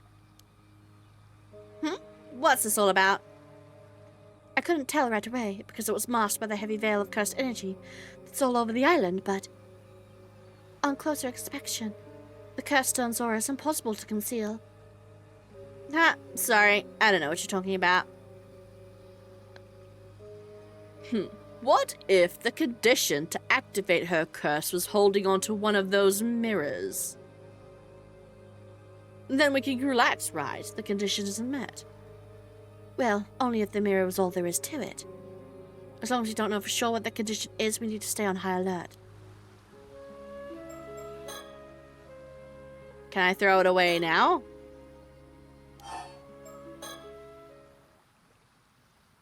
Yes! Yay! I love being intelligent. I can't say why, but I've got a bad feeling about this business card. I'll just sneakily toss it. Alright, I don't think anyone noticed. You can't kill me now, bitch. I don't have any possessed items on me.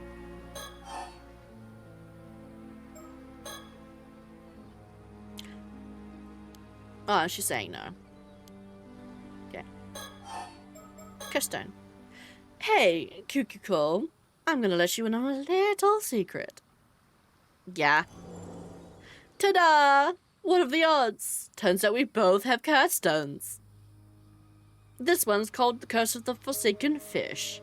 When its conditions are met, it transforms you into a fish and kills you. Pretty messed up, huh? What? Avi, are you sure?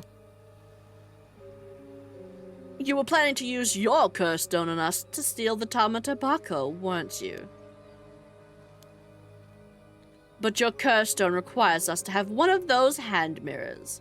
Am I right? On the other hand, I can use my curse on you whenever I so please. You're bluffing. Your curse stone must have a condition too. Yeah? Who's to say it hasn't already been met? She has been diving today. She has gone into the ocean today.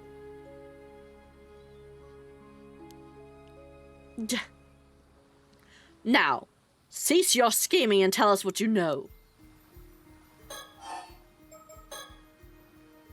Do you really have the resolve to kill someone with a curse? I mean, he's done it once before. He did it yesterday. I mean, to be fair on Avi, though, what happened yesterday with Somakawa was more of a mercy killing / assisted suicide. But still, he's done it. Well, I'm not exactly keen on it, but I am prepared to defend my life if necessary. Really? I wasn't expecting that from such a kind gentleman. You look like you wouldn't hurt a fly. Says the American. Indeed, my heart is pure, but trust me, I'm quite capable. Experience has hardened my resolve. Huh? You're saying you've actually used it before? No, at this point, what difference does more death to that tally make? My hands are already stained. Damn, you're a proper criminal. Maybe I should report you to the cops. Be my guest. I wonder which is faster, my curse or your phone call. What about your lady friend? Well, are you okay with this? I'm afraid there's no restraining Avi. I've pretty much given up on him at this point. So it'd be great if you could just give up and hand over the curse stone. What the fuck is this? Are you guys absolutely insane? No, come on now. Wait, did she? Wait, I breezed through that. She actually said the F word. I thought this game was not gonna drop the F-bomb, but now I'm happy. Just breezed over that fact. No, come on now. I think we can agree that we both have our issues. Good British stalemate. Now I can try and extract some more information out of her. Good job, Cersei, making her believe I've lost it. Very convincing. Believe? Actually, maybe a little too convincing. Does she really think I'm crazy? Does she really think I'm that crazy? I think she does. Whatever, I've got more important things to focus on now.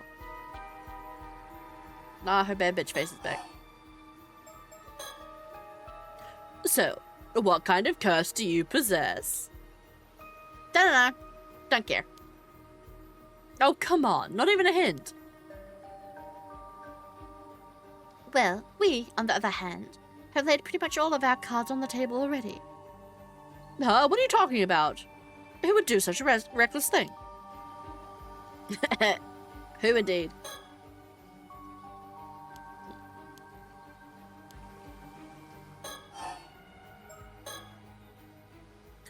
Alright, look. Seems like you're just dead set on the Tamatabaka as I am. This standoff won't get us anywhere. Why don't you tell us your motivation? Maybe we'll be able to find a compromise. Compromise? Say, for example, if granting your wish were to stir the spirit of adventure within me, I cannot hand over the... Oh, wait, what?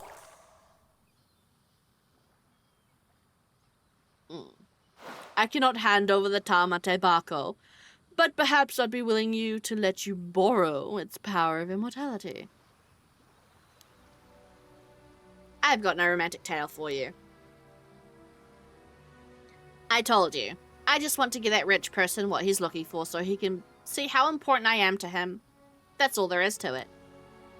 Oh. Important, you say?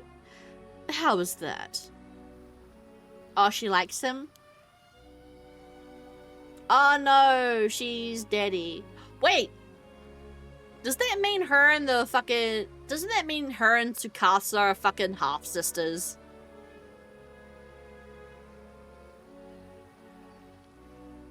Because I'm his illegitimate child. Oh.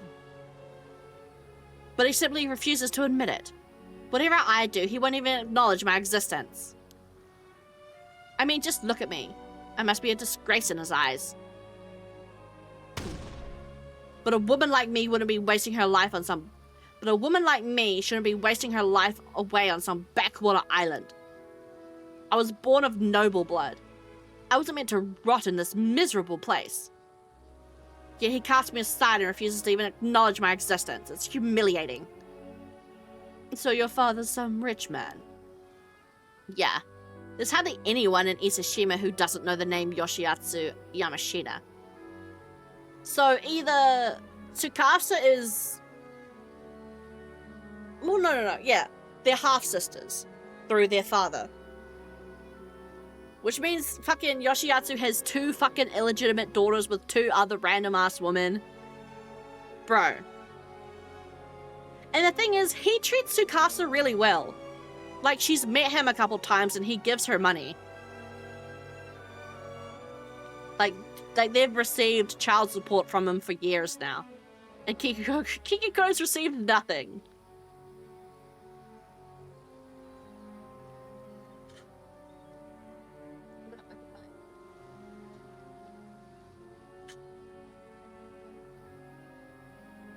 Let some air blow in. It's a noble bloodline stretching back centuries. And here I am stuck in this wretched life. Yamashina.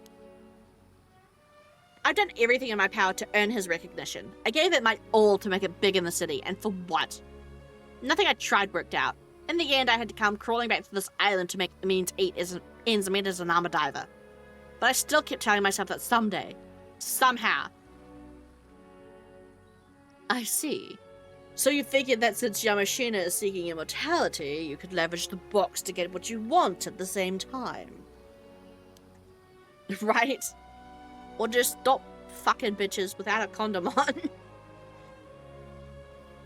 Pervy old man. Yeah, I used to work at this small company. Because mind you, Tsukasa's what, 17?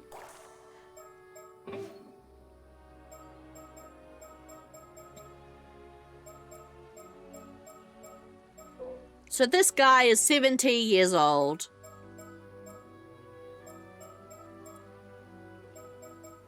Tsukasa's 17. And then Kikiko is 28. So, if we do the math,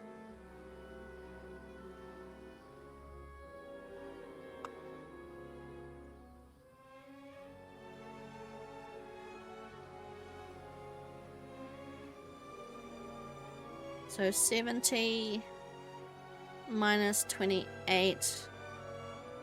So, Yamashina had Kikiko when he was 42. And then had Tsukasa when he was 53.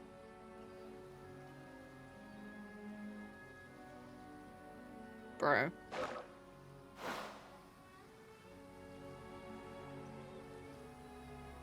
The young CEO of the place is basically Yamashina's protege. I guess he felt sorry for me, so he let it slip that Yamashina is after immortality. Interesting. And he was the one who told you about the cursed stone and the Tamatabako as well? Oh, yeah, Kipe. The CEO of the fucking business that has only him. Yeah. Since even Yamashina doesn't know about this, he suggests I use it to my advantage and take the credit. He gave me the cursed stone and told me to use it wisely.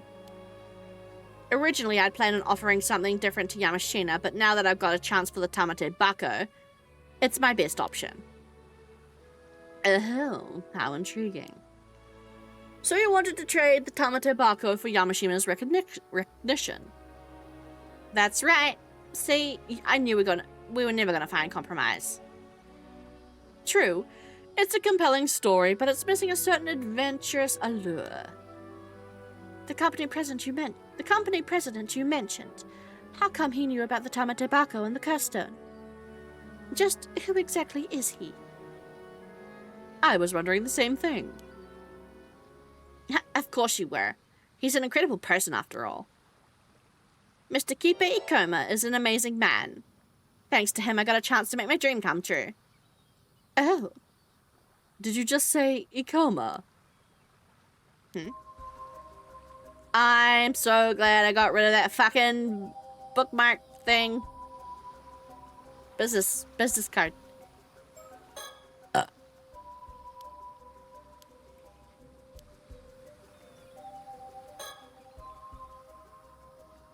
I've got a bad feeling about this. Maybe we should retreat. Even if we did, we'd always be looking over our shoulders to see if she might come after us. Then we need to get her to surrender somehow. Ideally, would take away her curse stone too.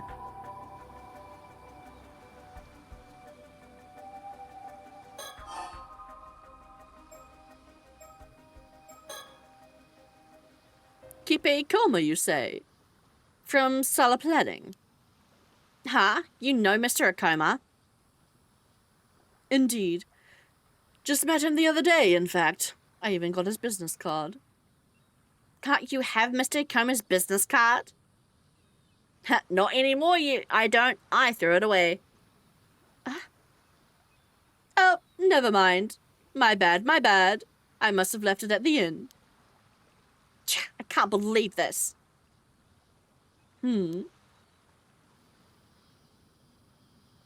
Cersei, What is it? I figured it out. The condition. Really? What is it? It was hidden on the hand mirror all along.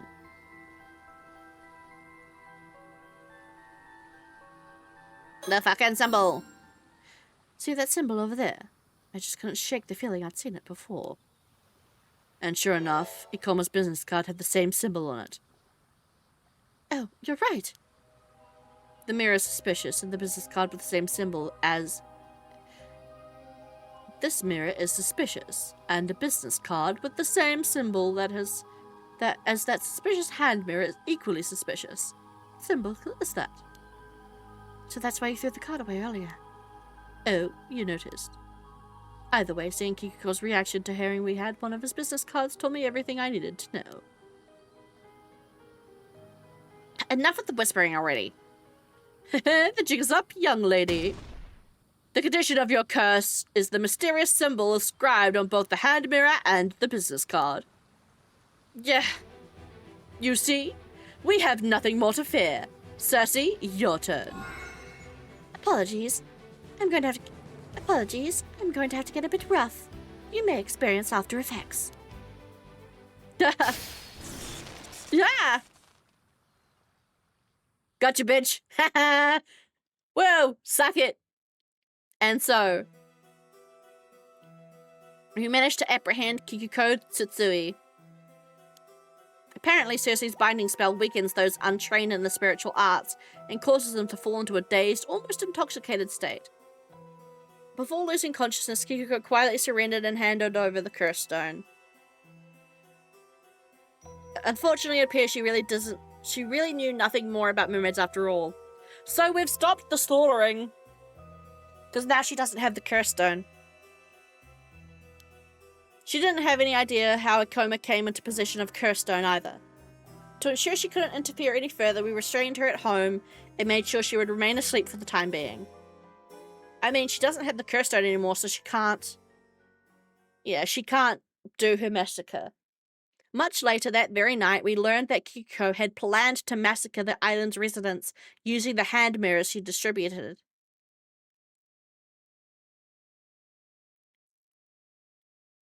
No, they just had a conversation. When Yuza and Azami met her on the ship boat, they just talked for like a little bit and then left. So she left perfectly fine after that, from what I remember.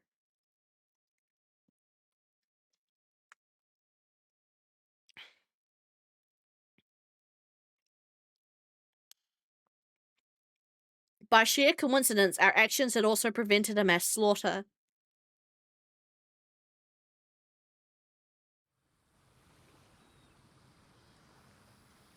So, what about the curse stone? What's it like? Yeah, about that. Oh! The curse stone is a bronze mirror. Wait, so the curse with the hair care, the hair care curse is the bronze mirror?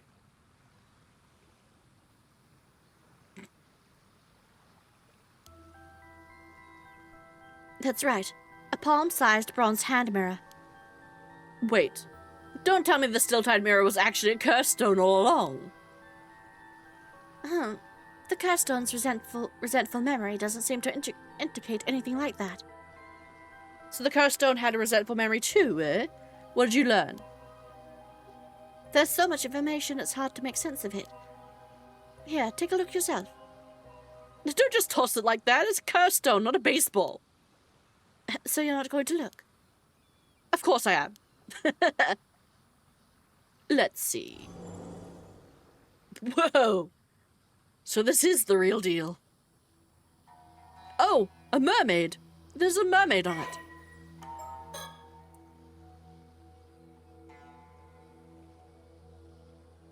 Biography of Tomoshige.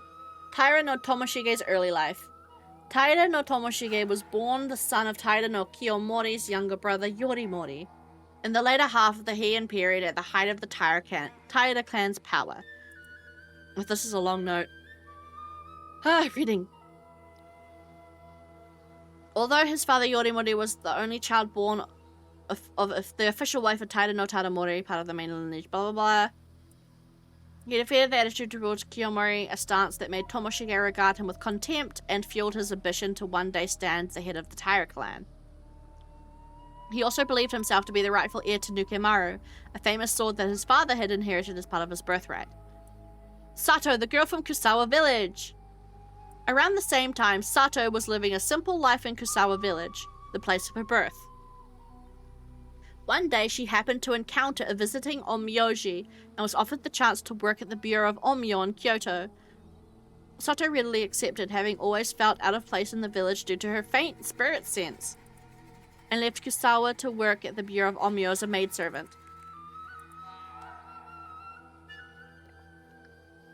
At the end of a certain year, Taira no Kiyomori's daughter, Noriko, gave birth to the imperial prince.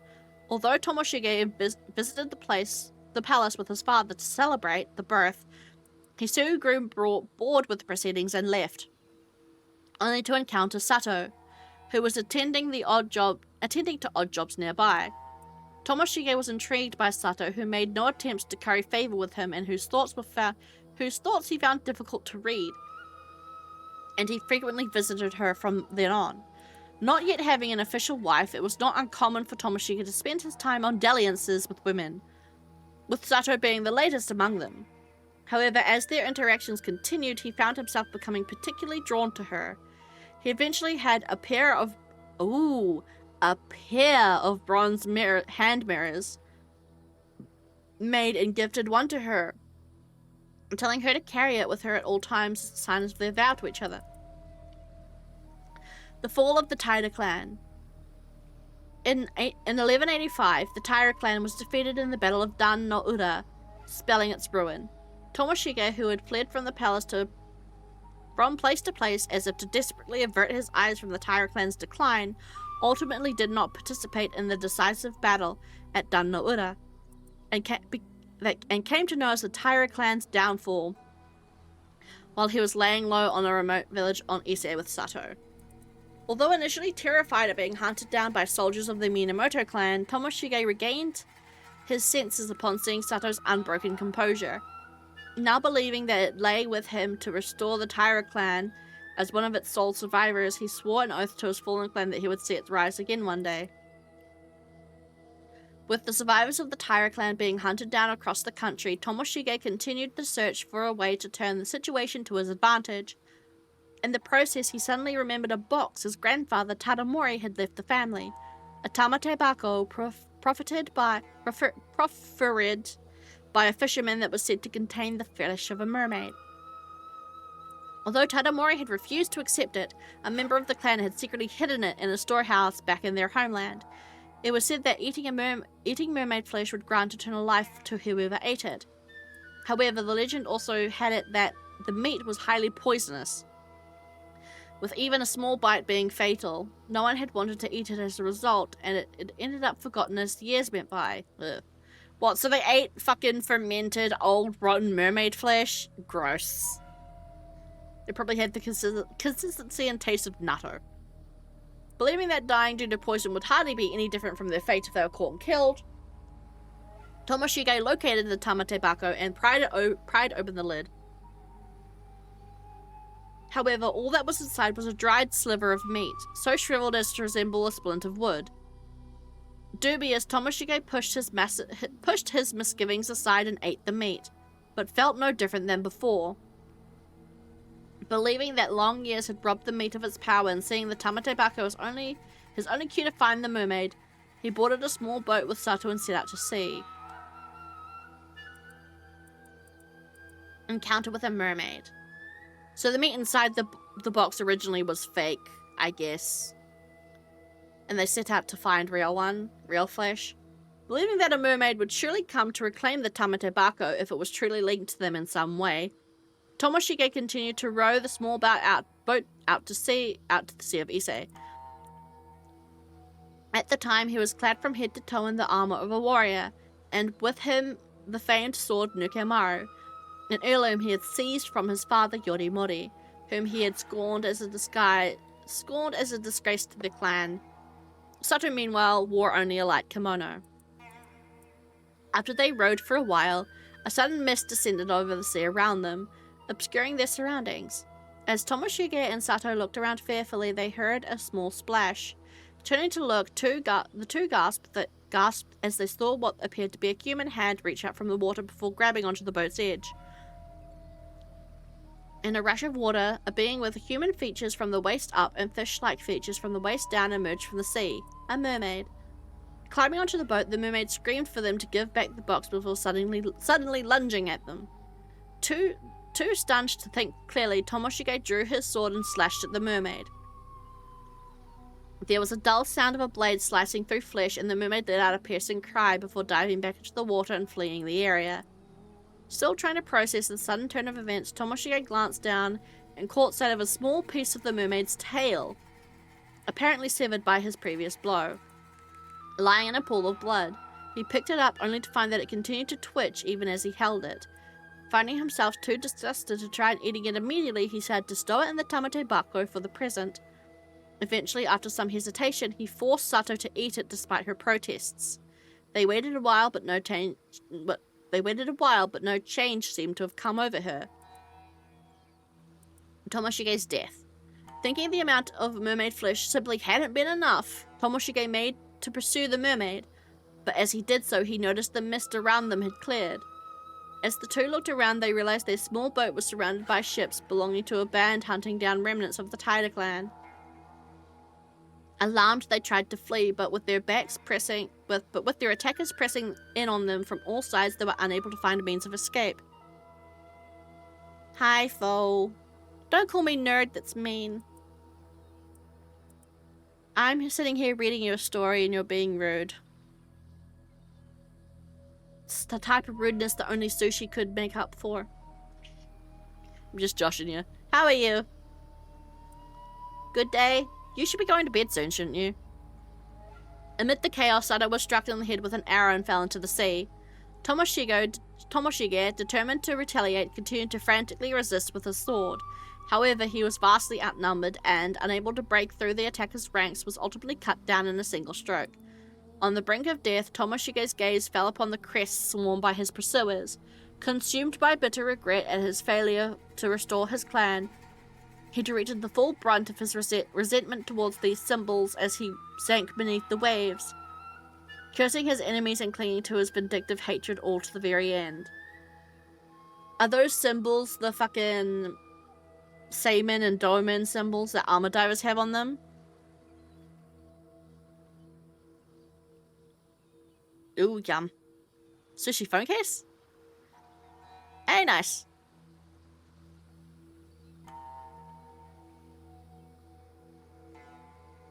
Shh. Shh. Shh. No. Shh. Sure. No, I didn't. I didn't say that. I don't know when did I say that? I don't think I said that. I don't think I said that at all. I think you're lying, cousin. Right, Curse of Tomoshige. Oh, and we get an image of the curse stone. A curse born from Taira no Tomoshige's feelings of malice and resentment when he was struck down 800 years ago following the fall of the Taira clan. Part of the clan's main lineage, Tomoshige had been seeking mermaid flesh on a bid to attain immortality with the goal of... Oh wait, no, it's... The symbol he was thinking of is the symbol he marks people with. I don't lie. I'm an honest, innocent angel who has never lied a day in her life. The curse was supposed to... Yeah. The curse uses a specific symbol on its target and kills those who carry that symbol within an area specified by the user by cleaving them in two. Yeah. And then we got more birds.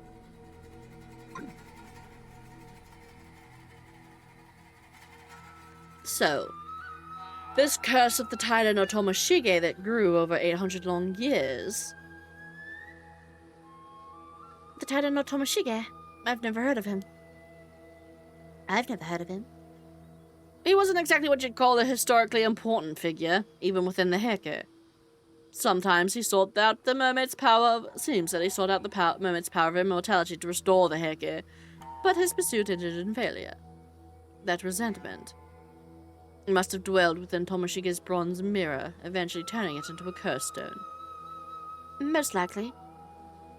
Kikiko mentioned she got a curse stone from Ikoma, right? My British accent is failing me. Exactly. To think that slippery snake was sneaky enough to put the curse markers on his own business cards. That Ikoma guy is seriously dangerous. That was way too close. A good thing we were cautious. Especially since it seems he's after the Tatamabako as well. Yeah, seems like working with him without him turned to be the right call. Although he may grow suspicious if he can't contact Kikiko anymore. Considering he's after the Tamatebako, there's a chance he might still chase after us. Chase after us. I need to pitch your voice up more. I'm getting lazy, that's why her voice is getting deeper. I've been going for 5 hours, so I'm getting a bit lazier, so her voice is getting deeper, but her voice is supposed to be higher pitch. We need to keep our guard up. I think it's safe to assume he already knows about Miss Somakawa and the Tamatebako. I do wonder why he told us to go look for the Still-Time Mirror, too. Well, it's not this mirror, and we've got no reason to follow his orders anyway. I'd rather try and find out more about the mermaid as soon as possible. You're right. We didn't learn anything from Kikiko. It looks like we've got no choice but to continue our investigation of the island, shall we? And then we go meet the other two at the... Could you hold on for a moment? Huh? Someone's there. Ah! You. Oh, God.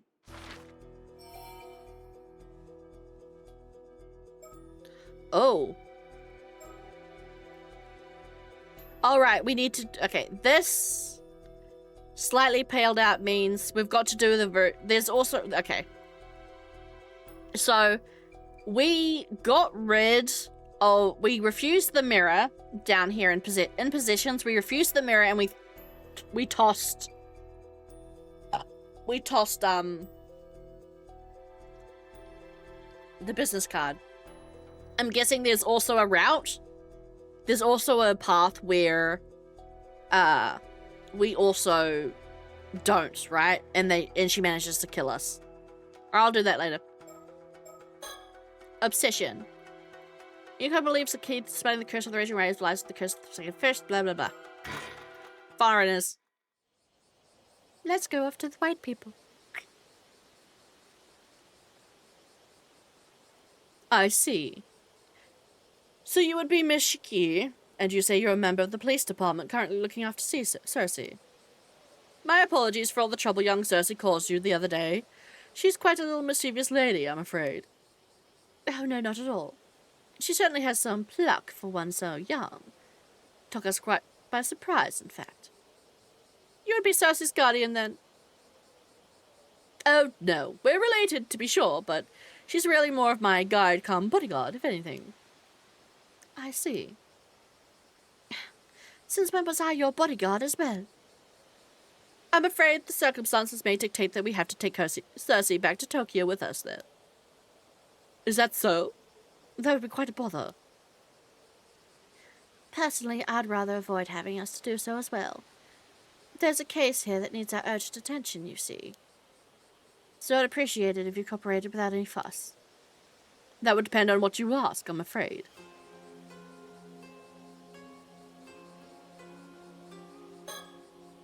We're currently standing in front of the Torii at the top of the hill.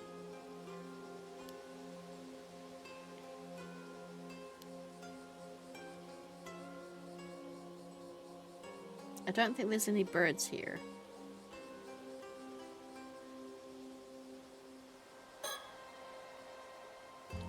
Soto is keeping a close eye on Avi and Cersei for me. It's thanks to his clear understanding of our respective roles that I can focus fully on the conversation at hand.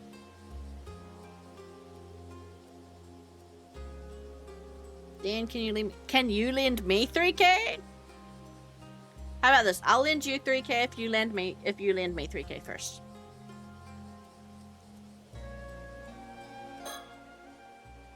Soto, what do you make of these two?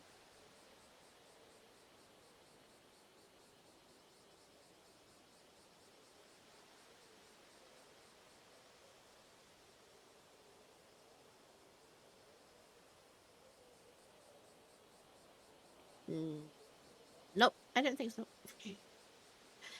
I can sense some ominous spiritual energy lingering around them. It's all but certain they have curse stones. I see. We don't have time to play games then. Seems a direct approach would be best here. Wait, you mean both of them have curse stones? Yes, both of them. The girl is managing to camouflage the energy from the one she has, but I managed to catch sight of it at them for a moment. So we're dealing with 2 curse stones, are we?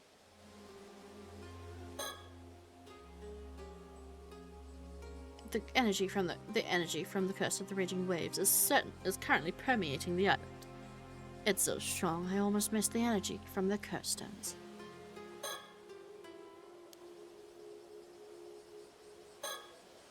This man, Avi, is apparently a fantasy writer, but he comes across quite as a shifty sort.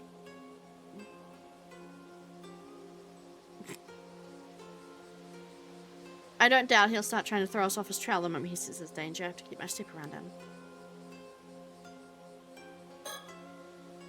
Cersei is currently meant to be in the care of paranormal affairs, but she's been shirking her training to travel the country instead.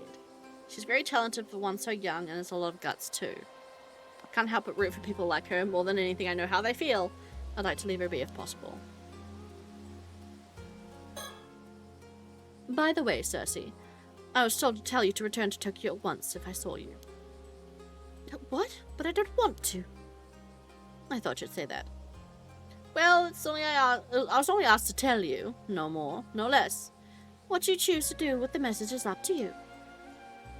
Thanks, I think. What were you doing down at the jetty just now? Oh, so you didn't see anything that happened before that then? Would it be inconvenient for you if we had? Nonsense, my hands are as clean as my conscience. Not a spot in sight, I assure you. Never mind that now. We don't have the time. And there are several things we want to ask you. Oh? And what would those be? First, I think we should talk about the incident this morning. Miss Somakawa was discovered washed up on the Futamigaoda coast as a corpse, with half of her body having been turned into a fish. Well, I'll be. To think she meets such a fate? I'm truly sorry to hear that. This wouldn't be your doing, would it? We have eyewitness reports that you were seen 2 days ago heading out to sea with Miss Somakawa by boat. Oh, well. We did indeed head out to the bay for a little chat, but turning to a fish? Not in a million years. What did you discuss with Miss Somakawa then? Why, what else? Mermaids, of course. Mermaids? Indeed. Cersei and I are here in the Ise-Shima on a grand adventure to find mermaids. What? I think everyone needs 20k, Fo. Let's be real. I think everyone can kind of just do with 20k.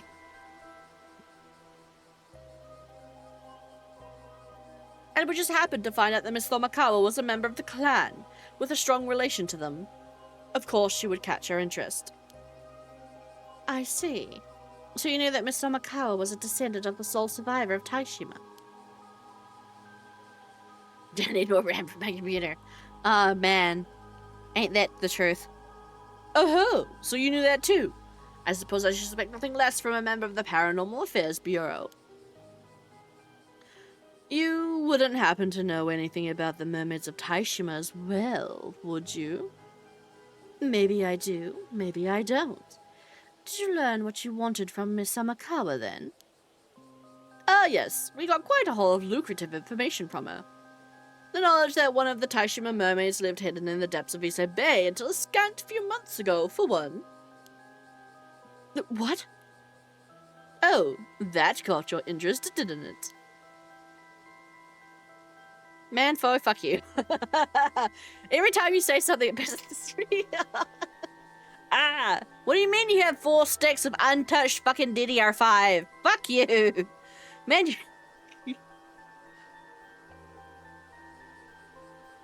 Oh, so you're stealing from work. Okay. That makes more sense. I see. She must have been able to go back to Ryugu when the seal broke 3 months ago. Ah, so you even know about Ryugu. You seem quite well versed in these matters, Miss Shiki. My job just piss you off. Shut up. Nah, maybe just a bit. So, now that you know there are no longer any mermaids to be found here, have you given up looking for them? Hardly. There should be one more mermaid out there somewhere. We're here today to see if we can't glean some hint as to her whereabouts, in fact. Ah, I see.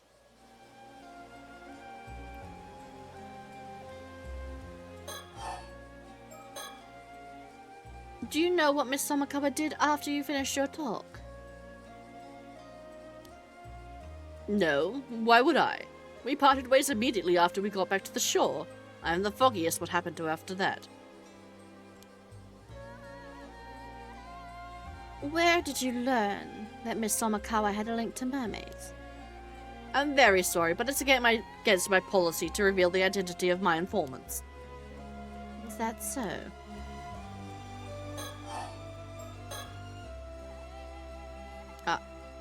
Next. It's no use trying to play innocent. We know you have the curse stone housing the curse of the forsaken fish. What's that? A curse stone? I'm afraid I haven't the foggiest what you're on about. Avi, they already know. Just give up already. What's this? Stabbed in the back and by my own kin, how no less. How could you? The spiritual energy is too powerful to hide. I can tell that man over there has already noticed it. Thank you for the help. You saved us quite a bit of trouble just now. Does that mean you'll let us go? I'm afraid we won't be able to just yet, no. After all, you have a curse stone as well, don't you? Yeah, I do. We ran into someone who was trying to use it earlier, so I took it off them. Is that so? Honestly, I'd rather you took it off my hands if possible.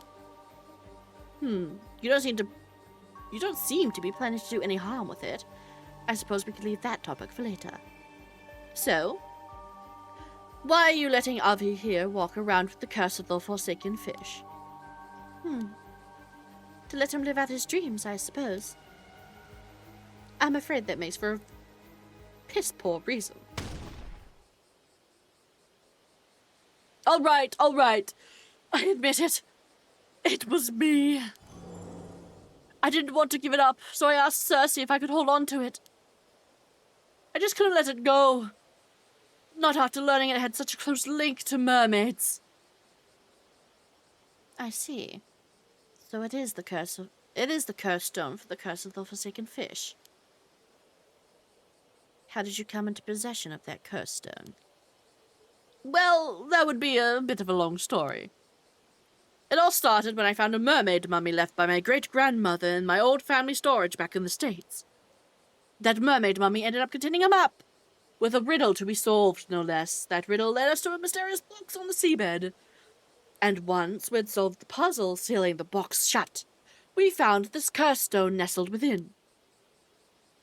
Oh. A mermaid mummy, you say? Seems the keepsake passed down by your ancestor indeed was a curse stone then. That was more Cersei's voice. Huh?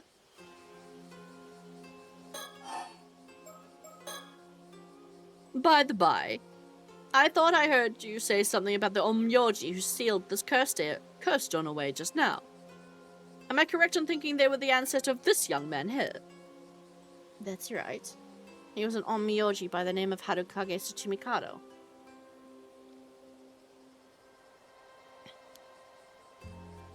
It's said that he hid the clue to a lifelong of... It's said that he hid the clue to the lifting of a certain curse within a mermaid mummy. Hence our search for the object in question. I see. And that mermaid mummy ended up crossing the Pacific, passed from hand to hand until it reached my great-grandmother. It's quite a miracle that the curse stone is still here with us today. Almost romantic, don't you think?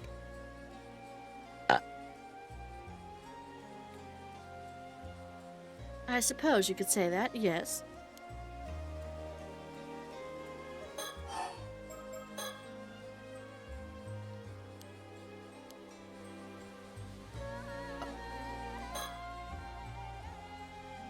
So, they found a map hidden within the mermaid mummy and followed its exchange box on the seabed. Even if the mermaid mummy had remained in my family's possession, we may not have managed to uncover all the secrets it hid. Good night, foe. Have good nappies. Nap time. Perhaps for the best the map passed into their hands at the end.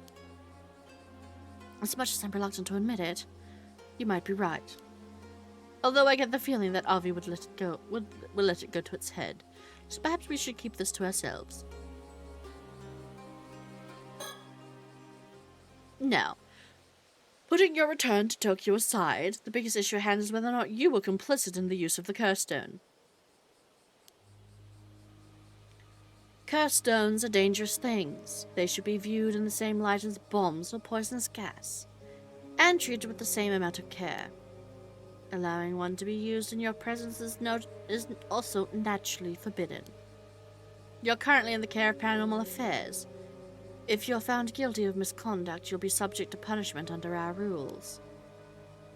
That figures, yeah. Oh, is it good? Sweet, I'll check it out after stream. That figures, yeah. I'm glad you understand. Either way, it's the higher-ups who will end up taking responsibility, so I'm happy to leave things there up to them.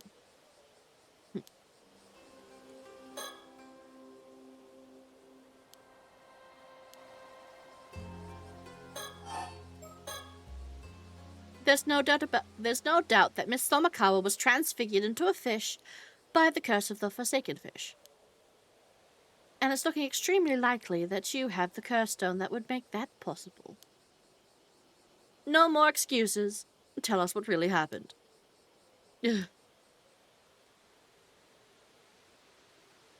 All right, you have me. I'll talk.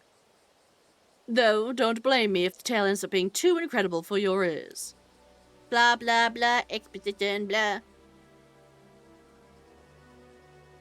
I see. It would seem Miss Somakawa had quite the twisted obsession with mermaids.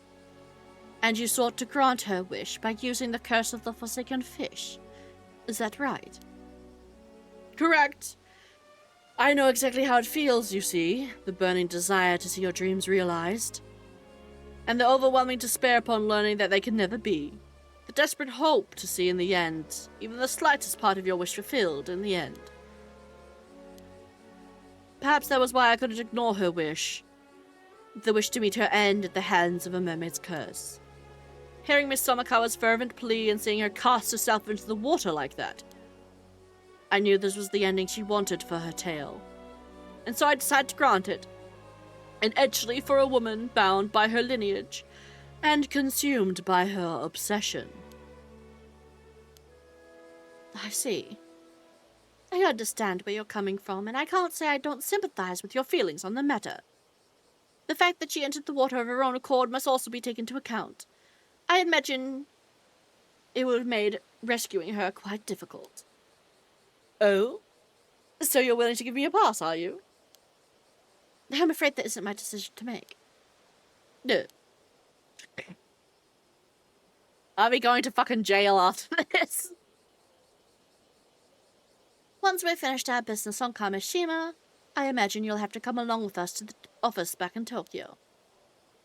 I'll do my best to see if some sort of arrangement can't be reached, though. Oh, how kind of you. Good thing I thought to ask. By the way, did you happen to get a glimpse of the resentful memories contained within the curse stone? I did indeed. A veritable deluge of information, and a 400-year-old information at that. Was the way to lift the curse of the raging waves included in that information? It certainly was. Ah, that's it. That's what we've been looking for. I see. So you're searching for the way to lift some curse or other, eh? That's the long and short of it. Would you let us have that curse stone of yours, then? Thank you for the hydrate. Oh shit, it's been over 5 hours. I really do probably need to finish up soon. It's too dangerous to leave unaddressed as it is. We can't leave it with you either way. But that just feels so unfair, you know. I was the one who found the map and solved the riddle. Why, the curse stone would still be at the bottom of the sea if it wasn't for me. And it's hardly been cheap, running back and forth like this. I don't know if I could just give you something so important without nothing in return. Looking to take advantage of the situation, are we? Yikes. Judge me who you want. I'm at the end of our rope. I'm at the end of my rope here too, you know. So what is it after you? What is it you're after then? Money? Well, first of all, I'd like you to turn a blind eye to the fact I used a curse stone. And I'd like you to spill the beans on any knowledge you have on mermaids as well. Turning a blind eye might be a bit much, I'm afraid. All I can promise is that they attempt to reach some sort of deal. In any case, we don't have time to mess around. I really would appreciate it if you cooperated without any further fuss. If you don't, we may end up having to get a bit rough. Oh, intimidation, is it? But if you think your boorish threats will scare me, think again. My trusty bodyguard here will. Sorry, but no. I don't feel well. And we're at a disadvantage here anyway. Oh, before it even began. A wise decision, young lady. So that's your game, is it? Abusing your authority to seize property of a defenseless, powerless civilian? State violence! State violence, I say! You do have a curse stone, though. I doubt anyone would object to use of force against an opponent carrying a lethal weapon. What, seriously? That's really the end of the line, then. Well, if it's really just information on mermaids you want, I'm not opposed to telling you that much. Only within the bounds of what I know, though. Would that be acceptable? Wait, you mean it? Really? Huzzah! Now I can't refuse. Consider this deal done and dusted. Mom, it's best if we can get things settled without a fuss. Besides, I don't think it should be a problem now.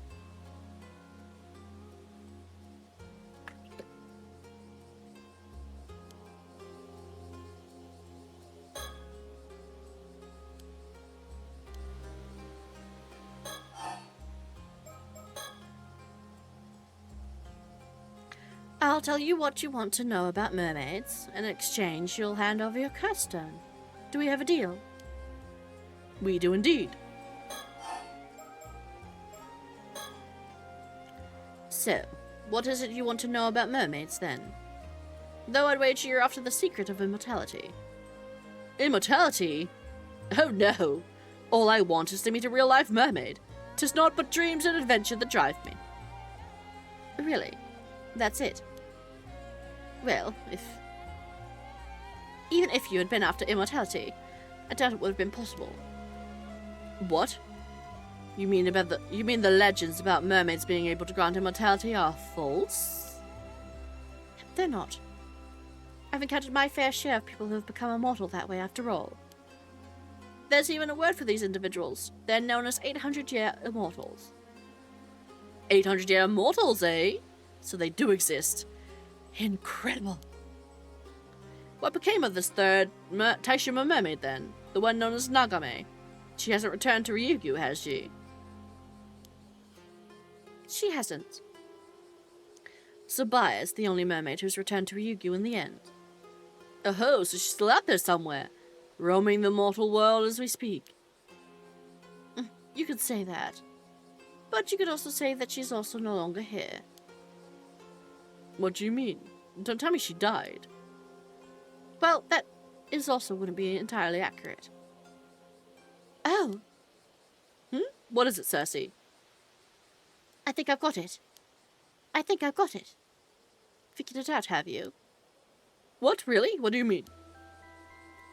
Think back on what we heard before. Before? Well, there's no such point in dragging it out. I'll go ahead and tell you. The mermaid known as Nagame became human. Nagame gave up her existence as a mermaid long ago. She no longer lives as a mermaid, but as a human. Ah, now that I mention it, that does sound familiar. You mean to tell me the story was true? Oh, you've heard of these events before? I suppose Miss Somakawa must have heard about it from Sabaya. But could a mermaid really become human? Mermaids are originally from another world, right? Normally it would be unthinkable, yes.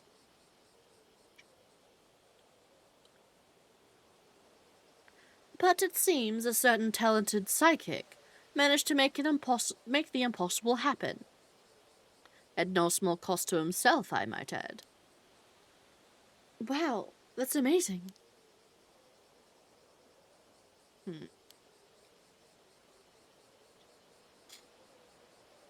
I can't say I understand why she would do such a thing, though. Why not remain as a mermaid? It seems like a bit of a waste to me. Well, Nagame was a bit different from the other two mermaids, you see. I think Yumiko's Nagame. And she fell in love, right? And became human. For her husband. They were serious and dutiful. But Nagame was strongly drawn to the mortal world, and to the humans who live in it. I suppose you could say that she was the opposite of Miss Somakawa, in a way. You don't say. More than anything, it seems she was particularly drawn to the idea of becoming human, finding the person of her dreams and marrying them, of getting to be their bride. Yeah, which is why she's so like, I want to go back to my husband. I want to go back to my hubby. Because she's Nagame and she's human now. That's a pretty cute dream to have. I guess not all mermaids are the same, huh? Indeed. To think the mermaids could harbor the same hopes and dreams as humans do. I must say, she seems quite relatable. Perhaps.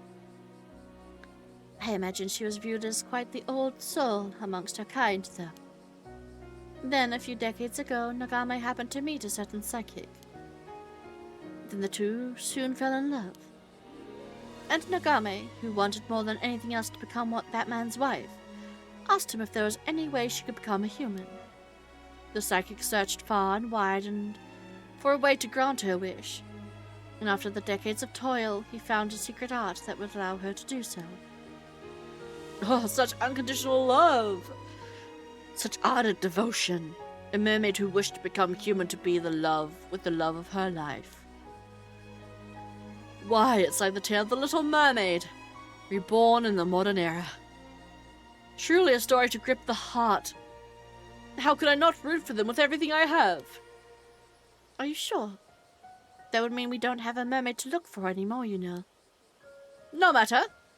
If it wasn't for the sake of such inspiring passion, then I care not a whit. So, Nagame became human in the end, yes? And the two of them lived happily ever after. I refuse to accept any other conclusion. Well, it's more or less what happened. So I can say with certainty that Nagame the mermaid no longer exists. I see. So she's still alive out there, but as a human. What a beautiful tale. I only wish I could meet her solely to offer my most heartfelt congratulations. No, I think wedding gifts are in order. Harvey seems to be enjoying himself. But that means there's no chance of us meeting a mermaid anymore, right? Now that you mention it, that is a problem. I thought so. A question, Miss Shigi. I don't suppose there would be a way for us to go to Ryugu and meet a mermaid there, would there? I'm afraid not. It's impossible for a flesh and blood human to cross the eternal world. Indeed, you'd have to be dead to have any chance of getting there. Ah, just as I feared. There's little point in getting in it there without a life to savor it. Although it does mean there's a chance that Miss Tomakawa was able to make it to Ryugu in the end. That I don't know. Not everyone ends up in Ryugu after death, after all. I see. I suppose we'll have to hope that she was able to meet the mermaid she admired so much in her afterlife.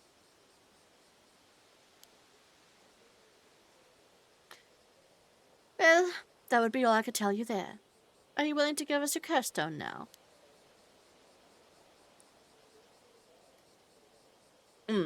Well, knowing that we have no chance of meeting a mermaid now has thoroughly dashed all my hopes and dreams. But you did share with us the most charming tale of mermaid love and longing. So I suppose I can't complain. Here, have the curse stone. Thank you. Sordo, could you take a look at it for me? Very well. Very well. Very well, man. I see. If you don't mind, there are a few details I'd like to confirm with you before continuing, Avi. Very well. Go ahead and ask anything you like. I'll even give you the map we used. It originally belonged to you and yours, after all. Thank you. In that case... I see. I think I know how to lift the curse of the raging waves now. Finally. Certainly has been a long road to get here.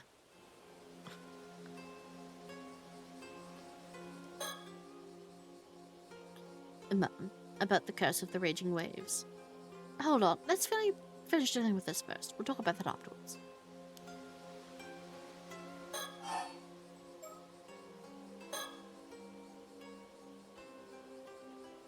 Thank you for telling us what happened with Miss Tomakawa. As of now, I don't see any reason to doubt your version of events. My thanks. I'll leave the negotiating up to you then. Still, you're certainly unknowledgeable about mermaids. Where on earth did you get all this information from? Well, let's just say I have my sources. I suppose we could put this down to the vast knowledge of the Paranormal Affairs Bureau as well, eh? He hasn't realized it yet. What do you mean? It's nothing. Don't worry about it.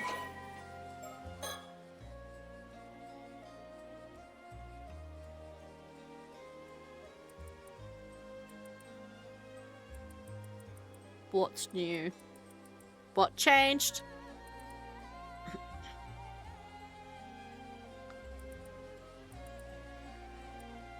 Aha! I knew it. Yumiko was formerly a mermaid by the name of Nagame. Unlike her more serious compatriots Hayase and Sobae, Nagame was free-spirited by nature. And so yeah, Cersei's figured it out that Nagame is Yumiko. And poor Barnum is just too dumb to figure it out. Yumiko was formerly a mermaid by the name of Nagame. Unlike her more serious compatriots Hayase and Sobae, Nagame was free-spirited by nature and held a keen interest in both humans and the mortal world. She was even known to break the rules and sneak out and observe human society, something by which often put her at odds with the other two mermaids and led her to being viewed as somewhat of a maverick. When the entrance to Ryugu was sealed 400 years ago to suppress the curse of the raging waves, rendering the remaining mermaids unable to return home, Sobae was overcome with grief. However, Nagame was thrilled and seized the opportunity to travel the world at her leisure, which deepened the rift between her and Sobae. For the next 350 years, Nagame bore witness to the lives of countless humans around the globe, from every culture and era, and her yearning for a life in human society continued to grow. She was particularly enamored by the concepts of marriage and becoming a bride, finding the idea of pledging one's life to someone and living hand in hand with them to be enthralling. It was this she found herself longing for above all else. About 50 years ago, Nagame met a certain talented psychic in Japan, and the two quickly fell in love. This person's got to have a name, right? Is it going to be someone from the previous game? The two quickly fell in love, and Nagame, who by that point had begun to earnestly wish that she could give up on being a mermaid to live among humans in the water world, asked him whether there was a way she could become human. Wanting to fulfill her wish, the psychic began to search for a lost secret art that would allow her to assume a human form. The two overcame countless hardships together in their quest for the art, and after decades of searching, they not only found it, but finally succeeded in perfecting it. However, the secret art that would grant Nagame her wish demanded a heavy price. For a mermaid, a being who lacked mortal form into the material world, to gain a human body, the caster's own body would have to be sacrificed. Using this art would render them unable to live side by side as humans as they had so longed to do. The two agonized over their decision despite their decades-long search. The different worlds in which they lived continued to keep them apart. As a mermaid, Nagame could neither join him on land nor appear before others. The life together they yearned for remained a distant dream. In the end, the two chose to use the secret art so they could be together in the mortal world. Even when Nagame learned that the psychic Ise-Shima only appeared young due to his supernatural abilities, had been born in the Edo period, and was already over 100 years old by the time she loved him no less. Thus did Nagame, the mermaid, become Ise-Shima's human wife, Yumeko Shiki, a name given to her by Ise himself. Though the process of gaining a human body meant she lost many of the memories and abilities she had possessed during her life as a mermaid, she retained all the memories and feelings from her time spent with Ise, which was more than enough for Yumeko. Since then, Yumeko has enjoyed a fulfilling life with her human nature and her relationship with Ise, bringing her immense joy. Because of this, she is insistent on her primary identity be that of a housewife. To that extent, she's always choosing clothing that would allow her to return to tackling housework at a moment's notice. However, the human body she has gained still differs from those of regular humans. Although she appears to age slowly compared to those around her, it is entirely unknown how long her lifespan will end up being.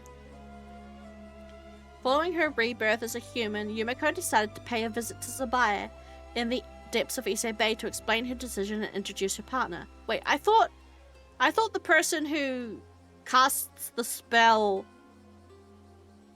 has to give up their body. Didn't we just read that?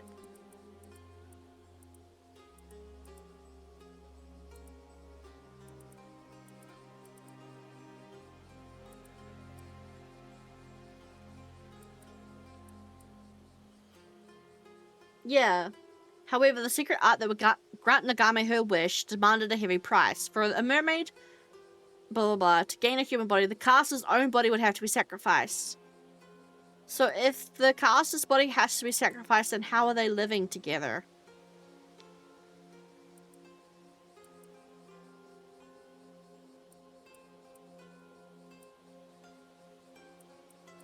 Am I reading this wrong? Am I dumb, guys?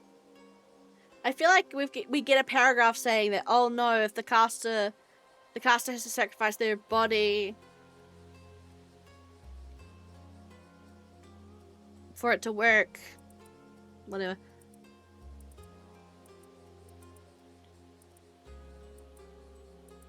Abandoning her form as a mermaid to become human was a grave violation of the rules they were bound to. And she expected Sabaya to receive the news of her utter contempt. Receive the news with utter contempt.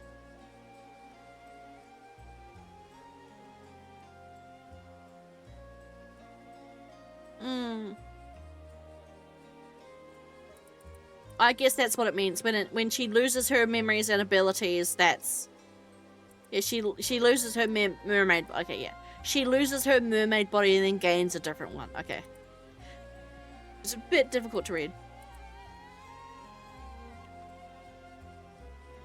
She expected Sabaya to receive the news with utter contempt, if not sever her ties with Yumiko completely, but her expectations were pleasantly subverted. Sabaya herself had since forged her own deep love and trust with Mara Minakuchi, one that similarly transcended their respective species, and understood her feelings. Thanking her for introducing a Tensai to her, however, Sabaya never showed herself to Yumiko again after that. Oh! After many twists and turns in their quest for happiness, the spirit of it... Okay, so yeah. Tensai did give up his body. The spirit of a Tensai Shiki, who sacrificed his body so that Yumiko could live as a human, has come to dwell in the body of a small dog, and continues to enjoy retirement in the quiet life at Yumiko's side as her husband became a dog. Okay. Sure. Yuko started in his home at Tokyo to this day. Even before his retirement, and despite his current form, he remained an active force in the industry, having devoted his times to such things as taking Sodo Kiryu on as his protege after discovering his potential, assisting with management of the Paranormal Affairs Bureau for old time's sake, and seeing Yumiko, who knew of the work it did, to help as one of its members.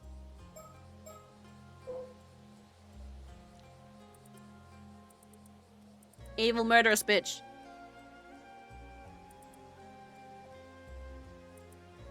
While aimlessly drifting from job to job, she met Ikoma, blah blah blah, blah blah blah, blah blah blah. We don't care, she sucks. We don't care, she's murderous and she sucks.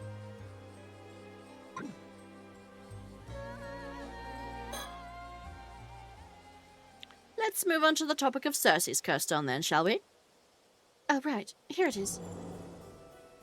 One of the locals we ran into earlier was planning to use this curse stone to cause a massacre, so we confiscated it. Goodness, that's far more disturbing than I was imagining. Sounds like you're lucky to escape unscathed. Where's this local now? We managed to subdue her after taking her curse stone. I don't think she'll wake up for a while, so you could get someone to come and take her away. Alright, I'll make the necessary arrangements later. So, who was this would-be mass murderer, and what exactly was she planning to do? She said her name was Kikuko Tsutsui. She didn't have any spirit sense to speak of, though. She tried to use a curse stone to get Avi to tell her what he knew about mermaids. But we managed to fend her off and take it from her. That's right, she had the hand mirrors and the business cards marked with the symbol that serves as the target for the curse, and handed them out on the island in advance for whatever she needed, whenever she needed to activate it. A premeditated crime, in other words, and quite a thorough one too. Quite a dangerous position you were in. Prefecture. I'll say, if we hadn't caught on to her intentions, no doubt I would be sleeping with the fishes by now. Such is the nature when dealing with curses, I'm afraid. You'll never know when you might end up the target. No need to tell me twice. I have quite enough curses by this point. Prudent attitude. A curse's corruption starts from the heart. Indeed. I'll be sure to remember that.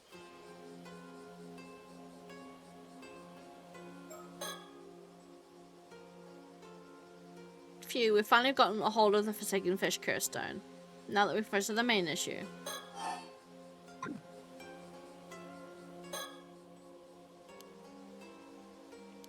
No, okay, not yet. Still talking to Cersei? Did you learn what this Kikuko was after in the end? To be honest, I wasn't all that sure myself. Apparently she was looking to get her hands on a mermaid to impress some tycoon called Yamashina. Seems he's looking for a way to become immortal. What? A tycoon called Yamashima who wants to become immortal. It couldn't be. It couldn't be. Oh? You know him. Did she mention where she got the curse stone from? Could Yamashina have given it to her? Actually, it seems like it was someone else. As Kikuko would tell it, she's Yamashina's illegitimate child, but he refused to acknowledge her. While she was pondering ways to gain his approval, a young CEO, his apprentice, swooped in and offered her a sympathetic heir and a curse stone used to accomplish her goal. I think that was the long and short of it. Something like that, yeah. What? So there's someone else involved. It turns out she knew a CEO. It turns out we knew the CEO she was talking about, too. We were plenty shocked. So the CEO was the original owner of the curse stone, was he? What's his name? He's a young man by the named Kipe Ikoma. Although I dare say young isn't the first word that would come to mind when looking at him. What? Kipe Ikoma? It can't be. Huh? You know him too? No. Perhaps they simply share a name. The Kipe Ikoma we know should have died 6 years ago. Huh? Died? What do you mean? Would you mind taking a look at this, Harvey? A portrait? Oh, right, no, yeah, he's the fucking dead guy. Is that what he's doing? Fucking, cause he's Tomoshige, right? He's Tomoshige, and that's why he's obsessed with Sato. So has every 30 years, he's just been killing a random guy and taking his identity? And that's what the bodies were? Him killing someone and being like, okay, I'm this guy now. A portrait sketch? And who might this be? The Kipe Ikoma you know wouldn't happen to look like this, would he? Kipe Ikoma? No, he doesn't look like this at all. Yep, this isn't him. Basically.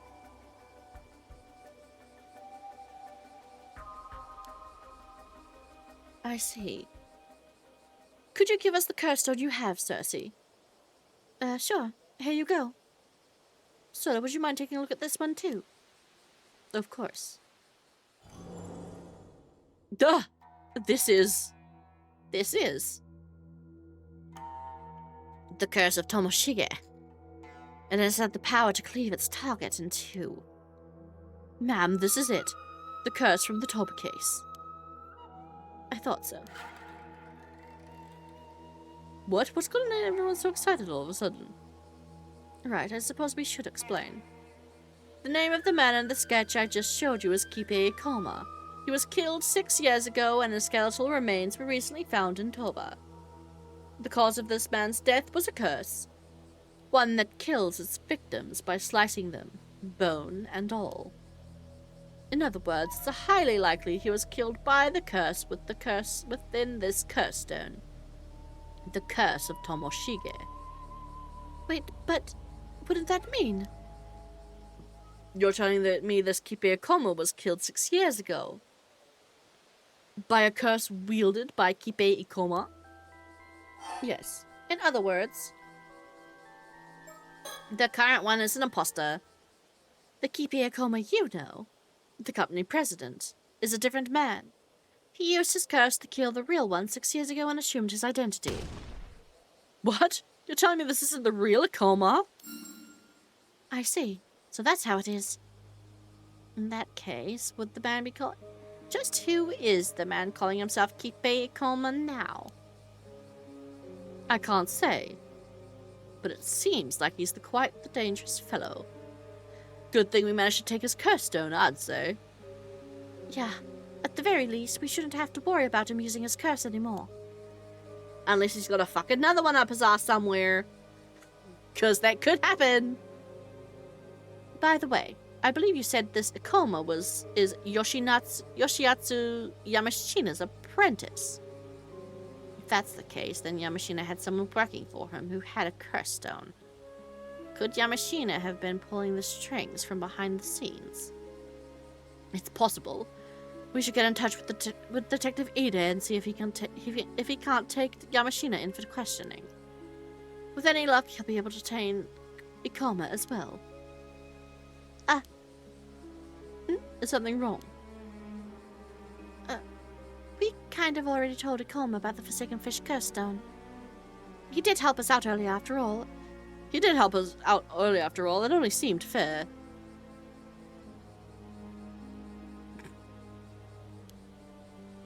I suppose we can assume that information has reached Yamashina as well, then. Oh, right. He also asked us to look for a bronze mirror that was used to lift the curse of the raging waves. The still-tide mirror, I think. The still-tide mirror, huh? Just what could he be planning? Either way, it seems we'll have to keep an eye out for any movement on his end.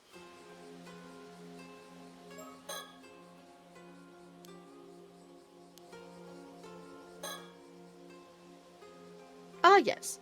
We were hoping you could do us a little favor, Cersei. It seems you don't have a mermaid to be searching for anymore, so perhaps you could use that extra time to help us out. What do you think, Avi?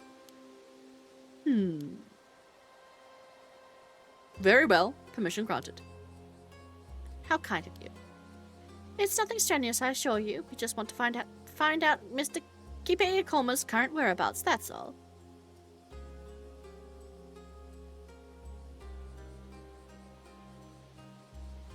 So just an ordinary chore then. Ordinary chore then. We want to focus on getting the curse of the raging waves lifted as soon as possible, you see. It would be a huge help if you could pin him down in the meantime. He's definitely up to something, and more importantly, you know what he looks like. We'll ask a detective from the Mere Police to look into things there too. One can never be too cautious. Both his true identity and goal remains unclear. Be very careful when dealing with him. I guess that means we'll have to go back to the mainland for now. We do have some time left before the last ferry is set to sail, I suppose. Okay then. I do want to find out what's going on too. So we'll see what we can do there. Seems like we'll be helping you out with your work then, in that case. Please do consider putting a word on my behalf. All right. I'll see what I can do.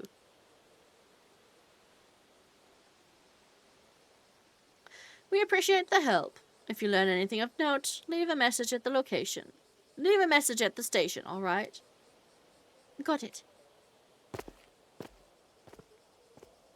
I suppose we should see about lifting the curse of the raging waves, then. Let's get in touch with Detective Ide first. We can find Wakamura after that and see if we can't get him to cooperate. Understood. Let's be on our way, then.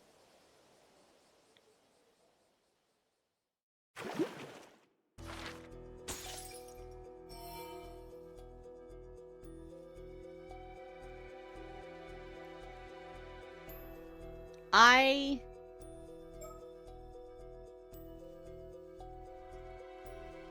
need to finish stream. I absolutely could be playing more, but it's almost been 6 hours. Yeah, I can't do much more either.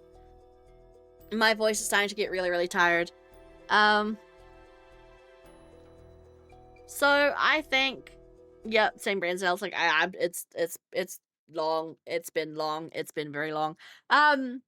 So next week, I will be streaming maybe more than usual because next week is Easter week, and I don't have work Friday or Sunday or Monday. I get Easter Friday, Easter Sunday, and Easter Monday off work, so I get a long weekend. I am working only 2 days next week, so I might fit in some extra stream around then. So stay tuned for the schedule. I will do that eventually, but until then, stay electrifying. And obviously I understand fully. But yeah, until then, stay electrifying, and I'll zap you later. Bye!